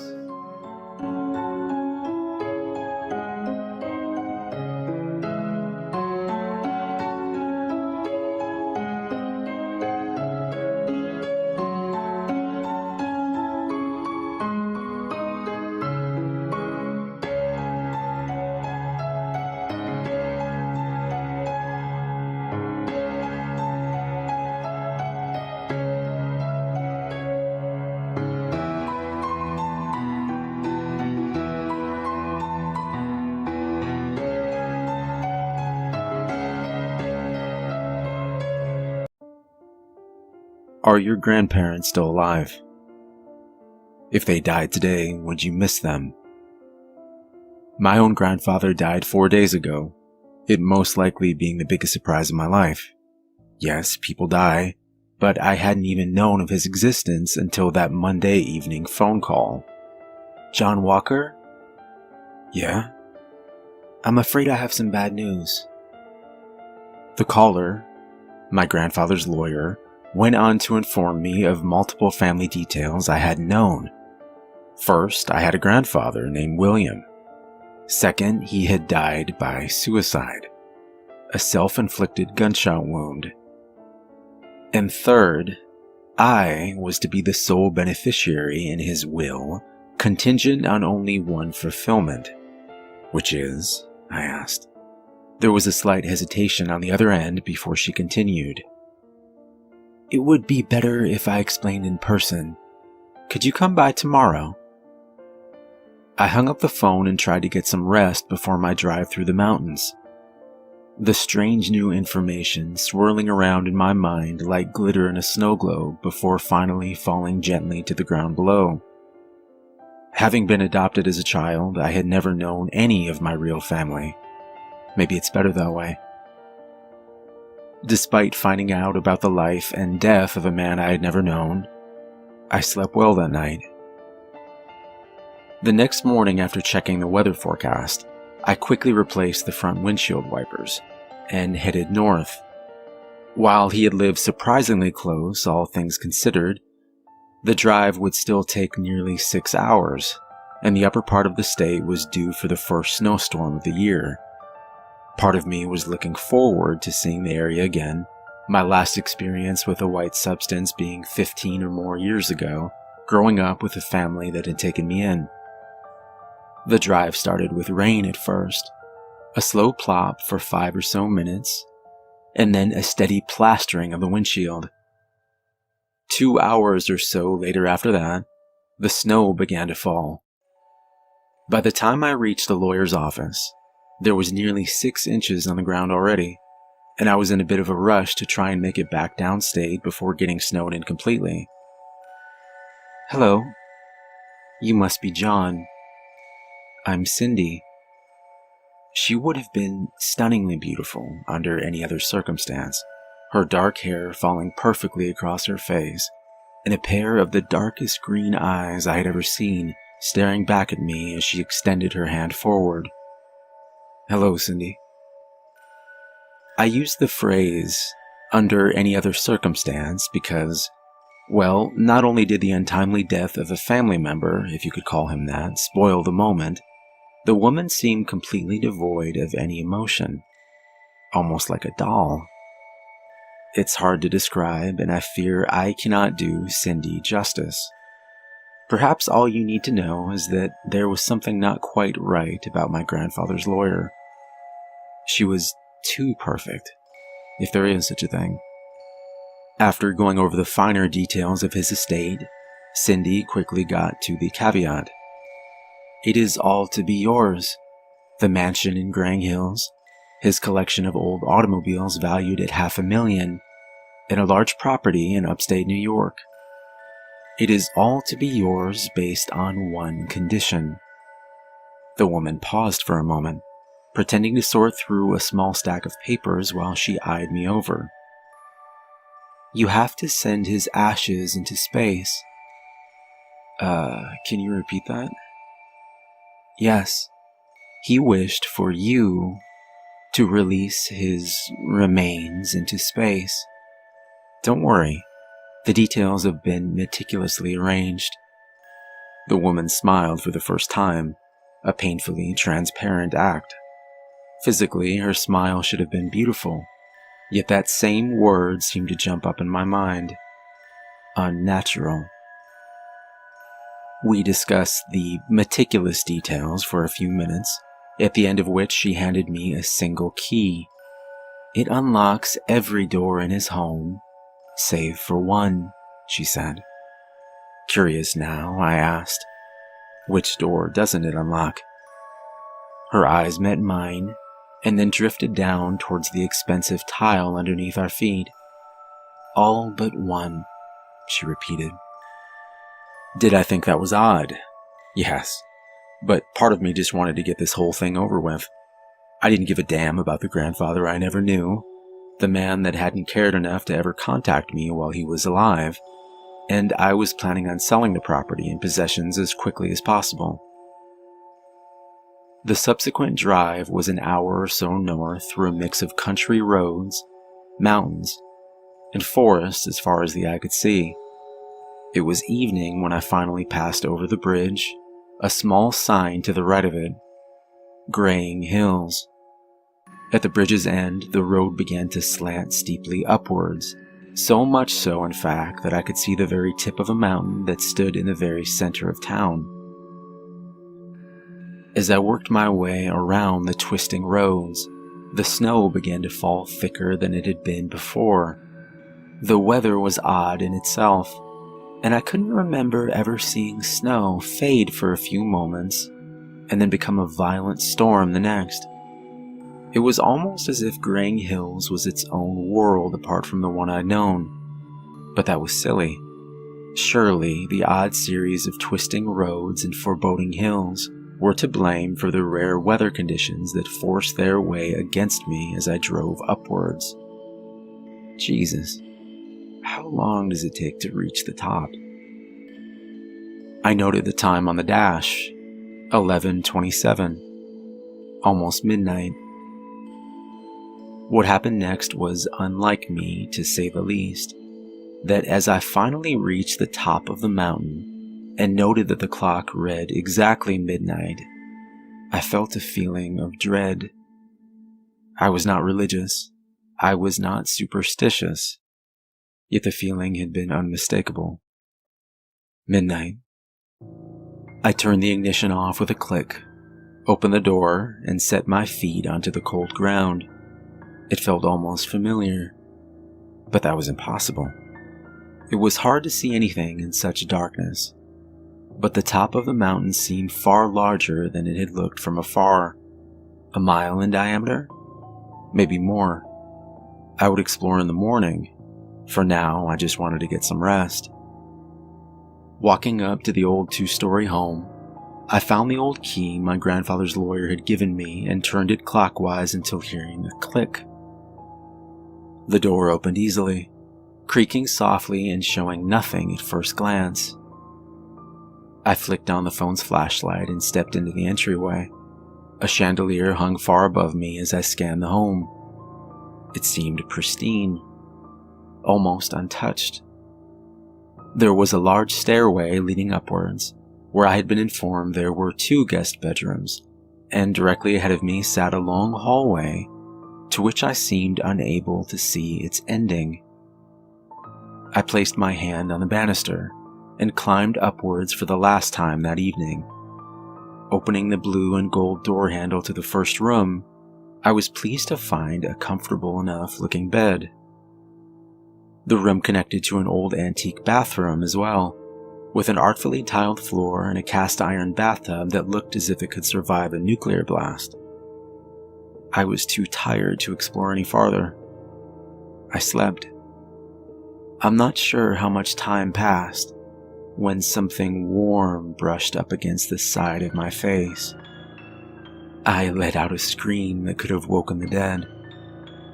Luckily for me, it didn't. The dead stayed that way. For now, at least. Whatever the hell it was, I swatted it quickly away from my face and jumped out the opposite side of the bed. Fumbling desperately to find the switch to the lamp, I finally flicked it on and saw, to my surprise and relief, a jovial orange cat. Jesus, you scared the shit out of me. The cat's soft green eyes stared back into mine, as if to say, that scared you. You ain't seen nothing yet. Walking over, I gently stroked the top of his head, to which a soft purr was my reply. After that, I got back into bed and tried to drift back to sleep. I did finally do just that, and this time I dreamt. I dreamt of a lake so still and calm that it seemed you could almost walk across it. I dreamt of the orange cat, and the balloon my grandfather had demanded I do my part in sending into space. In the dream, I walked past the water and towards the bright object. In the dream, the balloon wasn't red or blue or green. It didn't have the normal happy enough design you might expect on such an object. My hand reached out towards a single silver post the balloon had been attached to by a rope. Without thinking, I untied it. Without hesitation, the object floated happily up towards a sky filled with clouds. It was then that I finally realized what had been painted on the outside of the thing. But it wasn't painted exactly, was it? There was a face of an old man, his bright blue eyes staring across the distance between us. The man grinned widely, as if pleased, as the balloon lifted farther and farther into the sky. A soft melody began to play in my mind, and then I awoke. This time to sunlight. It was morning, a beam of light passing through the foggy window and onto my face. Looking around the room groggily, the cat that had scared the life out of me earlier was nowhere to be seen.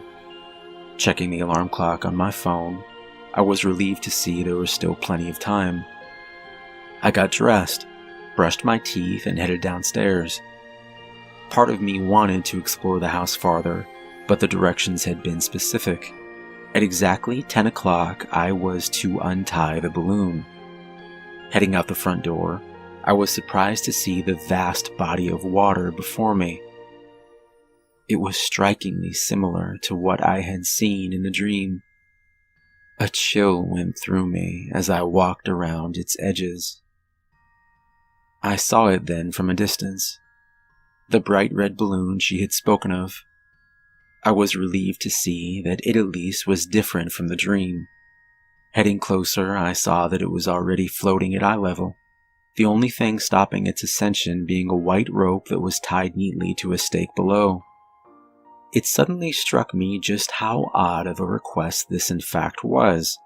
A man I had never known dying by suicide, and then leaving me his entire fortune, which seemed formidable, in trade for doing one small favor after his death, releasing what I imagined was a very expensive red balloon that would carry his ashes up into the ether, and perhaps beyond.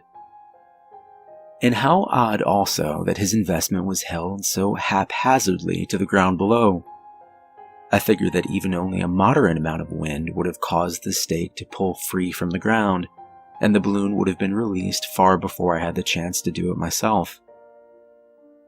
And why was it so important that I be the one to release his ashes anyway? I guess it didn't matter. People were crazy. And if one odd job was all I need do in return for such a fortune, then I would do it. The balloon itself was secured only a few feet from the rocky lake. As I placed my hand on its smooth edges, a cool breeze fell across water, and it began to snow for the first time that morning. Light snowflakes filled the air around me, their company seeming to silence the water on top of the mountain. I knelt down, untied the rope that had only contained a single knot, and felt the balloon's weight in my hand for the first time. It was really heavy. How could it be so heavy? It wasn't large by any means, and only contained my grandfather's ashes, for God's sake. Oh God, the clock. I forgot to check the time, I realized, as the balloon pulled up violently towards the sky above. Shit. And why is the pull of this thing so fucking strong? I tried to force it back down using my body weight, acting like a dog or cat that suddenly became dead weight to avoid a bath or visit to the vet. But it was no use. A gust of wind struck the thing again, and I fell forwards into the water just ahead. I watched the red colors float quickly up through the falling snow, higher and higher. Checking my watch, I saw that the time was 9:44. Close enough. It was just about the time of me losing sight of the balloon that I noticed a drop of blood on my left hand. I must have cut it on the rope. And then there was a drop on my right hand. And then one on my forearm. Plop, plop. I looked back up towards the sky. Plop, plop, plop. At first I thought, no, I was sure that I was dreaming, or my eyes were just playing tricks on me. They were telling me that what was once only moments ago a fog of white falling gently from the sky was now replaced by a steady drip of dark red. It covered my arms now completely, and my vision seemed to be quickly becoming a mix of that color. "This way," a familiar voice said, as I pulled my eyes from what I was sure was blood covering my entire body, and up towards her voice. It was the woman from yesterday, her once dark hair now transformed into a flowing sea of red. Without saying a word, I followed her, around the home and through an iron gate behind. "Patentibus," she whispered. The gate opened slowly before her. Yes, I was surely dreaming. The woman I followed through the gate was now completely cloaked in red. The sight of her was magical and terrifying all at once. Yet there was something else that drew my attention away. We were in a graveyard, I realized. Yet that was not what pulled me so. It was the names on the graves. Stephen A. Walker, born September 3rd, 1840, died February 6th, 1907. Linda J. Walker, born January 9th, 1781, died December 21st, 1809. "They're all here," the woman added, pausing for a moment and looking back. The entire family I had never met was buried on this mountain. We walked for a few moments more before coming to the first fresh grave I had seen. Sure enough, William F. Walker, my grandfather. "What the hell is going on?" The beautiful woman replied nothing, only turning to the grave and speaking one word. "Kansurgo." She knelt lower and kissed the tombstone sweetly. I watched in horror as the red liquid, of which I was sure was blood, began to fall more rapidly from the sky. Though terrified, I wasn't even all that surprised by that point, when a strong hand reached out from the stained grave and towards the sky above. And then another hand. The red woman extended her arms downwards and towards them. "No," I shouted. "Stop!" But it was too late, the cold hands clutching on and pulling strongly. She braced her feet against the tombstone as not to be dragged downwards into the earth herself. And that's when I saw him for the first time. William F. Walker. His stained red face popping out of the ground first, and then his torso, and then his legs. When he finally stepped up onto the ground before me, I watched as he took a deep breath and stared up at the sky. "You've done well," he said, paying no attention to the woman, and instead staring at me. I fell backwards in fear, my body trembling now, and my mind coming dangerously close to snapping. The red rain fell so hard now that I began to sink down into the earth myself. I began to scream as the ghastly figure walked closer and knelt down beside me. "It had to be a walker," he said, his head drifting up towards the sky and his mouth opening wide to drink. The last thing I remember was seeing my dead family claw their way up and out of the now red mud, and my grandfather's hand reaching down and taking mine. His eyes glowed a bright yellow that filled my heart with fear. Yet I was mesmerized. I stared back into them as he spoke 5 words. "We have work to do."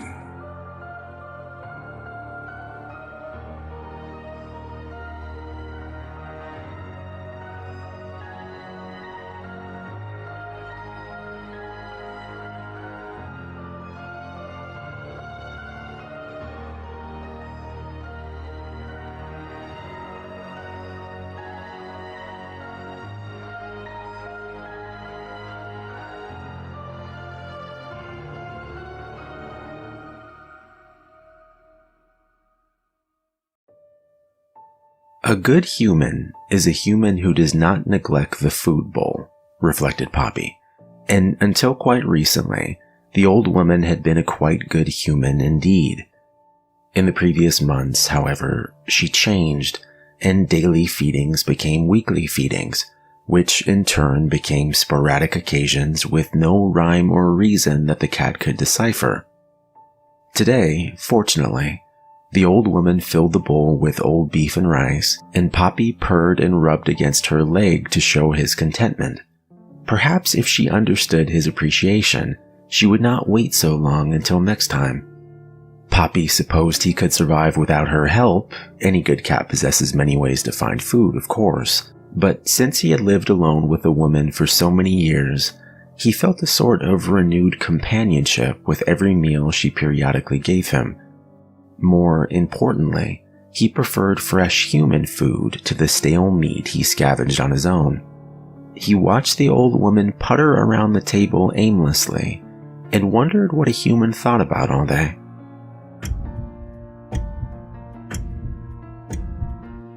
Noticed a cup on the table. Rose frowned.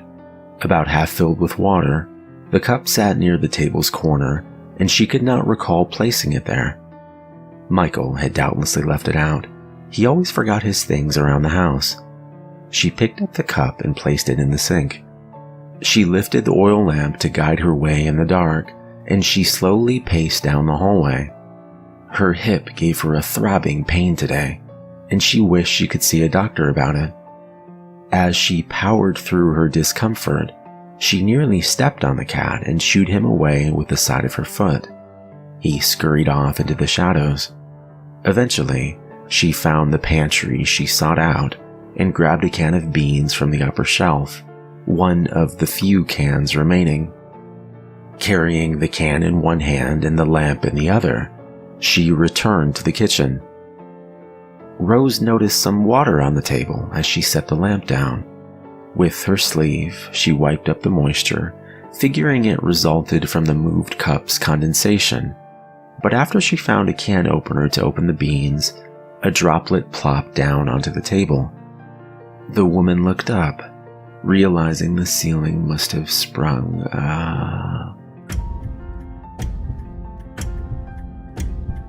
Left a cup on the table. Rose moved the mostly filled glass over to the sink. Michael must have forgotten about it at breakfast time. That was like Michael, to forget his drink out on the table. The oil lamp dimmed in her grasp, so she hobbled over to the closet to search for some more fuel to fill the lamp. She missed the days when the bunker's electric lights worked properly, but something must have happened to the generator. Rose would ask Michael to look at it later.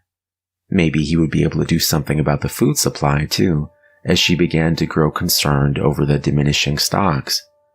No use worrying about it, she told herself, and carefully poured fresh oil into the lamp, the sole source of light down beneath the ground. One day, Clara and Rose had laid out in the sunshine, having a picnic out in the grass.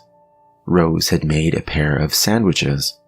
She had filled her own with tuna and Clara's with turkey, since the young girl had never liked tuna much, and they had brought along a bag of fresh strawberries from the farmer's market. Clara set a strawberry in the dirt and watched the ants come to tear off morsels they could carry back to the colony. Rose missed feeling sun on her skin. Down underground, she stepped away from the closet, passing a jagged corner of the metal wall, upon which she had duct-taped a blanket to soften the sharp edge. Returning to the kitchen, she noticed water dripping onto the table. She looked up towards the ceiling, and not seeing anything, slowly climbed onto the table to claim a better view. Holding up the lamp and keeping her frail body balanced on the table, she examined the ceiling, not finding any crack or flaw the water could have escaped from. Frowning, she fetched the glass from the sink and set it below the drip to catch the water. Better than damaging the table, she thought. Michael can look at that too next time he's around. Or maybe he would be... Left a cup out. She picked the glass up, which looked mostly full of cola. Michael probably left it out after lunchtime. That was like Michael, to forget his drink out on the table. She dumped the contents down the drain and left the glass face down in the sink. Poppy meowed. Rose almost jumped, not expecting to see the skinny black cat watching her from the darkness. His eyes glowed golden in the lamplight, and he looked a bit like Maxine had. When Rose brought Maxine to the bunker so long ago, she had no idea of the litter of kittens that would soon follow. Cut off from the outside world, Maxine's descendants had grown inbred and sickly, and only Poppy remained.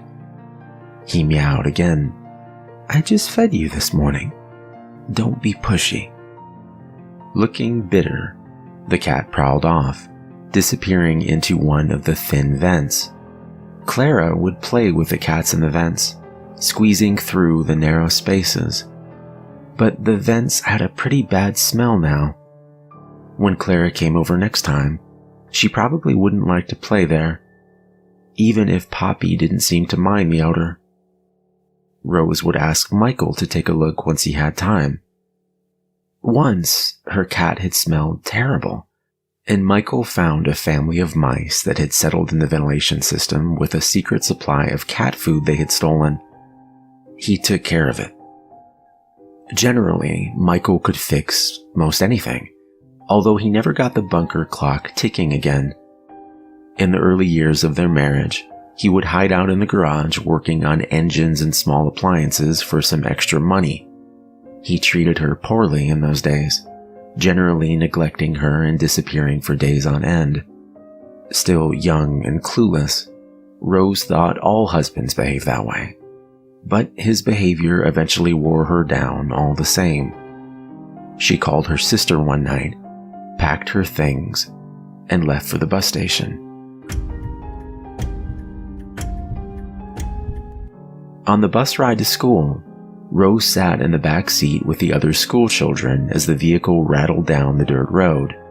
A girl named Paulina made fun of her, but Rose couldn't remember what she looked like. Embarrassed, Rose tried to ignore the bully. She drew in her notebook, sketching a castle in wonderful colors. Poppy meowed once more. "I just fed you. Don't go trying to trick me like that." Returning to the kitchen, she noticed a thin pool of a dark liquid on the table, dripping down from the ceiling. Rose climbed up on the table and noticed a layer of mildew that leaked steadily. After digging around for a towel, she scaled the table again despite her aged hip, and... doing there, she moved the cup of cold coffee off the table. Rose frowned, vaguely remembering Michael telling her that they had run out of coffee years ago. He must have found some more. Silly man, leaving his drink out after breakfast. As she moved the cup to the sink, she scrunched up her nose. What stank? Rose went downstairs to the lower level of the bunker, stopping by the patch of soft dirt in the corner of the room. Originally, Michael had planned to dig out through that soft patch, and had spent weeks tearing up the concrete floor with a metal length of pipe. He said he could have made short work of it with a sledgehammer. Rose wondered how he planned to dig his way out without a shovel, but that day never came anyways. Michael rarely planned far ahead. When they had Wesley, he lost his job for missing work because he hadn't thought to tell his employers at the garage he would be out for the day.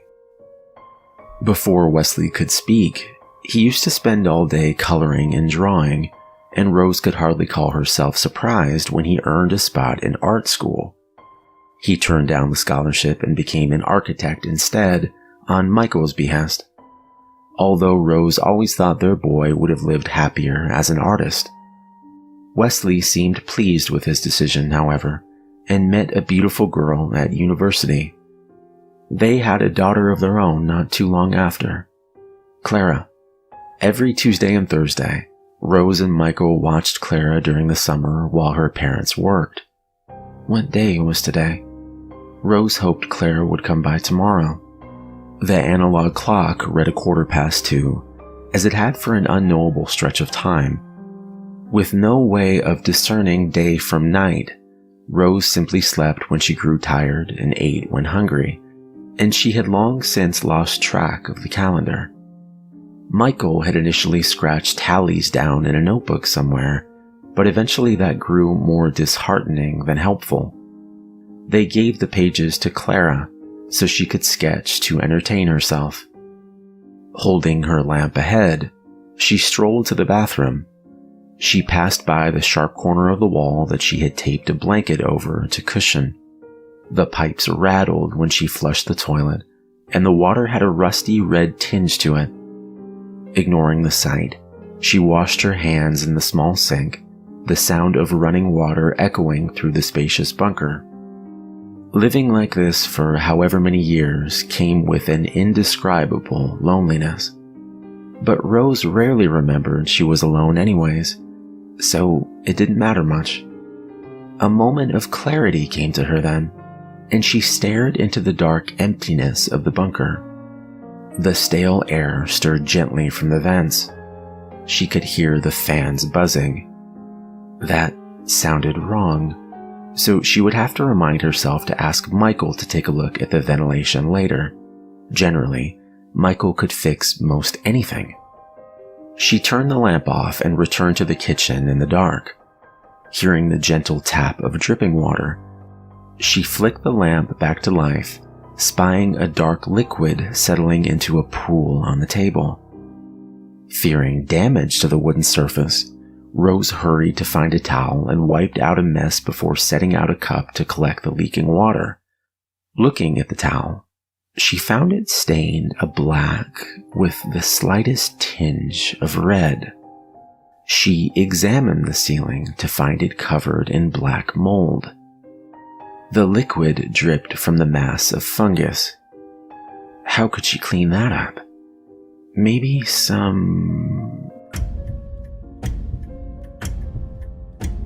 There. It looked filled to the brim with ink. She dumped the cup out in the toilet, not wanting to stain the sink. Why would Michael have left a cup of ink out? Clara must have done some painting earlier and used the glass to clean her brushes. Unlike her to forget her art supplies on the counter, though. Wesley would have chided her for such forgetful behavior. Poppy sniffed at the oil lamp, cuddling up against its warmth. Rose missed the days where she didn't have to rely on the lamp, where she could just flip up the switch and expect the bulbs to light up the bunker. One day they stopped working, and no matter how long Michael toyed with the generator, the electricity refused to flow. Light became another resource to conserve, and they spent the days in darkness unless absolutely necessary. Now, Rose realized the remaining fuel would likely outlive her, so she began to burn freely. The light reminded her of the gas stove in the house, and she recalled making a turkey supper for Thanksgiving when Michael's family came over. Rose had never baked a turkey before and dried it out to a crisp, so Michael's mother had thrown her portion away. Not even making it to the pumpkin pie, Rose excused herself to cry in the bathroom. The cat licked itself in the lamp's flickering glow. Throughout the day, she would clean up after the cat whenever it decided to relieve itself. Rose had nothing to use as litter down in the bunker, so there didn't seem much of an alternative. The woman missed the fresh air and smell of their home on the surface. Michael and Rose looked at the house only once before they made an offer. The widow who owned the place told them about her husband, who had returned shell-shocked from the war and put together a fallout shelter beneath the hillside. They hadn't understood the amount of work the veteran had put into assembling the bunker, huge enough to house his entire family indefinitely in event of crisis, as long as needed.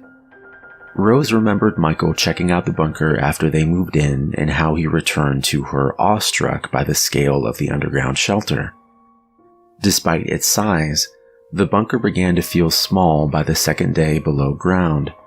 At times it became terrifyingly cramped, and with Rose, Michael, Clara, and Maxine all shut away, they constantly found themselves stepping on each other's toes. The smell of human odor overtook the small space. Still, Clara smiled, and she retained her positivity right up until the end. Rose shuddered to think when Clara's cut festered and the infection grew. The girl contorted as the muscle spasms worsened. She would wail in pain, and neither Rose nor Michael could do anything for her. The veteran who built the bunker must have put antibiotics somewhere, and Rose and her husband scoured the place day and night. They found nothing. Clara's fever overtook her, and Michael buried her in the soft patch of soil in the lowest level of the bunker.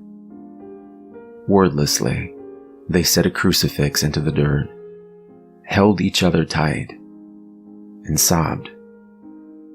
The first time he held her had been in the dance hall where they met. Rose's parents set her up with a date, and she refused to go until her dad bribed her with the new dress she wanted. With 4 years between them, Michael seemed a proper adult. He made Rose feel childish, but he clearly fancied her anyways. Nobody had ever paid attention to her before. She felt so safe when he wrapped his arm around her. Rose had known so little then.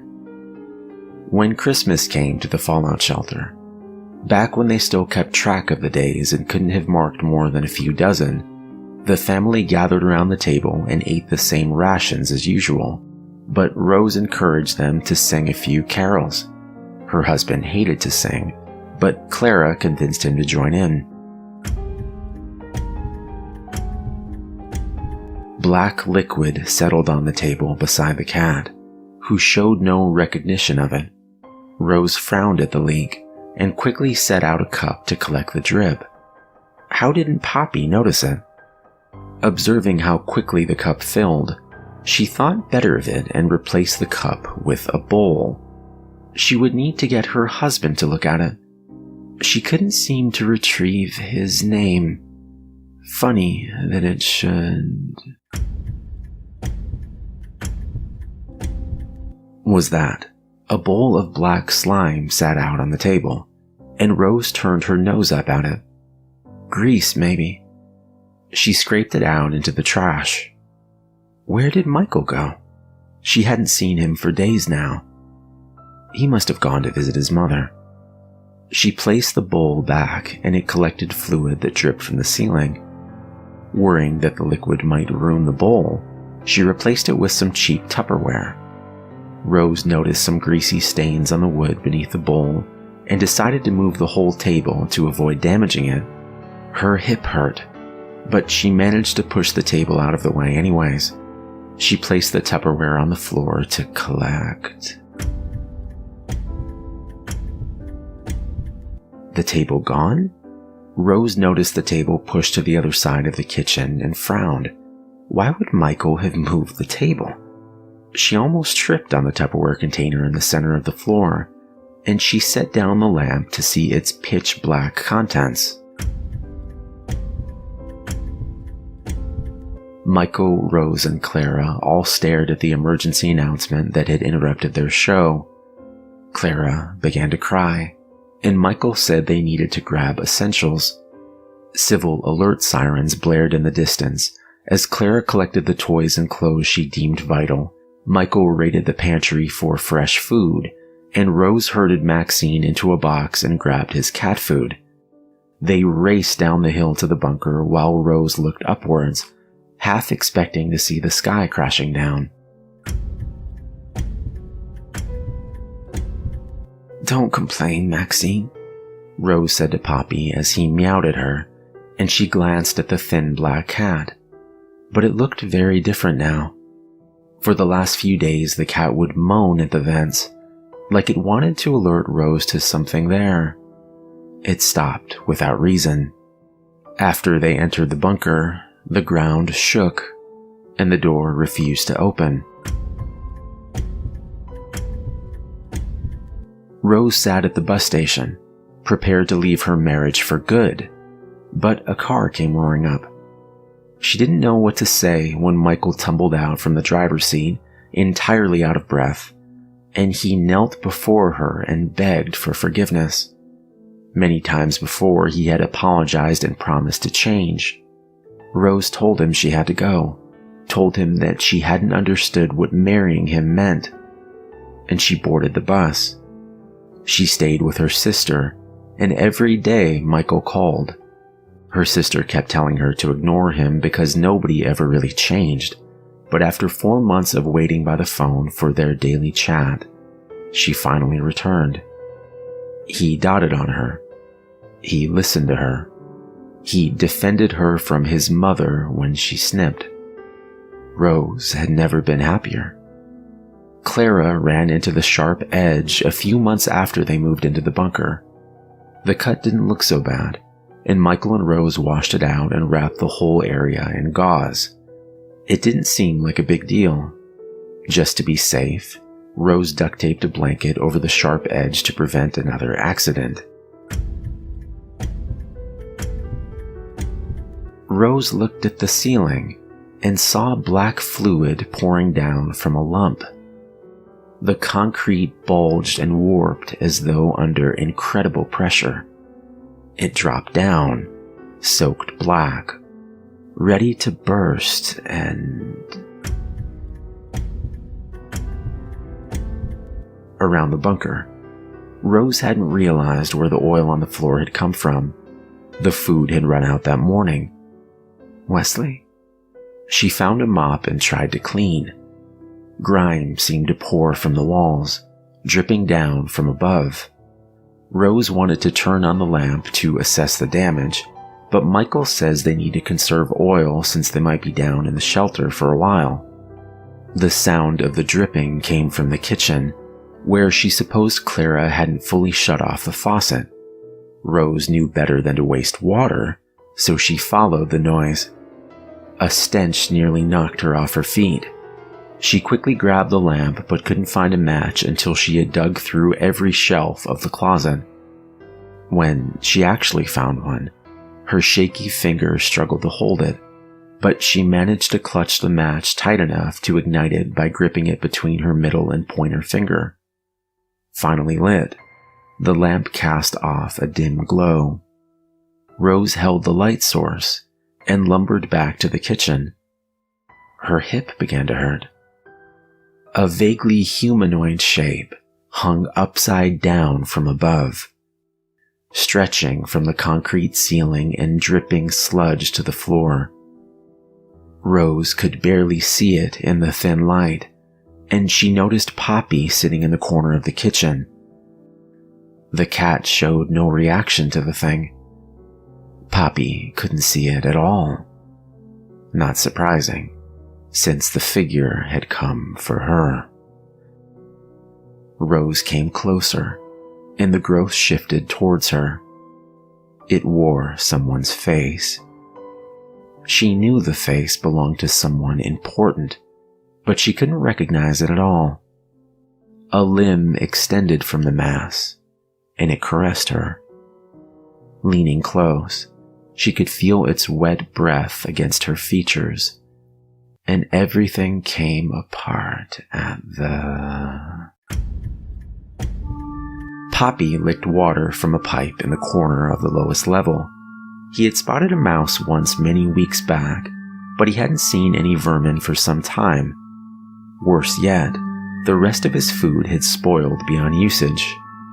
As hunger gnawed at the cat, Poppy visited the human. He stopped by occasionally to check up on her, but she just sat in the corner of the kitchen, entirely immobile.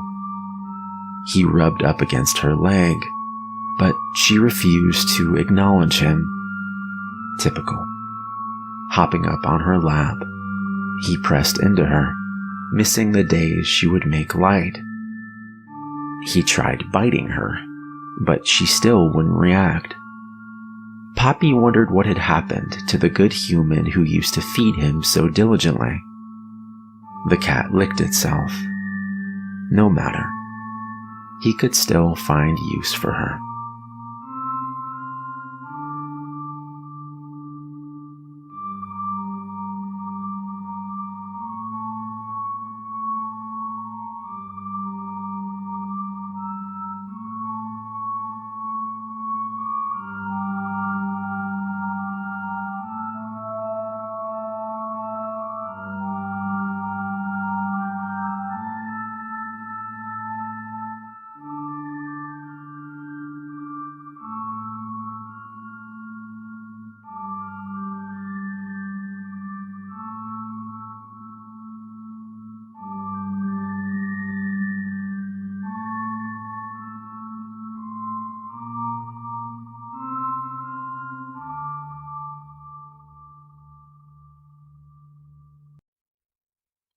I've been in the mood to read something that truly scares me.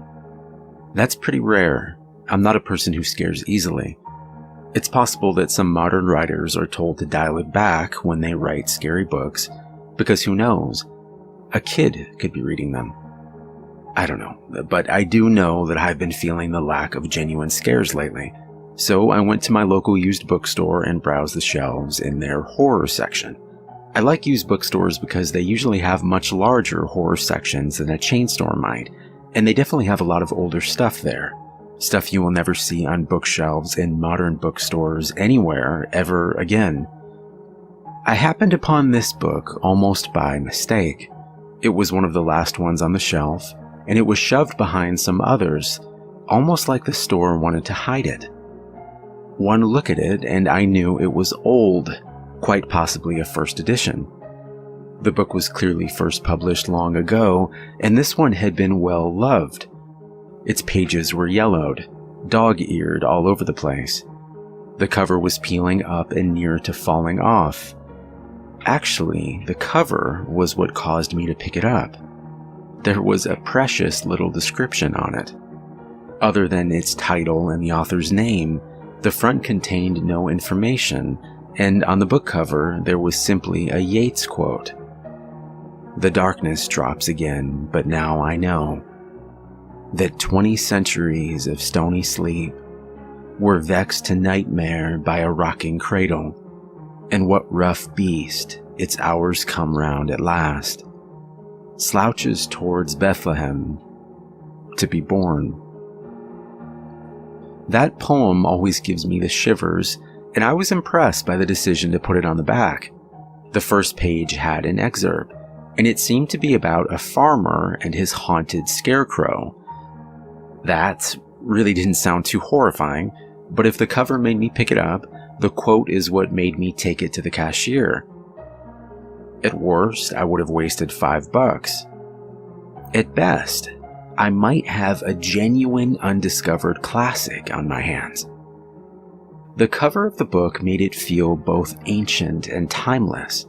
It was very simplistic, but it evoked something in me.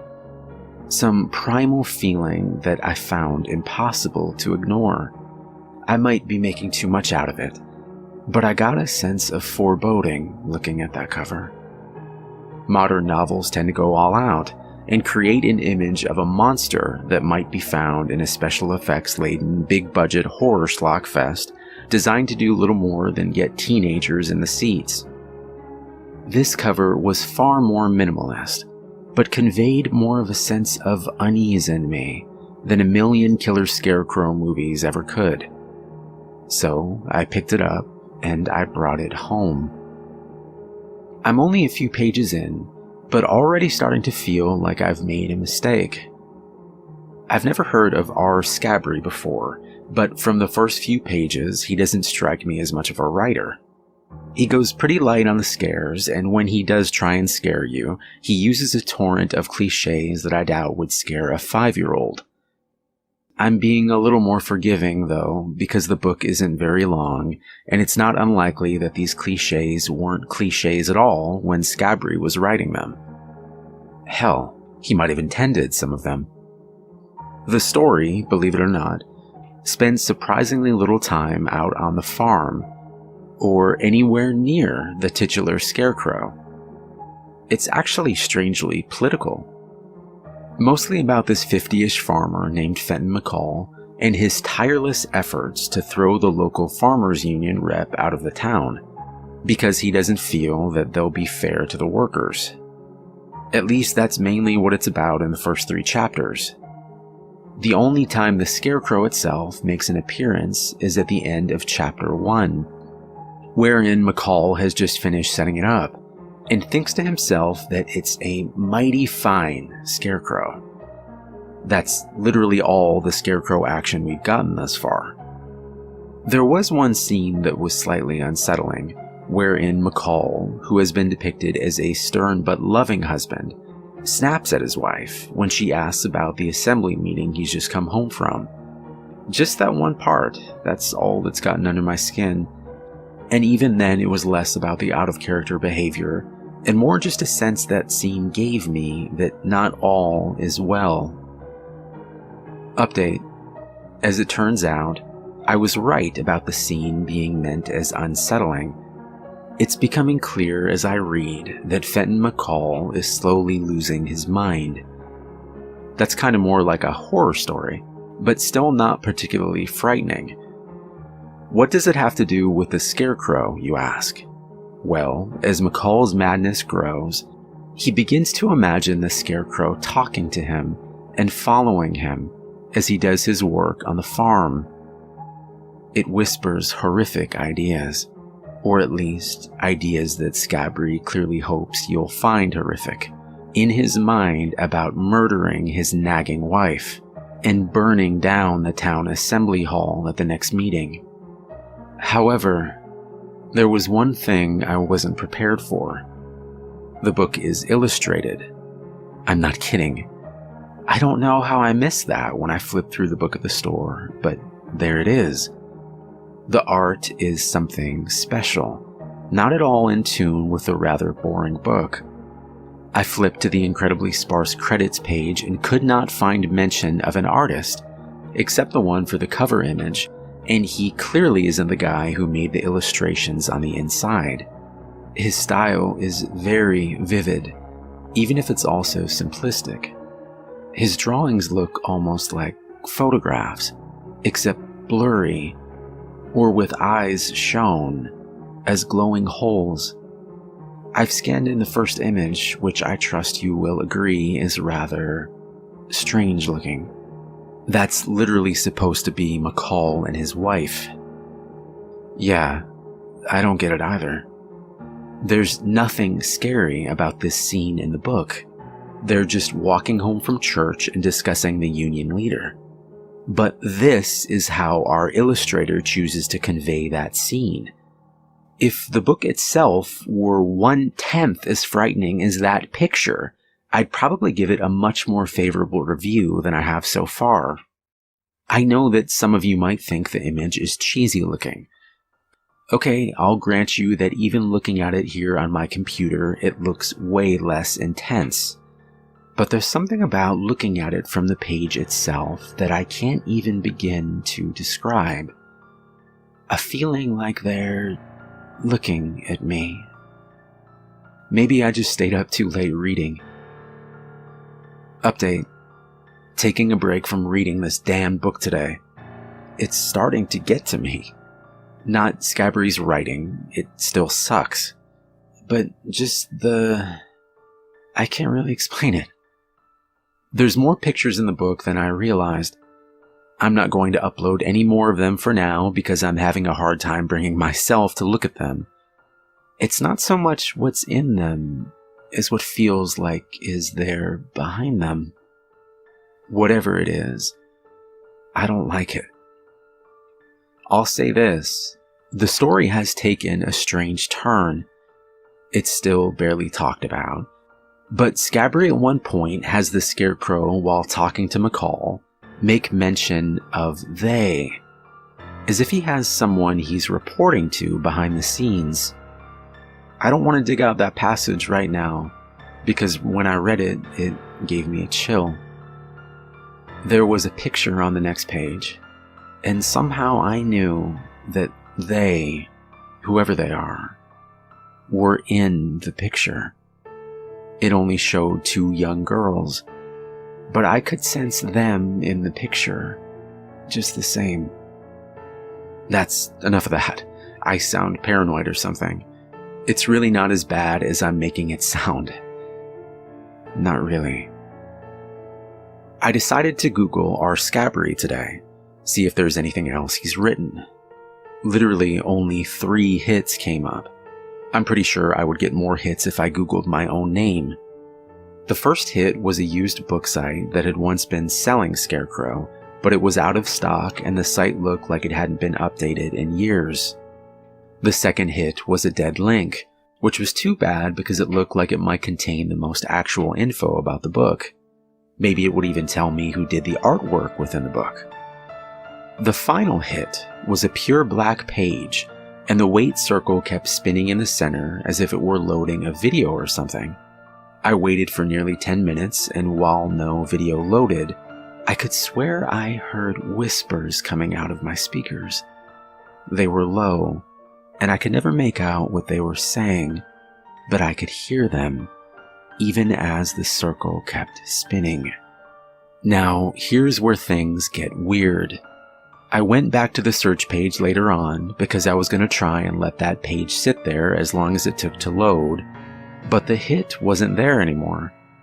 The first 2 useless links still were, but not the last one, which was the only one that I seemed to get any kind of result from, even one so unsatisfactory as a blank page attempting to load a video. So instead, I Googled the name of the publishing house that printed the book, Margrave Press. I got tons of hits, but when I put the name in quotes, only 2 pages of hits loaded, and only 1 hit seemed to have anything to do with a publishing company. It makes a brief mention of a guy named Tom Harkey, who worked as a copy editor at Margrave Press for a short while in the 60s, before leaving for Bantam when Margrave went under. I Googled Tom Harkey, who has his own page with contact info, and so I sent him a short email. It went like this. Dear Mr. Harkey, I recently picked up an older, used book that was published by a now defunct publishing house that you worked at until it closed. Do you remember much about your time at Margrave Press? If you do, I hope you can give me some information about a writer named R. Scabry, who wrote the book I'm reading. It's a horror novel called Scarecrow. Specifically, I'd like to know who it was who contributed the in-book artwork for the book, as it's very well done. But I can't seem to find the name of the artist, and online info doesn't seem to help either. Any help you can offer on this would be greatly appreciated. I also decided to Google Wesley Childs, the artist who did the work for the front cover. He also has a website, but nowhere on it did I see the simple yet evocative picture he had done for Scarecrow. In fact, nothing he had up on his website looked much like that. We'll see if I ever hear back from either of them. Update. Well, I am almost halfway through the book now. I decided to keep reading despite any misgivings I felt the other day. Scabry's skills with prose and dialogue haven't improved, but the story has taken a much darker turn. I guess I understand a little better why Yeats' The Second Coming was used as a quote now. As McCall's madness grows, the more he starts speaking in poetic gloom and doom language, like the poem. He even quotes it a few times. At one point, he screams at the man leading the town assembly meeting that the best lack all conviction while the worst are full of passionate intensity. He turns murderous later and finally kills a fellow farmer, one that was the most outspoken that the Union should be formed. And just before slitting his throat, hisses at him that things fall apart. The center cannot hold. My first reaction to this usage of the poem is to say bullshit. Because honestly, it's like Scabry just liked the poem and thought it sounded scary, so he decided his murderous farmer would start spouting passages of it. There's no clue elsewhere that he's the kind of man who would even read Yeats. However, there is an apocalyptic tone to the poem, and the Scarecrow has an apocalyptic tone when he speaks to McCall. He warns him that the tide is turning, and soon all innocence will be drowned, which also comes from The Second Coming. Somehow Scabry's able to make the lines sound like the Scarecrow came up with them. Maybe he's not as bad a writer as I thought. Also, those pictures keep appearing. I swear earlier today I flipped ahead 5 or 6 pages to see when this chapter would be over, and there weren't any pictures. Just now I flipped to the 3rd page, and I was greeted by this. I mean, what the hell is that? It has nothing, literally nothing to do with the story. And I could swear it wasn't there earlier today. Much like the others. Those eyes, man. I want it to be just my imagination, but I swear they're looking at me. And seeing me. Writing it down like that, it feels stupid. But all I can say is read this damn thing for yourself and tell me it doesn't creep you out. Update. Heard back from Wesley Childs today. He says he only barely remembers making that drawing.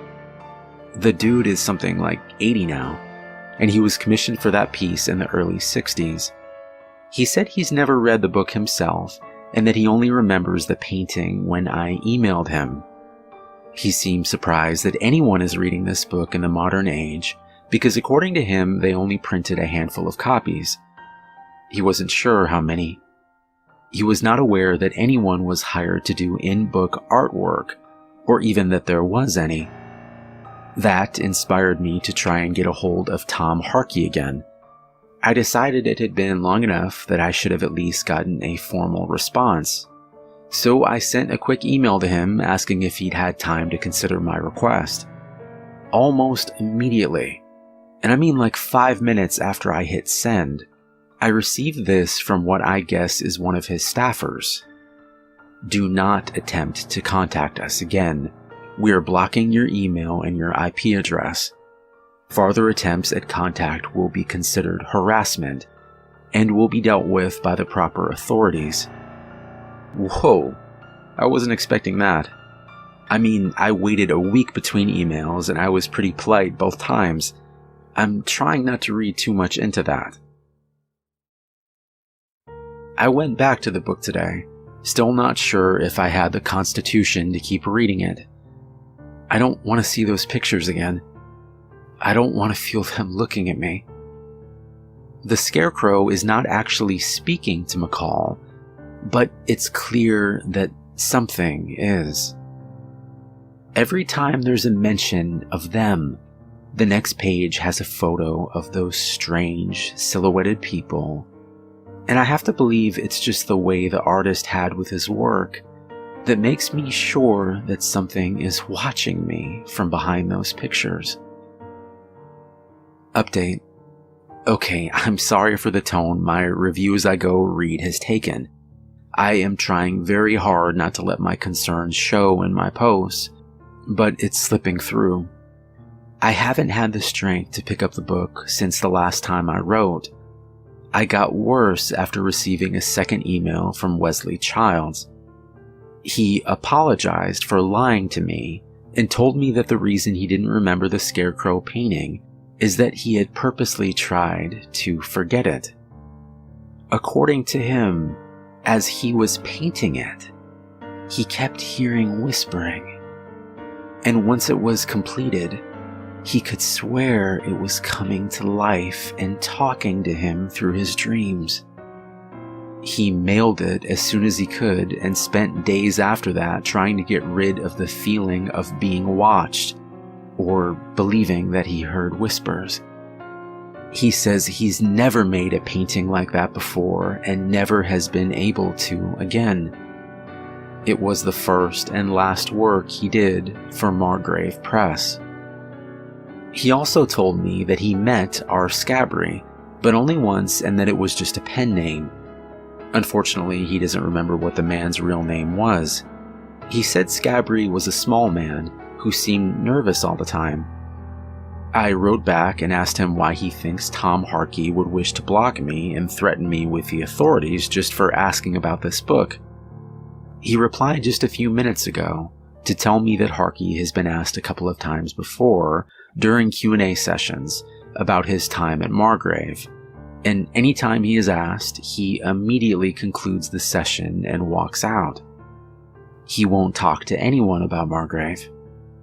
Childs himself once tried to reach any other contacts that commissioned him for the cover art, but he found none. It's as if Margrave Press never existed, other than its tenuous connection to one man. Update. It's been another week.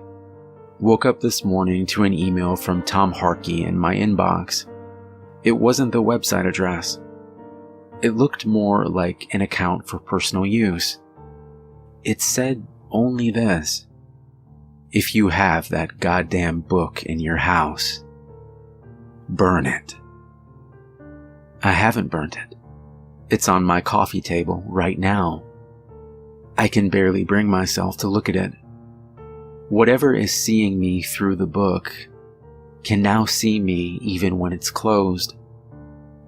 I have a feeling it's the rough beast moving its slow thighs, slouching towards Bethlehem. Maybe that beast inspired the great poet William Butler Yeats to write about it, and just over 40 years later inspired a hack writer who called himself R. Scabry to do the same. I don't know. I don't care anymore. I just wanted to stop talking to me. Update. I tried to burn it. I did. I used kitchen tongs and took it out to my backyard. I dropped it in an old steel bucket and struck a match. Then I held it there. I waited.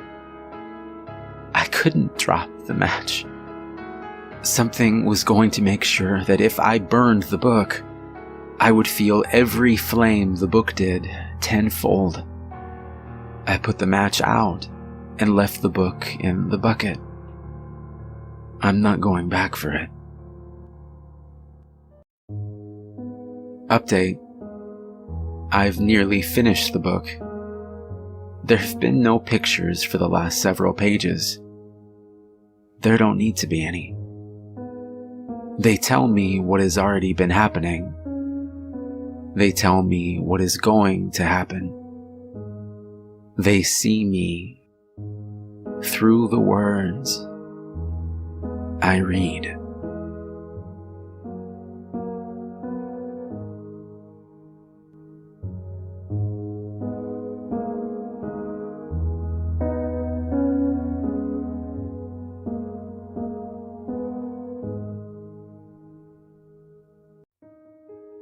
This story is a retelling of something that happened to me when I was just 7 years old. As the years have gone by and I've grown up, I've realized that the story cannot possibly be true, yet I can't shake the feeling that it is. It happened in Tokyo, in the subway station. I was standing with my father when I saw the demon, a monstrously tall and furry creature with leathery black wings and a snout like an anteater. I must have stared at him for close to 10 minutes before he finally spoke, in a soft mutter that was clearly intended for his ears only. This human is creeping me out. It almost seems like he's looking right at me. I am looking right at you, I said. The demon nearly jumped out of his skin. You can see me? Yes. Can everybody? Not unless they're in the fifth dimension. Am I in the fifth dimension? I asked. Your mind must have slipped over here by mistake. What were you thinking about before you saw me? I thought for a moment, and then grinned. Trains. Oh, well, trains are the link between our dimensions. I guess your mind must have just wandered over here. Either that, or you're going crazy. I hope I'm not going crazy, I said. Being crazy is a good thing in the fifth dimension, the demon replied. I laughed.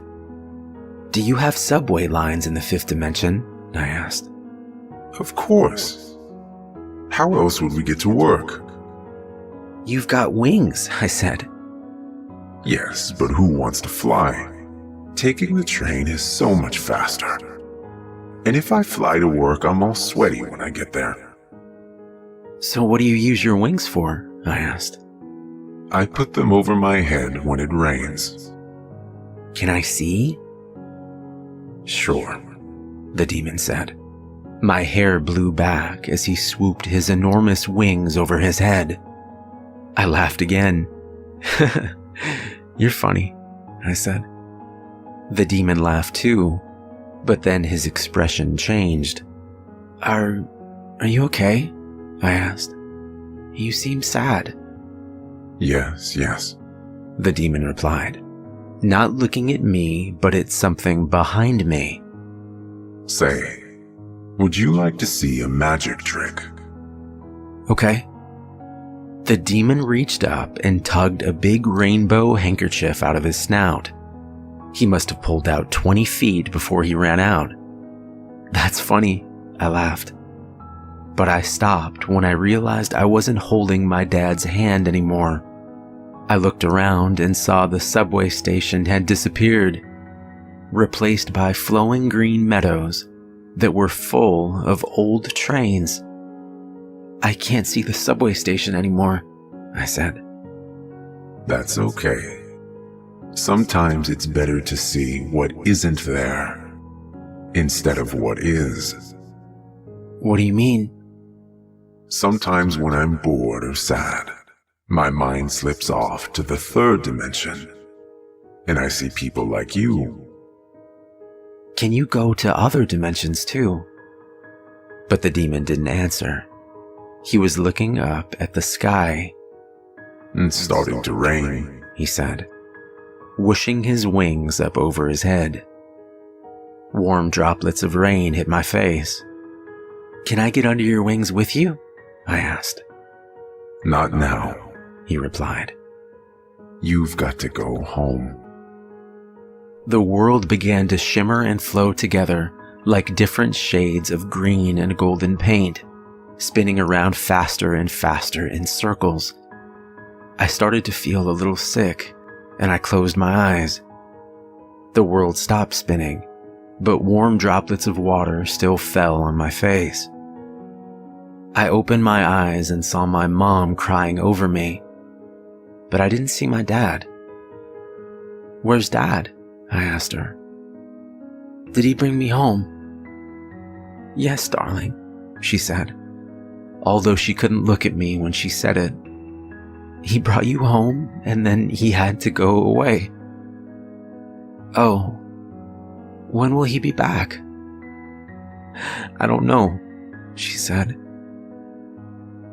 My dad never did come back, and it was years before I found out the truth. He had killed himself that day. That morning, he had written a note to my mother, explaining that he intended to bring me along and step in front of the train with me. My mother found it when she got home from work and called the police, but it was too late to stop my father. The witnesses say that just before he jumped, I pulled away from his hand and ran off, fainting right after. But one of the witnesses, a little boy around my age, said that he saw something take my hand and lead me away from the speeding train. He said it was a monstrously tall and furry creature with leathery black wings and an anteater's snout.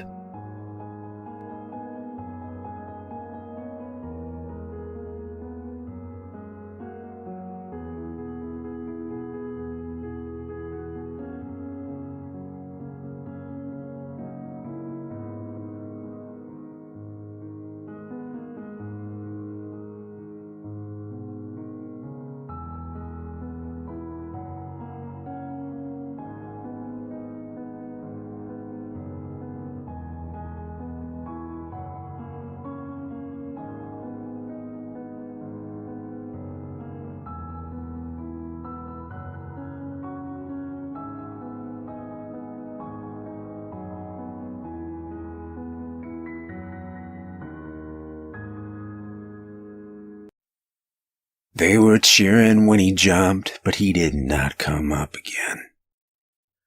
Turnpike Troubadours, before the devil knows we're dead. I remember one time growing up when my best friend David asked if my grandparents were still living. His own grandmother had passed away a few days earlier, and I think he was just looking for someone to talk to about it. "Do you still have your grandparents around?" David asked from the sidewalk, pausing for a moment and looking over at me. "Yes," I said, leaving it at that. Of course they were around. Everyone was. But I could never tell. That's what Mom and Dad had said. No one in my family has died for quite some time, at least not in the traditional sense. Sure, they will become sick, and maybe for a few hours they will even leave this world. But they always come back. Take my Uncle Carl, for instance. He had developed bone cancer in his late 70s, and day by day it wore down his body until by the end he could nearly pass for a skeleton. One day, as he lay in bed with his family circled around, his heart finally gave in and stopped fighting. He took one last breath, held his necklace tightly in his right hand, and then he was gone. My mother held me close and watched as I stared over at his vacant body. "It's okay, dear. He'll be back tomorrow." And he was. Sure enough, the next morning, Uncle Carl was the first one at the table for breakfast. And what's more, he was young again. "Uncle Carl!" I yelled happily, running over into his arms. "Hey there, Sport. I miss you," he said, ruffling my hair. "Is it gone?" "It's gone, buddy," he replied warmly. I didn't ask, and I'm not sure that even he knew the exact age he now was, but he appeared to be in his early 30s. It's different every time. I like to think that maybe you come back at the age you were most happy, but that's just speculation, really. None of us know why you come back the age you do. All we know is that you always come back. That is, until recently. My great-grandfather Isaac was the strongest of us. He had been a coal miner and had seemingly come back in his best physical condition. His shoulders were broad and wide, and his arms thick and muscular. He still wore the same dusty pants and cloudy gray jacket that no doubt came from the old days. He would even wake up wearing a cracked mining helmet that looked to be over 100 years old. I could hear him swearing every morning. "Son of a sore neck again, and this cursed thing." He would yell through the house, throwing his helmet angrily against the wall on the other side of mine. I always chuckled. That was one of the peculiarities with the family. Once you died and came back, you always woke up every morning wearing the same set of clothes. It seemed to be chosen at random, as far as we could tell. I was particularly embarrassed one day when, upon entering my great-aunt Natalie's room, I found her wearing a bright red negligee and a black top hat. Needless to say, I left the room immediately. I'm not gonna ask about that one. But I digress, and back to the main story. I'm 18 years old now and was due to leave for college this week, when Grandpa Isaac went missing. Maybe more accurately still, he never showed up. That morning when our family sat around at the breakfast table, I noticed his seat was empty. I wouldn't have thought much of it had it not been for the surprised look of fear from my remaining family. "I'll go," his wife had said, quickly rising from her chair and leading 3 or 4 family members upstairs to his room. He wasn't there either. We held the funeral 3 days later. I had never been to one before. His wife, my grandma, gave the eulogy, and I wish I could remember more of what she said, but I was too shaken up. I had never experienced death before, and as she stood up in front of us, I only recall her saying one thing: "Death seems to have found us again." After it was all over, she took my hand. "Come with me," she said softly, leading me up the old creaky stairs that led to the attic. She unlocked a dark wooden chest I had never seen before and pulled out something small that was wrapped tightly. "You need to know." That night, I walked with her from door to door and window to window. At each, she would recite a set of words. I'm still learning Latin, but upon asking, she told me the approximate translation. Death is not welcome here. The chest had contained an ancient vial of liquid. Sky blues, forest greens, and taxicab yellows seemed to swirl endlessly and with purpose, and I held my breath in wonder as I walked behind her through our home. She would recite the words and then close her eyes, dip her index finger into the old vial, and use a small portion of the liquid to draw a small symbol. The liquid seemed to glow more brightly upon contact with her skin, and when the symbol was drawn completely, it would shine as well. We double-checked that every door and window was covered. They were. Upon our completion, the rest of the family was then in charge of taping up the windows with dense black paper that made it impossible to see through to the outside. That night, as the last of the sunlight began to fall over the mountains, we locked the front door and checked it twice. My grandmother sat down next to me. "There's one more thing." "What is it, Grandma?" She looked towards the closest window, and then back at me. "Whatever happens tonight, whatever you hear, never look outside. It's better you don't think of such things.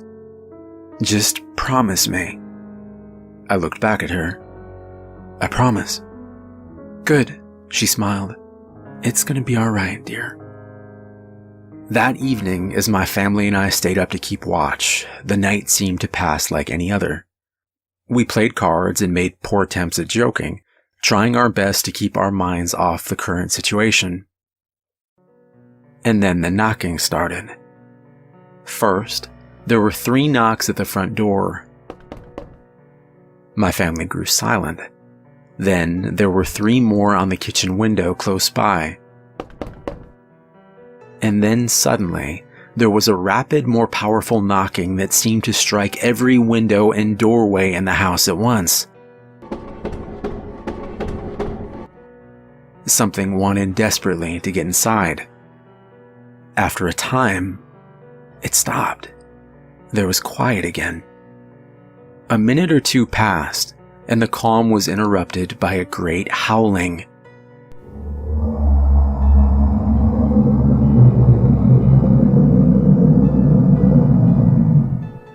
Our heads looked up almost in unison towards the ceiling as we strained to hear the distant noise.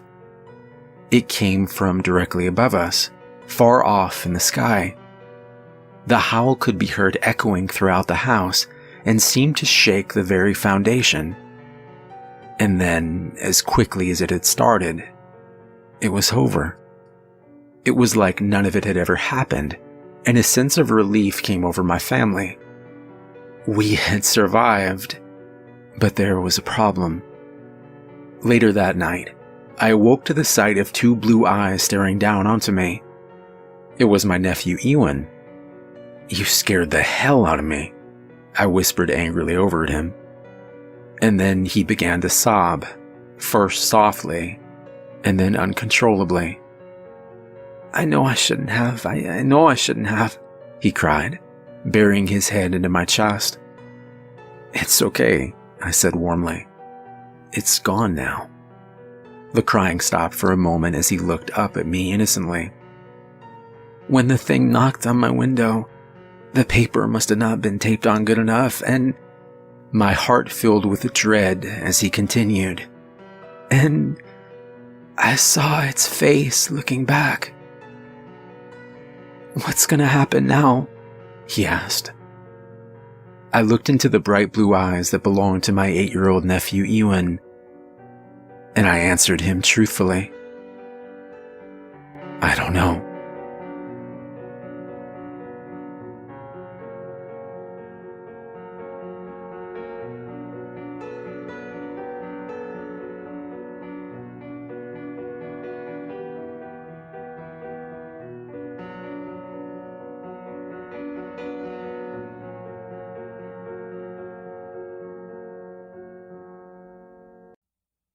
Part 2. May we all get to heaven before the devil knows we're dead. Turnpike Troubadours. "What's going to happen now?" he asked. I looked into the bright blue eyes that belonged to my 8-year-old nephew Ewan. "I don't know," I answered truthfully. And I didn't know. How could I know what was going to happen next? "Why the hell would you..." I suddenly saw the fear in his eyes and came to my senses. Instead of yelling, I hugged him. "It'll be okay, buddy. We'll ask Grandma for help," I said, trying to calm him. "You won't let anything bad happen to me, will you, Stephen?" I forced a smile. "I won't let anything bad happen to you." Checking the alarm clock on the old antique bedside table next to us, I saw it was nearly 2 hours past midnight.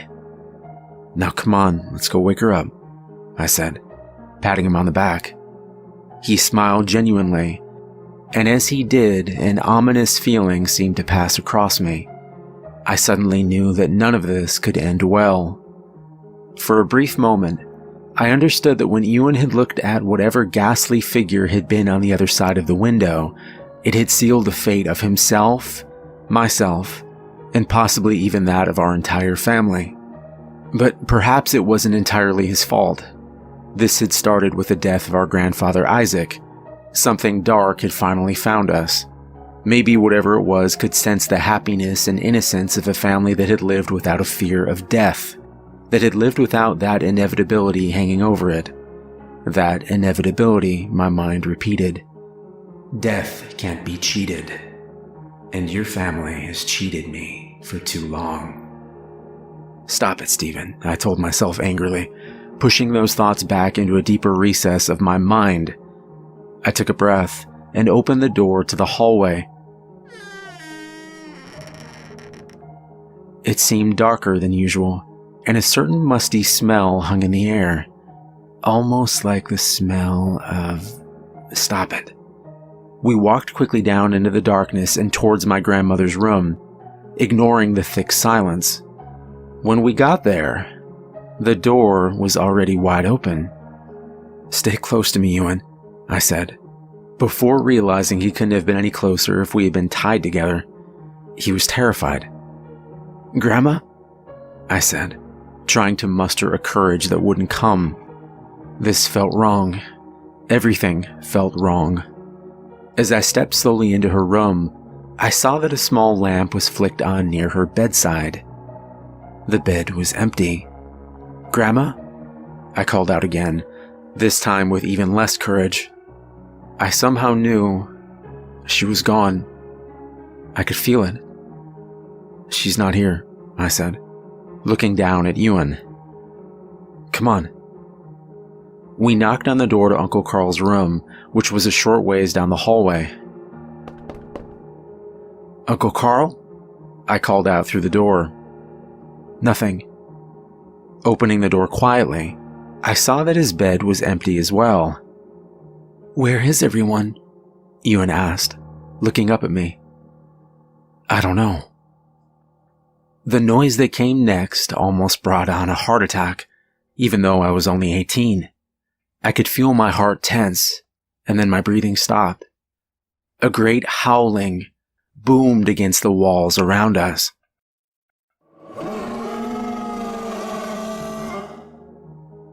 But this time it wasn't coming from outside, the thick brick walls of the house acting as a barrier between us.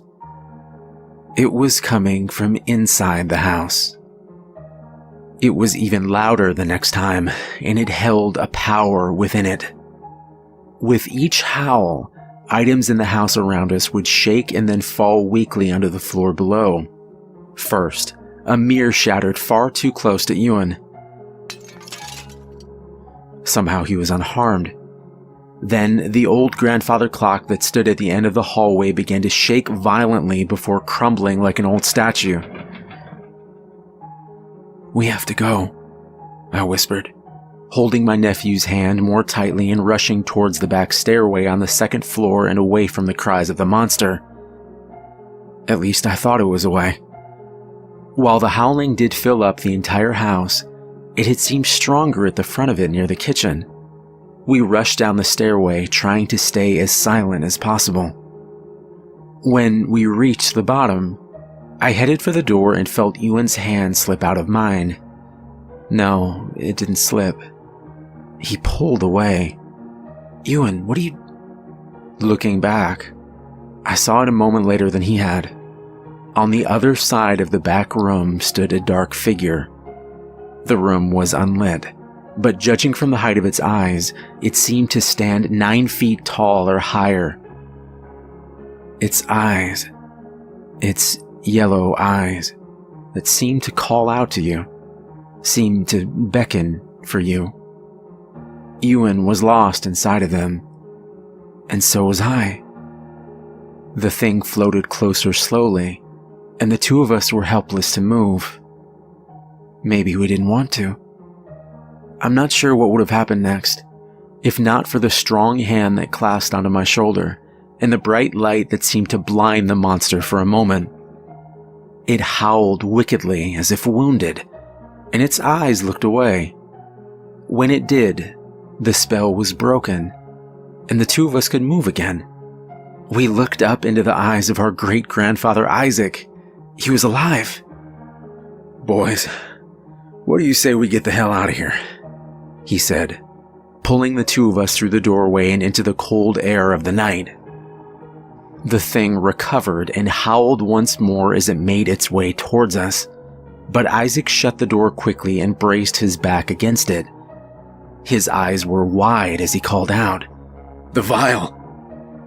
And suddenly I realized that there was a small container of liquid lying on the ground in front of us. The door seemed to crack and bend as the thing slammed into it again and again, desperate to reach us. "Get the vial!" he screamed out again, his eyes even more desperate. An unexpected feeling of understanding came over me then, and I knew what to do. Picking up the vial, I opened it and dipped my index finger inside. As it touched my skin, there was a cooling feeling that came over my entire body. Maybe it was courage, I thought, as a determined look passed across my face, and I reached out for the door. I drew the symbol just as my grandmother had, and it glowed back brightly as if pleased. Then the slamming stopped, and the howling started up again. It was even worse than before, I realized, watching as Isaac's back slid down the doorway and he sat on the ground. He hadn't been injured, but looked as if he'd been in a brawl. His thick muscles seemed worn and tired, but he stood up anyway. I realized then what the light that had blinded the monster had been. The light on his old coal mining helmet. "It's trapped in there," he said, "but it won't hold for long." His hands reached out as he placed them firmly on our shoulders and stared down at us. "We have to go now." Not another word was said as the three of us ran towards the thick forest behind our home. Each step we took away from the house seemed to enrage the thing farther, and its screams followed us far into the darkness.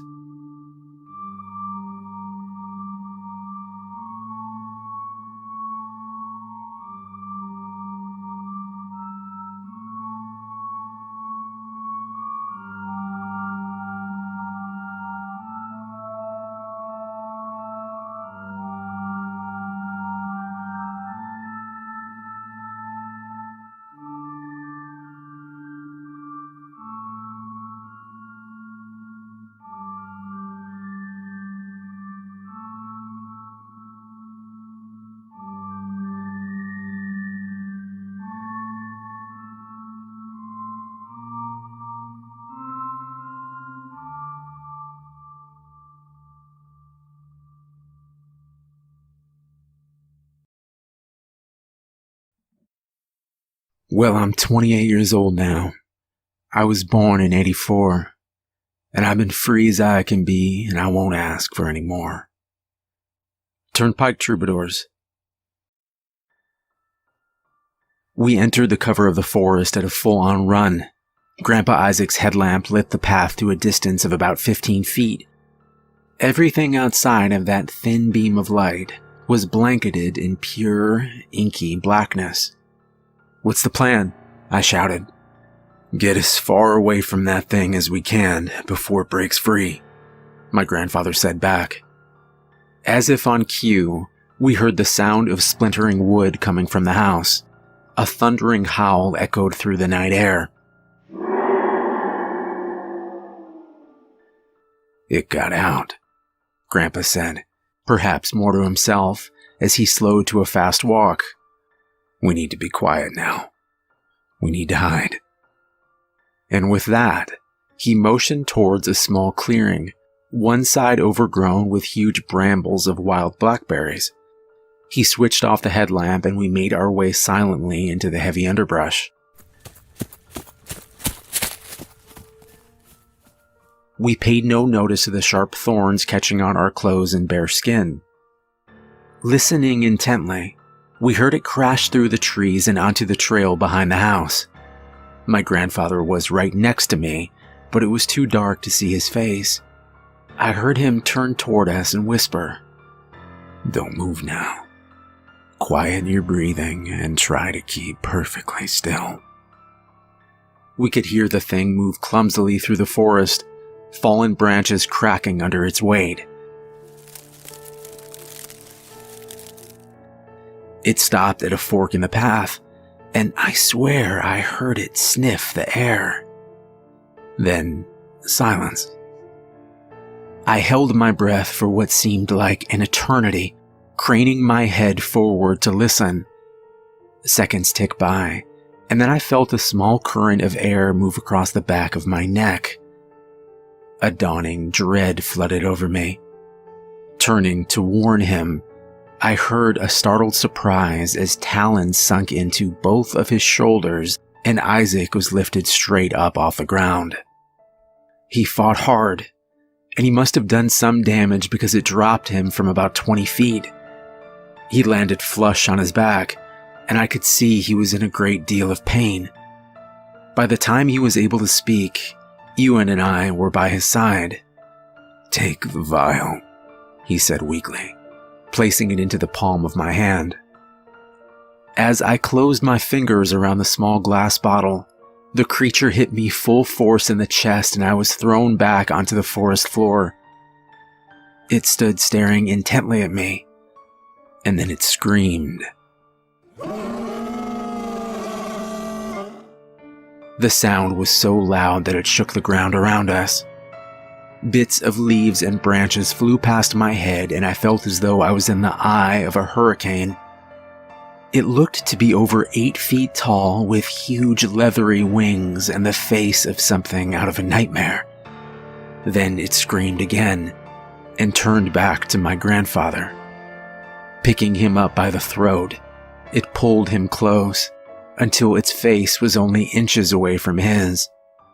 Their eyes locked, and with what appeared to be anticipation, a kind of savoring, the creature opened its maw and slowly inhaled the life force of my grandfather. His cheerful blue eyes dimmed, his skin became pale, and then turned an ashen gray.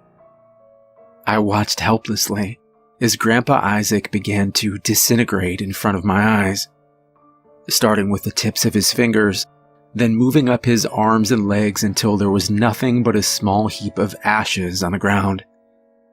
The creature took great pleasure in using its talons to mix the ashes with dirt. Scratching wildly, it scattered the remains in all directions.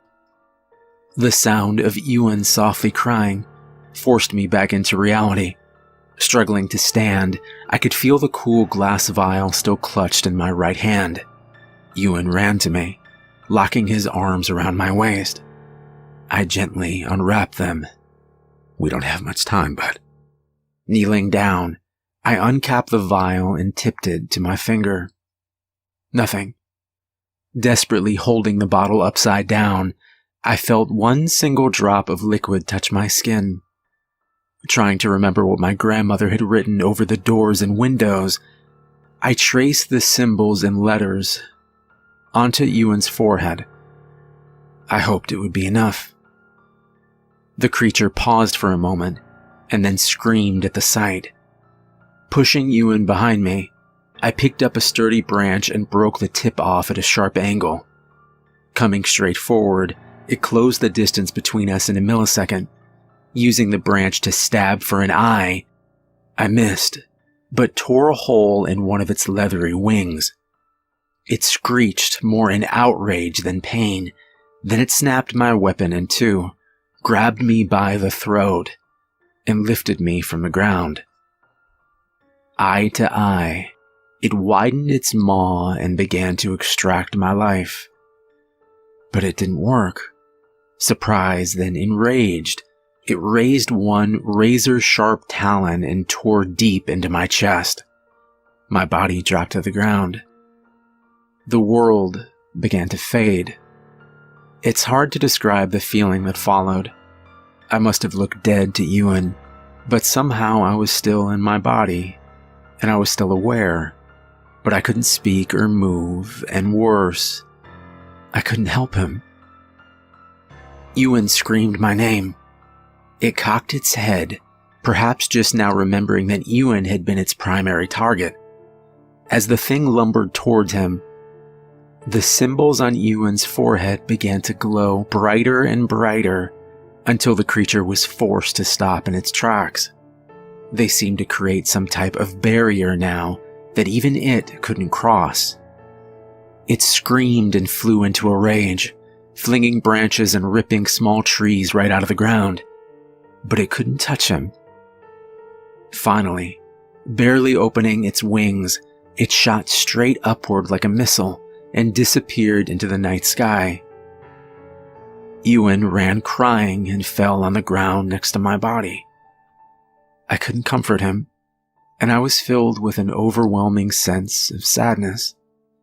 Eventually, exhaustion overtook him and he fell asleep, tightly grasping my hand. As dawn broke, he was startled awake by the sound of someone calling his name. It was Great-Grandma Hester, and Ewan ran to her crying, "Grandpa Isaac and Stephen are dead. It killed them." Holding the boy tightly, Hester looked over at where I lie on the ground, and then she glanced upward to the sky. It took a while to calm him, but eventually she settled Ewan under the shade of an oak tree and set about tending to my body. Reaching into her coat pocket, she pulled out a thick glass bottle brimming with a colorful swirling liquid. Carefully tipping it to her finger, she gently drew symbols on my forehead. The two of them made their way back to the house in silence.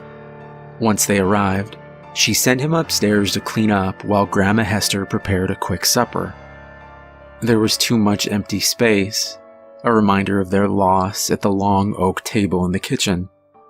They decided to carry their plates to a small round table on the front porch. "Why did we have to leave Stephen out there?" Ewan asked sadly. "Because that's the way it's done," she replied. "You must lie where you fall." "Will everyone come back again, like before?" Ewan said hopefully. She looked down at him sadly. "No, my dearest. Not this time." Grandma forced a smile. "There is more I will tell you. For this next part, you must be very brave."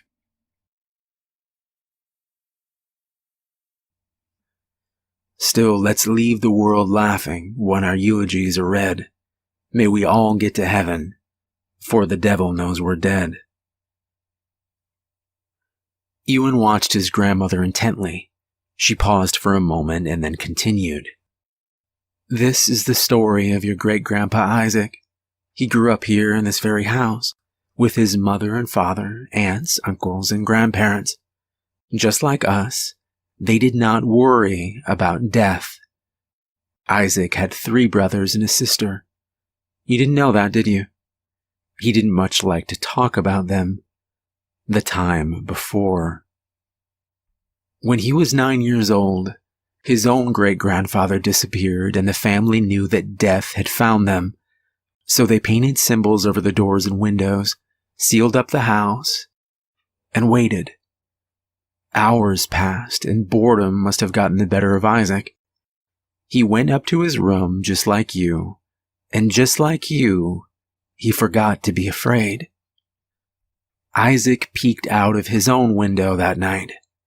There was something out there, and it stared right back. The next morning when Isaac woke up, everyone was gone. He was alone. What did he do? Ewan asked breathlessly. What could he do? She replied. He was just a little boy, all alone and terrified. He moved some pillows and a blanket into the little pantry off the kitchen, and that's where he slept, crying himself to sleep most nights. He blamed himself, and he missed his family terribly. Ewan sat deep in thought. It's hard to imagine Grandpa Isaac crying. He's never been afraid of anything. That made Hester smile, but pain came with remembering as well. For a moment she thought of her husband and the life they had shared together. Pushing her own sadness aside, she continued, hoping he hadn't noticed the tears beginning to form. Ewan needed to be strong now. Well, she said, how do you think he got to be so brave? The strongest steel is forged from the hottest fire. Those hardest of times, that's what made him so strong. Climbing onto his grandma's lap, Ewan said, I'm so glad you're here with me. She looked sadly into his eyes.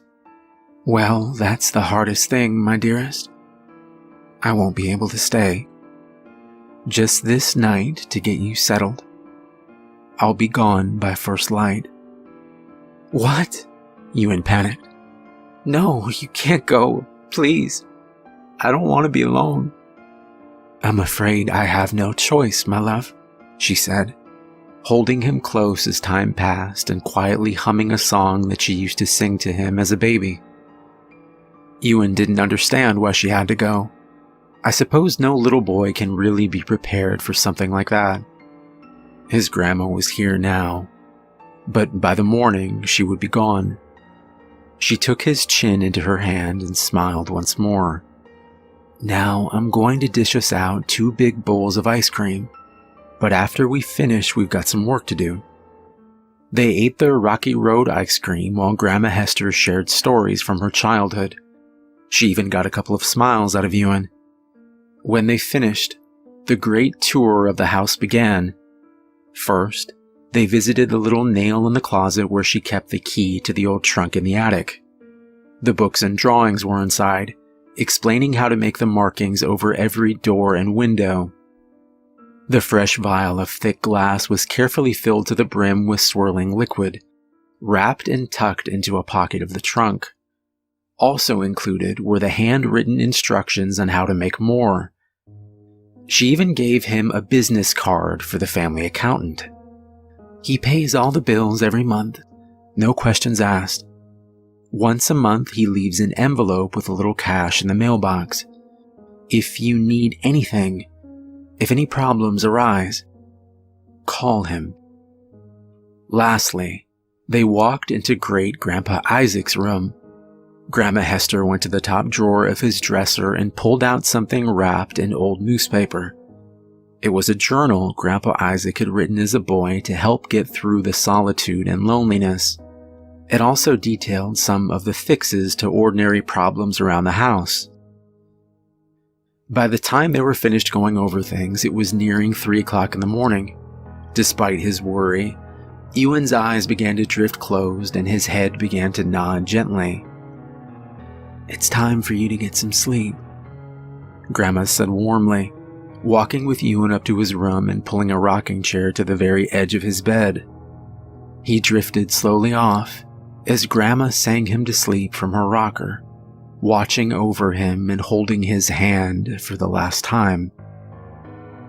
Some time passed, and Ewan's eyes opened quickly at the sound of rapid knocking on his bedroom window. Dread fell over him like a wet blanket, wrapping his entire body with a sense of inevitability. The rocking chair next to the bed still swayed gently back and forth, but Grandma Hester wasn't there anymore.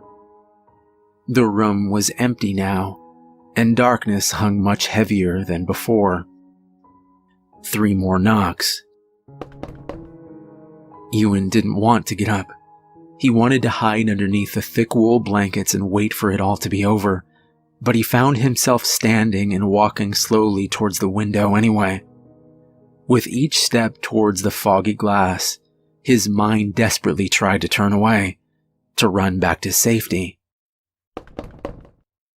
3 knocks, louder than before, hungrier than before.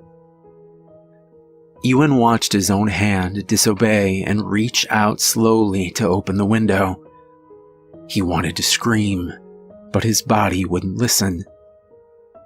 Then the nightmare ended, for now at least. He woke to heavy rays of sunlight pouring in through the bedroom window. As reality dawned, he bolted straight up and flung his head to the right and reached towards the rocker. But it was empty. The thought of this big abandoned house gripped his chest like a huge weight pressing down on him. Laying his head back down on the pillow, he stared up at the ceiling and tried not to cry. Minutes passed, and suddenly Ewan started to imagine the smell of bacon frying. It seemed almost as real as the nightmare had been. Then he heard a sound, clear as a bell and coming from downstairs. It was whistling. Ewan jumped up and ran down the back stairway to the kitchen. He took the last 4 steps at a leap and landed squarely on the black and white tiles of the kitchen floor. "Stephen!" he shouted. I turned away from the stove, just in time to catch my nephew mid-leap.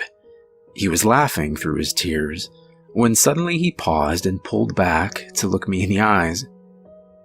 "Will you stay?" he asked. "You can't get rid of me that easily," I answered. "But how?" he asked, bewildered. "It was Great-Grandma Hester," I said.